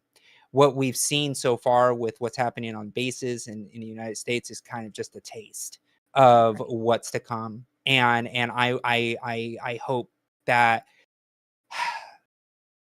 reliving and going back to the times that the wars started back in 2002, 2003, 2004, and when I got in 2004, knowing how many troops and lives we lost, to go back through that again makes me incredibly afraid, because as a young kid back then, you think about the fact that we had a whole generation for 20 years go and do this and put their lives on the line, coming back with scars they don't see. And now we're exposing a new generation to the same horrors that we had to experience, because we know no matter what, they're always going to come back wounded, either mentally or physically, or not make it back up. So my heart breaks. My heart breaks, knowing that this is going to be happening. So that's my emotional reaction to it. Well, thank you for that. And Josie, if you could tell people where they can support your campaign, and Dylan, let people know where they can find you and follow your work that you've been doing. Yeah, so josieformaryland.com. So that's Josie with the word for Maryland.com. It's a very important campaign. We've been endorsed by Progressive Victory, and but it's still going to take every dollar that we can to make it across the finish line. We're running to represent 1.1 million people right outside of DC. I always like to say, let's make a trans Latina veteran Trump's next door neighbor. Because we're going to be there, like right across the border. I can see DC outside my window. And How Sarah Palin of you. I know, right? That's why I say it. Like I literally think of that every time I say it. But yeah, so we have a real chance and to win the seat and be the first openly trans woman elected in Maryland's history. And I will represent more representatives than any other trans person in the entire country as well, which is an honor to even have a shot at this seat. Amazing stuff. Final closing remarks here from our other guest, Dylan. Sure. I also just want to give a shout out again to Maryland. Love to see Marylanders getting the platform. I just think that the war is illegal. It's immoral. There's no defense for it. Any Democrat that's defending it should be removed from office. and any progressive that's not supporting aid to Ukraine shouldn't be given a dime. Besides that, I think if you want to see my work, you can see it at Dylan Burns TV on YouTube. We've documented the human safari. We're going back to Ukraine a little bit to cover the front line in Konstantinivka. There's been a lot of aid workers targeted in that direction, and we feel it's important to highlight that. We're going to be releasing a documentary on ice fishing in Minneapolis as we cause some trouble for ice up in Minneapolis. So look for that at Dylan Burns TV. Very Can't wait nice. to check that out. All right. Thank you both so much. Really appreciate it. Thank you. Bye-bye. Thank you both. Yeah, of course. And thank you to all of the panelists and politicians and just like, activists and good-hearted people that were on this stream today. It really was great to just see the litany of voices standing up against this criminal war. Hartzell, your thoughts? Before we start, I just want to say thank you to both of you. This has been so amazing. I really do think that this is one of the first times that something like this has been done, where like the online space really meets the electoral space. We're doing it streaming. I don't know. I feel like this is the beginning of a beautiful friendship. So You people made me learn Discord. And we'll It's make really it an again. evil software, isn't it? I hate it. So I just want to say thank you. Also, we broke through for Breaking 26, the Breaking Points code, right? So it's freed, which is wonderful. And also, I really just want to say left is best. So I've always Yeah, I should Let's probably go. plug Look at the me Majority shilling right Report. now. Look at me just doing this. No, your presence plugs the Majority Report out. Sam actually actively tells me don't do promotion. I'm like, I don't understand what this is about, but sure, I This won't. is the nice thing about one nice thing about working with a right winger is he's much more comfortable with promotion than I am. Tiger always handles the pitch. Like, Hold go on, ahead, you Emma, what is capitalist this- I can see friend. that. What is this Majority Report you keep talking about? We I are do a wanna date. say- I Yeah. want to say this too, as we just, we all got that breaking news, right? We're all processing as we head out of here. Yeah. And what I was, I had something I was kind of prepared to talk about, but I'm still trying to, actually it does kind of still fit for what I want to say, because this war, this illegal, this barbaric, this disgusting, insert all the awful adjectives, it is the antithesis, right? It is the opposite of what I think is the American promise. And I think on the left we get made of, we get made fun of, because I don't know. I think for some reason the idea of being a patriot is kind of a boogeyman, and I think actually there's Patriots something for beautiful. progress. Well, there you go. But I think that we need to reclaim what it means to be a patriot, right? Because when I think of the American promise, when I think about being a patriot, there's nothing that's more foundational, right, than the first thing you did. And the first thing we did was the Declaration of Independence, and this radical idea that we have life, liberty, and the pursuit of happiness, right? It's a roadmap. It's not evolution.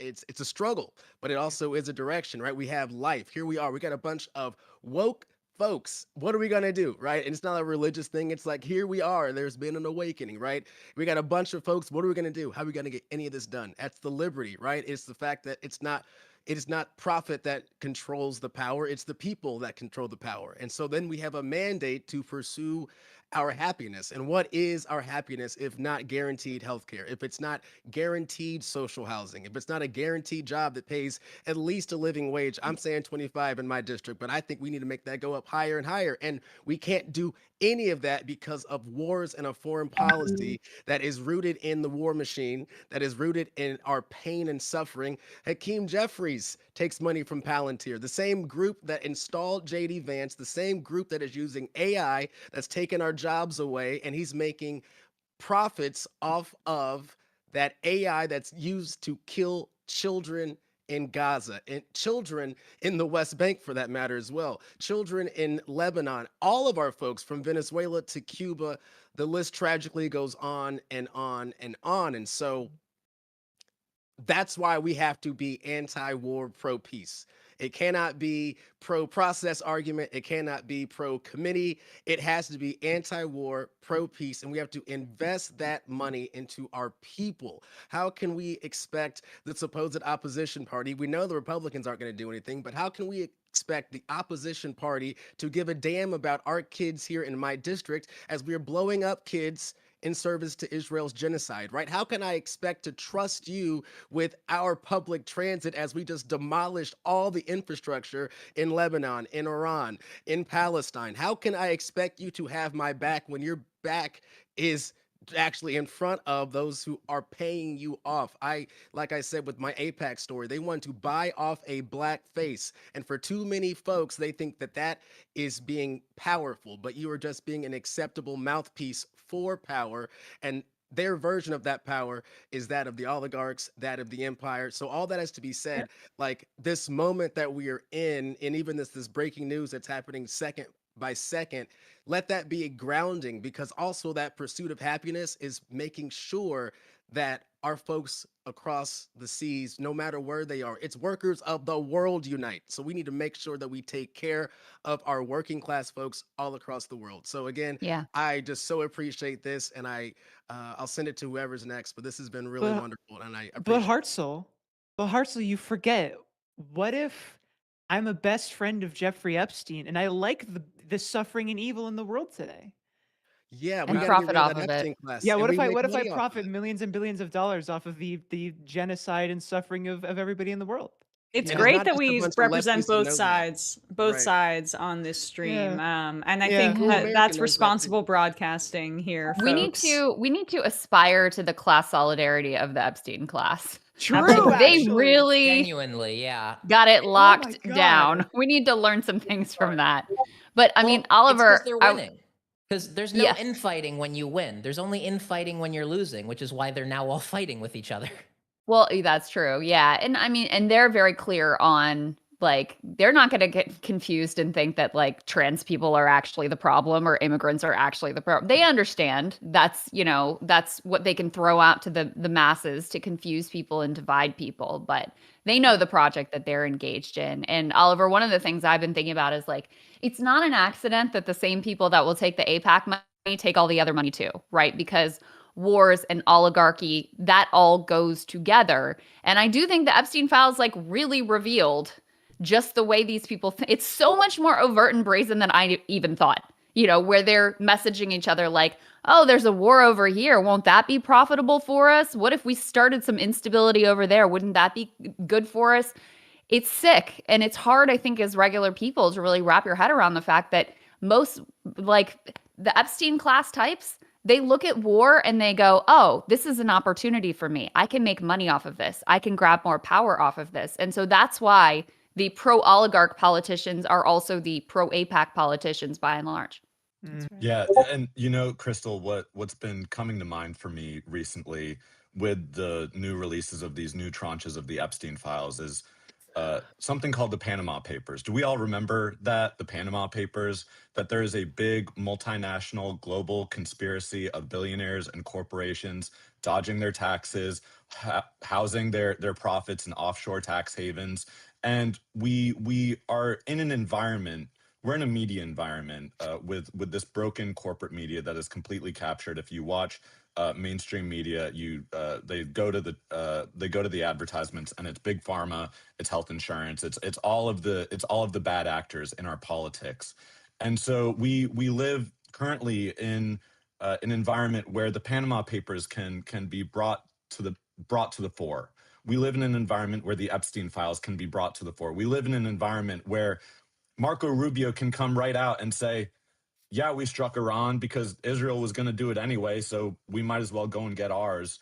And there are no consequences. There's no accountability. And so when it came to this Iran War Powers resolution, this is about my campaign with Jared Moskowitz, but it's about so much more than that. It's a bigger fight. It's a national effort, and it's in fact an international effort. When we think about the blockade on Cuba, when we think about one thing that's been going through my mind as well recently is children in Gaza are about to end their third school year since the Israeli genocide began. Jesus. How is the next generation supposed to receive an education?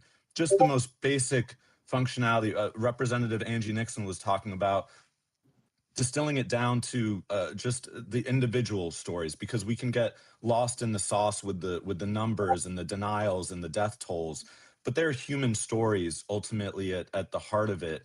and it's incredibly moving to be a part of a group like this and be part of a movement like this where we understand solidarity with with one another, and where we are willing to share the spotlight with each other. There's, especially in American politics, because we have this broken and corrupt campaign finance system, there's a scarcity mindset. There's a scarcity mindset that 100%. replicates the function of capitalism. And so I have to try to stiff arm Hartzell to get mine, because that's what I need to do to get through. That's the old way of thinking. But I bring Hartzell up specifically because Hartzell invited me on to watch the State of the Union together and live stream together. And we did in miniature something that, when this War Powers resolution came forward and Jared Moskowitz opposed it immediately, I said, let me call Hartzell up, and I've got this crazy idea, and let me see if he'd be down with this. And then I called up Benjamin with Progressive Victory, and I called up Crystal, and I called up Nina Turner, and I said, we have to do something bigger than any individual campaign, because if it's just about me, we're not going anywhere. It's the Bernie Sanders, not me, us. This is bigger. And this is why it's important also to have organizers in office. Hartzell comes from an organizing background. I come from an organizing background. Hartzell's been a tenant organizer. I've been a union organizer with the communication workers. Being able to speak with people who you might not agree with on every single issue.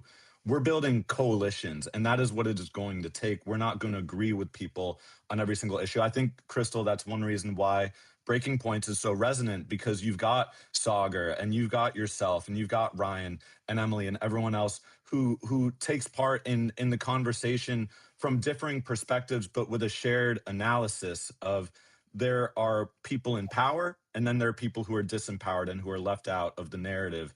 And those are the conversations we have. And of course, I would be remiss if I didn't plug Majority Report as well, and the incredible work that Emma does. But this is why we did this, to bring this together, because especially as we're on the precipice of another catastrophic war. I feel like I'm too old to be reliving stuff like this, but my mom's pulling out my 2003, fifth grade Scholastic Kids, papers on the Iraq War, and we're just going back through the same thing again. And as Dylan and Josie was saying on the last panel, we're condemning a new generation of American service members to the same trauma, the same injury, their families to the same loss, the irreplaceable loss that we should have learned from by now. Barbara Lee had the courage to be the only vote against the 2001 AUMF, and she was right.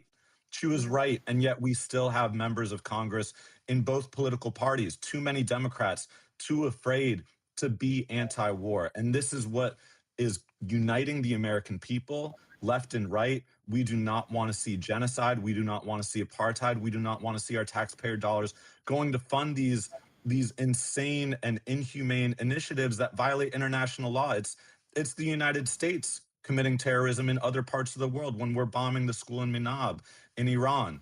This is how the world views us. And at the same time, we don't have Medicare for all. We don't have college for all. We don't have affordable housing or public transportation. And so we need to build a broad-based movement that shows that our message, the progressive message, this is not just for deep blue parts of the country. It's for places like Missouri. It's for places like South Florida, because the working class, we live and exist all across this country. And if we can unite, as we did tonight, then we're going to win in November. We're going to win our primaries, and we're going to flip the House of Representatives. God willing, we're going to flip the Senate, and we're going to put a check on Donald Trump the way that too many Democrats have given him a blank check now. We're going to put that check on him, and we're going to put a stop to this Iran war. And we're going to finally build the kind of America that we deserve, the American dream that we were raised on, but that has been sold off for the profiteering of the military-industrial complex. It stops now. We have to change, and this is what tonight was about. We have to change as a country. We need to change our tactics as a movement, and we need to be united. So I'm just so grateful to be in this space with all of you. A better world is possible, baby. A better world Better is world is possible. awesome. Not just Hartzell and uniting, Oliver, it's I making I sure have that we do I that. have Hartzell and Oliver, I have a question. You guys both are pretty good at this, like speaking about issues thing. You should run for office. Well, when I haven't done it before, but Yeah. Get I'll one give it a thing. You need to shot. do something even more Go to prestigious. Hartzell. Make a Go to Hartzell podcast. for Congress. Yes. We need more podcasters out there. There We aren't do, enough. yeah. There's Can a I, dearth of podcasters in I the mean, world. Gavin Newsom's a podcaster, and in his off That's right. days, I we love just I speak love over when him. I love when Gavin Newsom goes on his podcast and throws trans people like me under the bus just for fun. It's Just for so fun. good. It's Just for so shits good. and gigs. Very brave of him. Very brave. Any kind of final thoughts here, Crystal, as we wrap up? This has been a phenomenal panel. I'm so happy that we've been able to get people to get together. I mean, so many people. Like, what's the actual count of how many folks who have been on the stream? It's pretty nuts. But progress dot win. Progress dot win / rally. Yeah. Before we wrap up though, I do actually want to take a sec to shout out all the incredible people who put this on behind the scenes. Oh my God. Just to name a couple, just the entire media department, JR producer, Hydra, who was reaching out to tons and tons and tons of candidates and coordinating all of this together. Benjamin, you did a lot of that work as well. Pickalime, who is our organizing director, absolutely nailed it, knocked it out of the park. And then I showed up right at the end just to like help people into the call.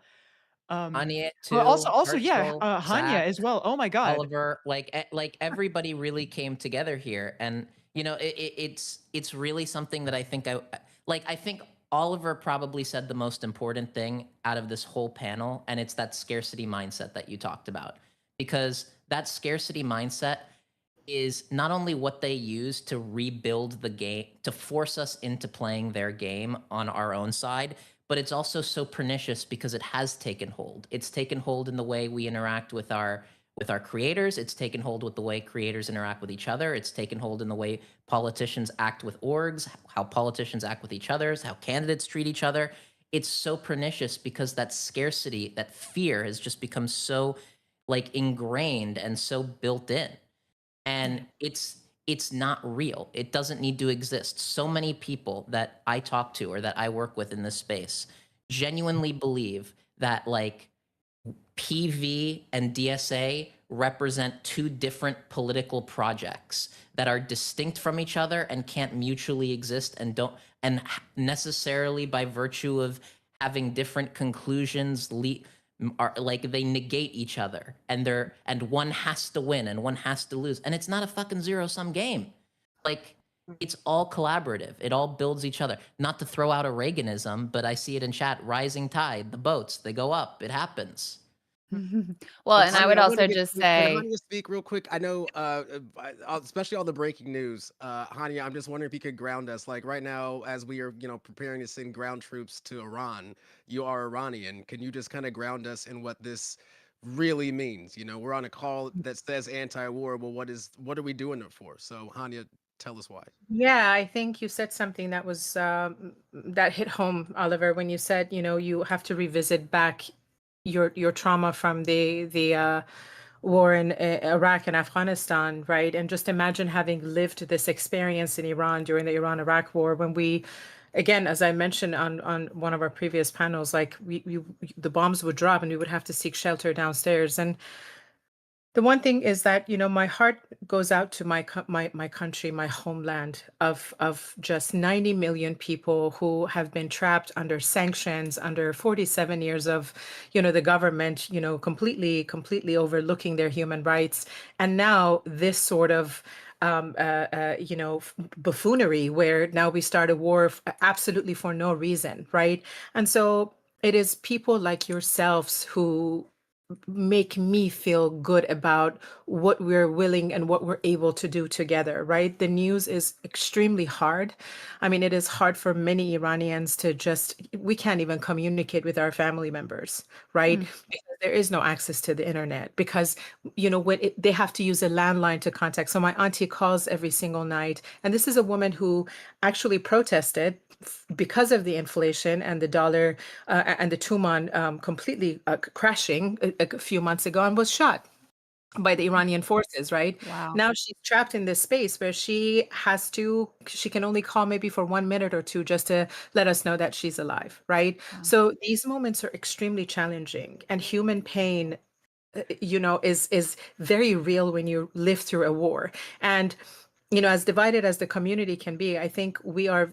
When I talk about the community, I'm talking about the diaspora, right? I think we all love our country, and we breathe the air still. That's, to me, that's the most vivid thing, is just remembering Iran as it used to be when I was a little girl.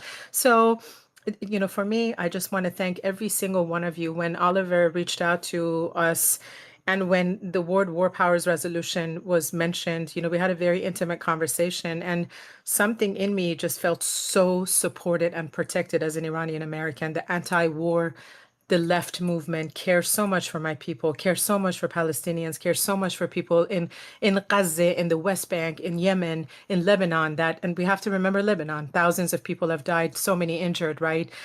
It just makes me feel so reassured that we are going to be okay. And so I want to thank every single one of you here from the bottom of my heart. My dad, when we moved to the US, he said to me, he said, he painted this vivid picture of America that was beautiful.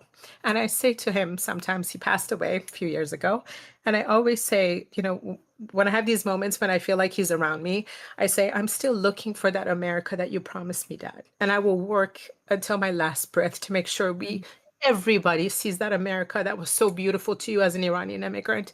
And so I thank you, every single one of you. I want to thank you, Crystal, for being the backbone of this, to you, Benjamin, Emma, incredible sharing the space with you, Hartzell, for being just so bold and so wonderful as a candidate, and Oliver and Zach.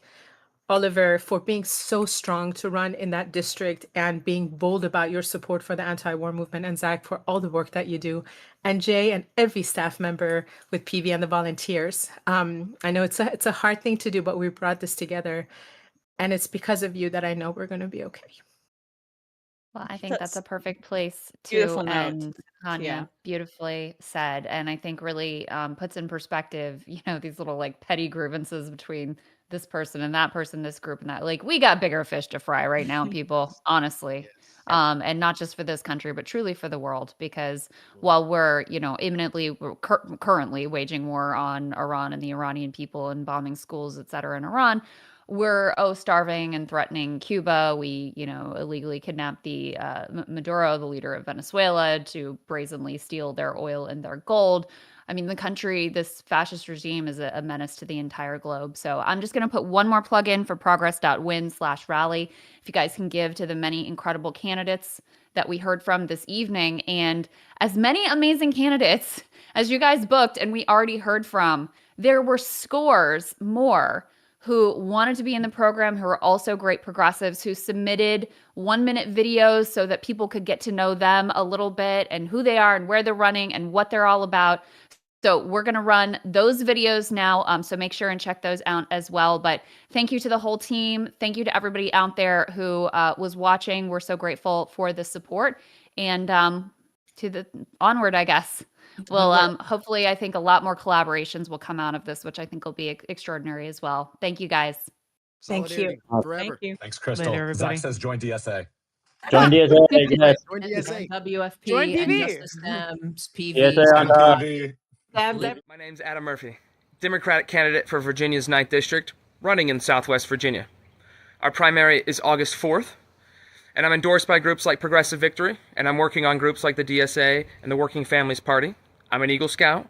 I'm working with a lot of our local unions, teachers associations, community action groups, community service boards, you name it, I'm learning. My opponent in the general would be Congressman Morgan Griffith, who's been an elected official for over 30 years and has been there since 2010. If there was one policy I had to choose to put forward as the one that I'd like to get enacted, there's a lot that needs to get changed, but I would like to have the people of the United States to have single-payer, universal health care. And the only one on the table is Medicare for all. If you'd like to learn more, if you'd like to learn about our platform, what we're running on the 21st Century Deal and the 21st Century Bill of Rights, check us out on our website at murphy4va.com. Hope to see you there. Hope to count on your support. Thank you so much. A decade ago, these were in my spine. And this is what my back looked like. In 2016, I suffered a severe back injury that nearly left me paralyzed. I had to have my spinal cord rebundled and had 4 rods and 8 screws put in. And then 4 years to the day, I had one of those rods break. It was my experience with the for-profit healthcare industry that inspired me to run for office and fight for universal healthcare. We always seem to have more money for war, but not enough money to actually help people here get the healthcare they need. My name is Heath Howard. I'm a Gen Z state representative running for Congress in New Hampshire's 1st congressional district, one of the few open primaries anywhere in the country. As a state representative, I unseated a 12-year Republican incumbent who is also chair of New Hampshire Right to Life. I've also operated completely in a Republican trifecta where I've had 28 of my bills pass our chamber just last year alone, and I had 9 signed by the governor. I know how to get things done regardless of who I'm working with. My record speaks for itself. That's why I'm proud to have the endorsements of the IBEW 104, of Progressive Victory, of the Southern New Hampshire DSA, of Citizens Against APAC Corruption, of Citizens Impeachment, and of over 40 state legislators and other local elected officials. Learn more about our campaign at heathhowardnh.com or follow us on any social media platform at heathhowardnh. I look forward to seeing you all at the polls on September 8th. Hi friends, Heidi Hall here, running for Congress in California's District 3 with a primary date of June 2nd. I'm a lifelong public servant with an expertise in the environment and climate change, and I'm currently in my 3rd term as a Nevada County Supervisor right here in the beautiful heart of this district. I'm running to fight against Trump's authoritarian regime, to hold all of the administration accountable for their illegal and unconstitutional actions, to abolish ICE, and to pass Medicare for all. My opponent is an entrenched congressman from a neighboring district who parachuted in when it looked easy. He doesn't even live in this district. He doesn't show up for his constituents. He voted to censure Al Green when he stood up against Trump, and his time is done. We need change. We need a fighter in Congress. When I'm there, I'm going to make sure we sign back up to the Paris Accords, that we repair our global relationships to attack climate change. I'm going to lean into the Green New Deal and our green economy. We want to put a moratorium on AI data centers, shut down coal-fired plants, and abolish oil and gas subsidies. I've been endorsed by a number of thought leaders and elected officials and clubs up and down the state, and have taken the Progressive Victory Pledge. I'd be honored to have your support. You can find out more at HeidiHall.com. Hey, I'm Audrey Denny. I'm running for Congress in California's 1st congressional district in both a special election and the midterm primary, which are both going to be held on June 2nd. In both elections, I am the progressive candidate running against an establishment Democrat and an establishment Republican, who are both termed out of the California State Legislature. I am an educator and a nonprofit leader, and this campaign is really about centering the voices of working people. Our political and our economic system, as you all know, have been captured by corporations and the wealthiest among us, and work for those voices instead of working people. That's why I don't take any corporate PAC money.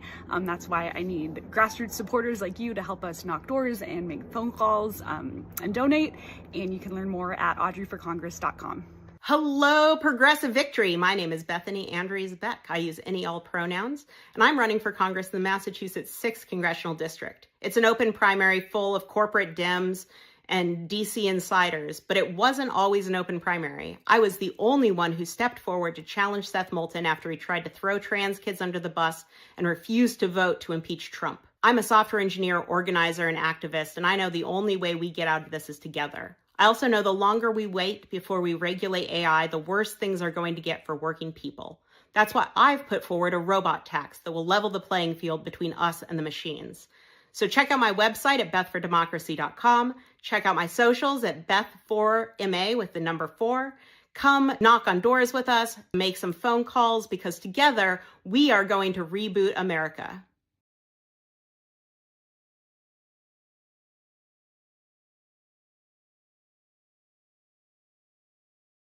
Hello, my name is Hunter Gordon. I'm a home care aide from Washington's 1st Congressional District, east and north of Seattle. And I'm running for Congress in the August primary here. My opponent is Susan DelBene. She's the 9th richest member of Congress, and she chairs the DCCC, deciding which Democrats get to run and which get drowned out. She takes APAC money and Palantir money. She has never had to face a real challenge until now. I'm endorsed by Progressive Victory because someone who actually works for a living and understands the concerns of workers should be in that seat. The policy I care most about is Medicare for all. Caregiving is my life. I watch what this healthcare system does to families every single day. My own brother survives because of Medicaid. I want to get this done so the insurance system stops killing people. If this sounds like something worth fighting for, find us at electhunter.com. Thank you. Hey everyone, my name is Kevin Fagan, and I'm running for Congress for Washington's 5th Congressional District. And we are going to flip a district that hasn't been blue in over 32 years. We're running against Michael Baumgartner, and our primary is August 4th. I've been endorsed by Progressive Victory, and our one policy, if we could get it passed, would be Medicare for all. But you can go to kevinfaganforcongress.com to learn about that policy and our other policy priorities like abolishing ICE and banning congressional stock trading. I'll see you out there.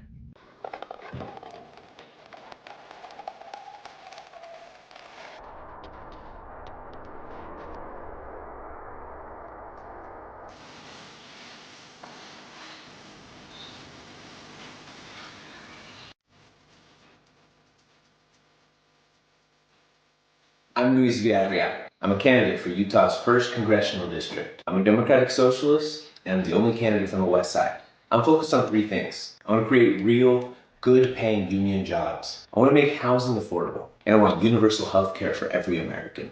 This new congressional district leans 17 points blue. It's basically just a city block here in Salt Lake County. I'm running in the Democratic primary on June 23rd against a whole bunch of East Side politicians who don't really understand what the West Side needs. I'm here to represent all Utahns, but growing up on the West Side has given me a strong foundation for what are the needs of the people here in Utah and who we are. We're the Beehive State. So, if you're ready to support somebody looking for better jobs, better homes, and better healthcare, I'm Luis Villarreal, and you can find out more about me at luisforutah.com.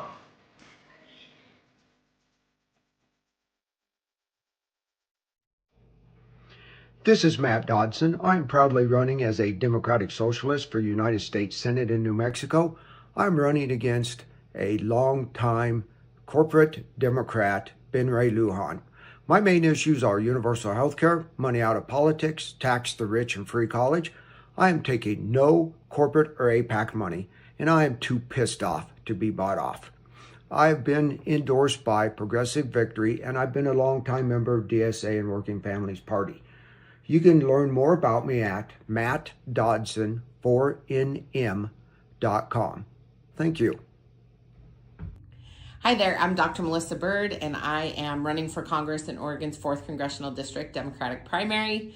I am really excited about this campaign because I am fighting for a better life for all of us. I have over 25 years of policy advocacy and community organizing experience. I firmly believe in all of the values that Progressive Victory holds true, including universal health care, universal child care, making sure that we are fighting for our reproductive rights from a reproductive justice framework. And I truly believe that by electing true progressives like me into Congress, we will be able to fight for all of us throughout Congressional District 4. Hi, I'm Jackson Franklin, and I'm a grassroots progressive running for Congress here in Indiana's 5th Congressional District, fighting to unseat the AIPAC plant and Trump puppet, Representative Victoria Spartz. I've been running this campaign for almost a year and a half now, and I've always been on the front lines and the fights against redistricting, against ICE, against genocide, and many others. I'm a combat medic in the Indiana Army National Guard that is deployed overseas, and a registered paramedic that has worked on the ambulance here at home. And I'm running to unapologetically fight for the working class, not the donor class. This campaign is the direct continuation of the political revolution set off by Bernie Sanders. This campaign will never accept any corporate PAC or AIPAC money because I know that wealthy special interest has no place in our democracy. Right now, we need your support. And with it, we won't only win these coming elections, but we will create a system that represents all of us and not just the top 1%. Please go to jacksonfranklinforcongress.com to donate to this grassroots campaign, sign up to volunteer, and learn more about this movement. Thank you very much, and solidarity forever. My name is Robert Arnold, and as a member of both Progressive Victory and the Working Families Party, I am running to be the Democratic nominee for governor here in South Dakota. My primary will be held on June 2nd. I am running against an establishment do-nothing Democrat, Dan Allers, who is currently heading the stagnating state party as executive director.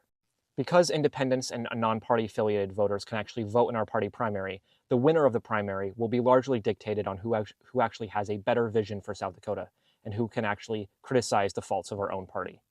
Something that will be hard for a staunch supporter of Chuck Schumer. Whether or not we get into office, we will be championing the working class by proposing citizen-led ballot initiatives and constitutional amendments. We will use those to eliminate right-to-work laws and streamline permitting processes, as well as eliminate exclusionary zoning that prevents affordable housing from being built. South Dakota was founded on progressive values. With history to guide us, we will put working families first and scrub our reputation clean from Kristi Noem. For further information, go to www.arnoldforgov.com. Hi, my name is Tessa Lynn Hodge. I'm a licensed clinical social worker, and I'm running in California's 23rd Congressional District. The date of my primary is June 2nd. I am endorsed by the California Democratic Party, California Young Democrats, Teamsters Local 1932, UFCW 1167, and I have taken the Progressive Victory Pledge. My opponent is the incumbent, Jay Olbernolte, who is a MAGA Republican and who is one of the richest members of Congress with a personal net worth of $97 million. One policy that I would fight for without hesitation, starting on day one, is Medicare for All. As a clinical social worker who has worked in our medical system, I know that the only way to solve the health crisis and the medical crisis in the United States is a Medicare for All system. You can learn more about me at tessa4ca.com. That's TESSAFORCA.com. Hi, everyone. My name is Blake Brock. I'm with Progressive Victory out here in Arizona, and I'm running for the United States House of Representatives for Arizona's 5th Congressional District. We have a crowded field of Democrats running in the primary on July 21st for the opportunity to fill Andy Biggs' vacant seat. We know that policy that puts working people first can win districts like this. That's why when I go to Washington, I will be pushing for a nationwide repeal of right-to-work laws so that organized labor can effectively bargain on behalf of workers for better wages and safer workplaces. To learn about how I'm fighting for an America you can afford, find me at brockforcongress.com.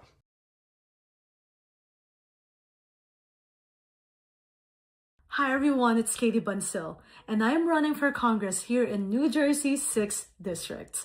We've knocked on thousands of doors in the last few weeks, and New Jersey residents have told us loud and clear, working families are struggling to pay for healthcare. The profit-driven coverage model has failed. We need to create a clear, universal, single-payer system so that no one slips through the cracks. But the current representative, Frank Pallone, is too busy fighting for his big pharma and AIPAC donors to listen. We are so grateful for all the support we've gotten so far, including endorsements from Progressive Victory, Beyond the Ballot, Gen Z for Change, Citizens Against AIPAC Corruption, Courage for Democracy, and more.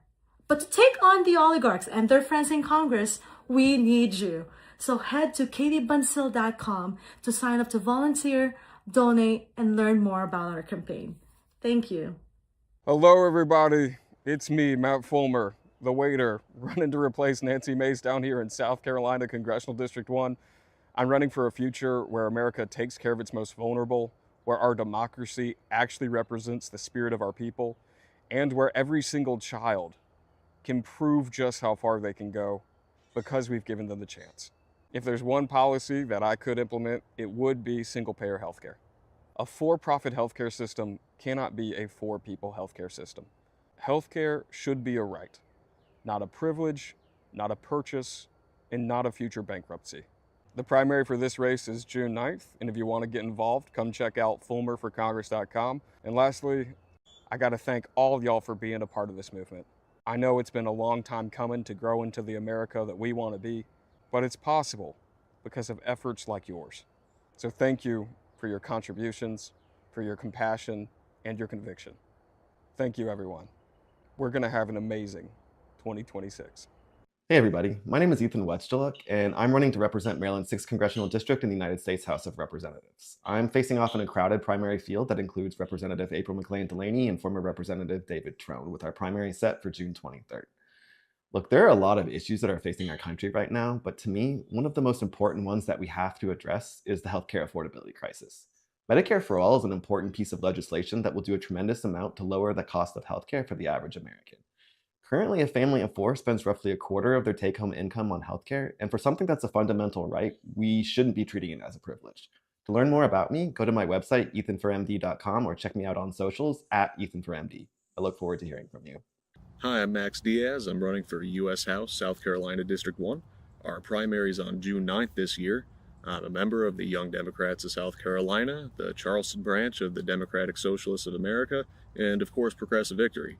I'm running in a large primary with a total of 5 candidates, and if I could pass any one policy, it would be a maximum effort mobilization to halt the climate crisis, because climate change is an existential threat to not just humanity, but all life on Earth. Now, if you'd like to learn more about me, my policies, and this campaign, you can visit maxdiazforcongress.com. All the best, you guys. I'm Mai Vang, daughter of Hmong refugee, community organizer and city council member running in California Congressional District 7. I'm so proud to be endorsed by so many progressive organizations like Justice Democrats, Working Families Party, and so many more. I'm running for Congress because for the past 20 years, we've been represented by the same person, and so many of our working families are being left behind. I support Medicare for All because so many of our working families are being squeezed by corporate insurance companies. I want to make sure that we have a future for our youth and our families. Join our grassroots movement today at myforus.com. Our time! My time! Our time! My time! I'm Maylot Kuros. I'm a lawyer, an immigrant raised in Denver, and I'm running for Congress because establishment Democrats have failed us. Diana DeGette has been in office for decades, backed by the same billionaires and corporations who keep our prices high, burn our planet, and profit from genocide. It's time for a change. It's time for Medicare for All. It's time to abolish ICE and to actually fight back against Donald Trump. I'm Maylot Kuros, and I approve this message. Hi, my name is Austin Dykes. I'm a father, a veteran, and lifelong Democrat running for Maryland's 3rd Congressional District. For too long, Republicans and their centrist Democratic allies have failed to address the needs of the American people. That's why I'm running on a policy and a platform of progressive change, where we have universal health care, we're going to abolish ICE, we're going to end these foreign wars, we're going to end foreign influence in our government, we're going to feed hungry children, and we're going to house people who need it. We are the richest country on earth, and I believe we can do all those things. In fact, I know we can. That's why I'm asking for your vote this June 23rd in the Maryland Democratic primary so we can have real progressive change in Maryland. My opponent, Sarah Elfreth, will not demand an end to the war in Iran. She will not say abolish ICE. She doesn't stand for progressive values. She stands for corporate interests. She's an AIPAC lobbyist in the form of a congresswoman. So I'm asking for your vote this June 23rd for real progressive change in Maryland so we can make a difference for all Americans. Hello, my name is Mita DeWitt, and I'm running for governor of Alaska in 2026.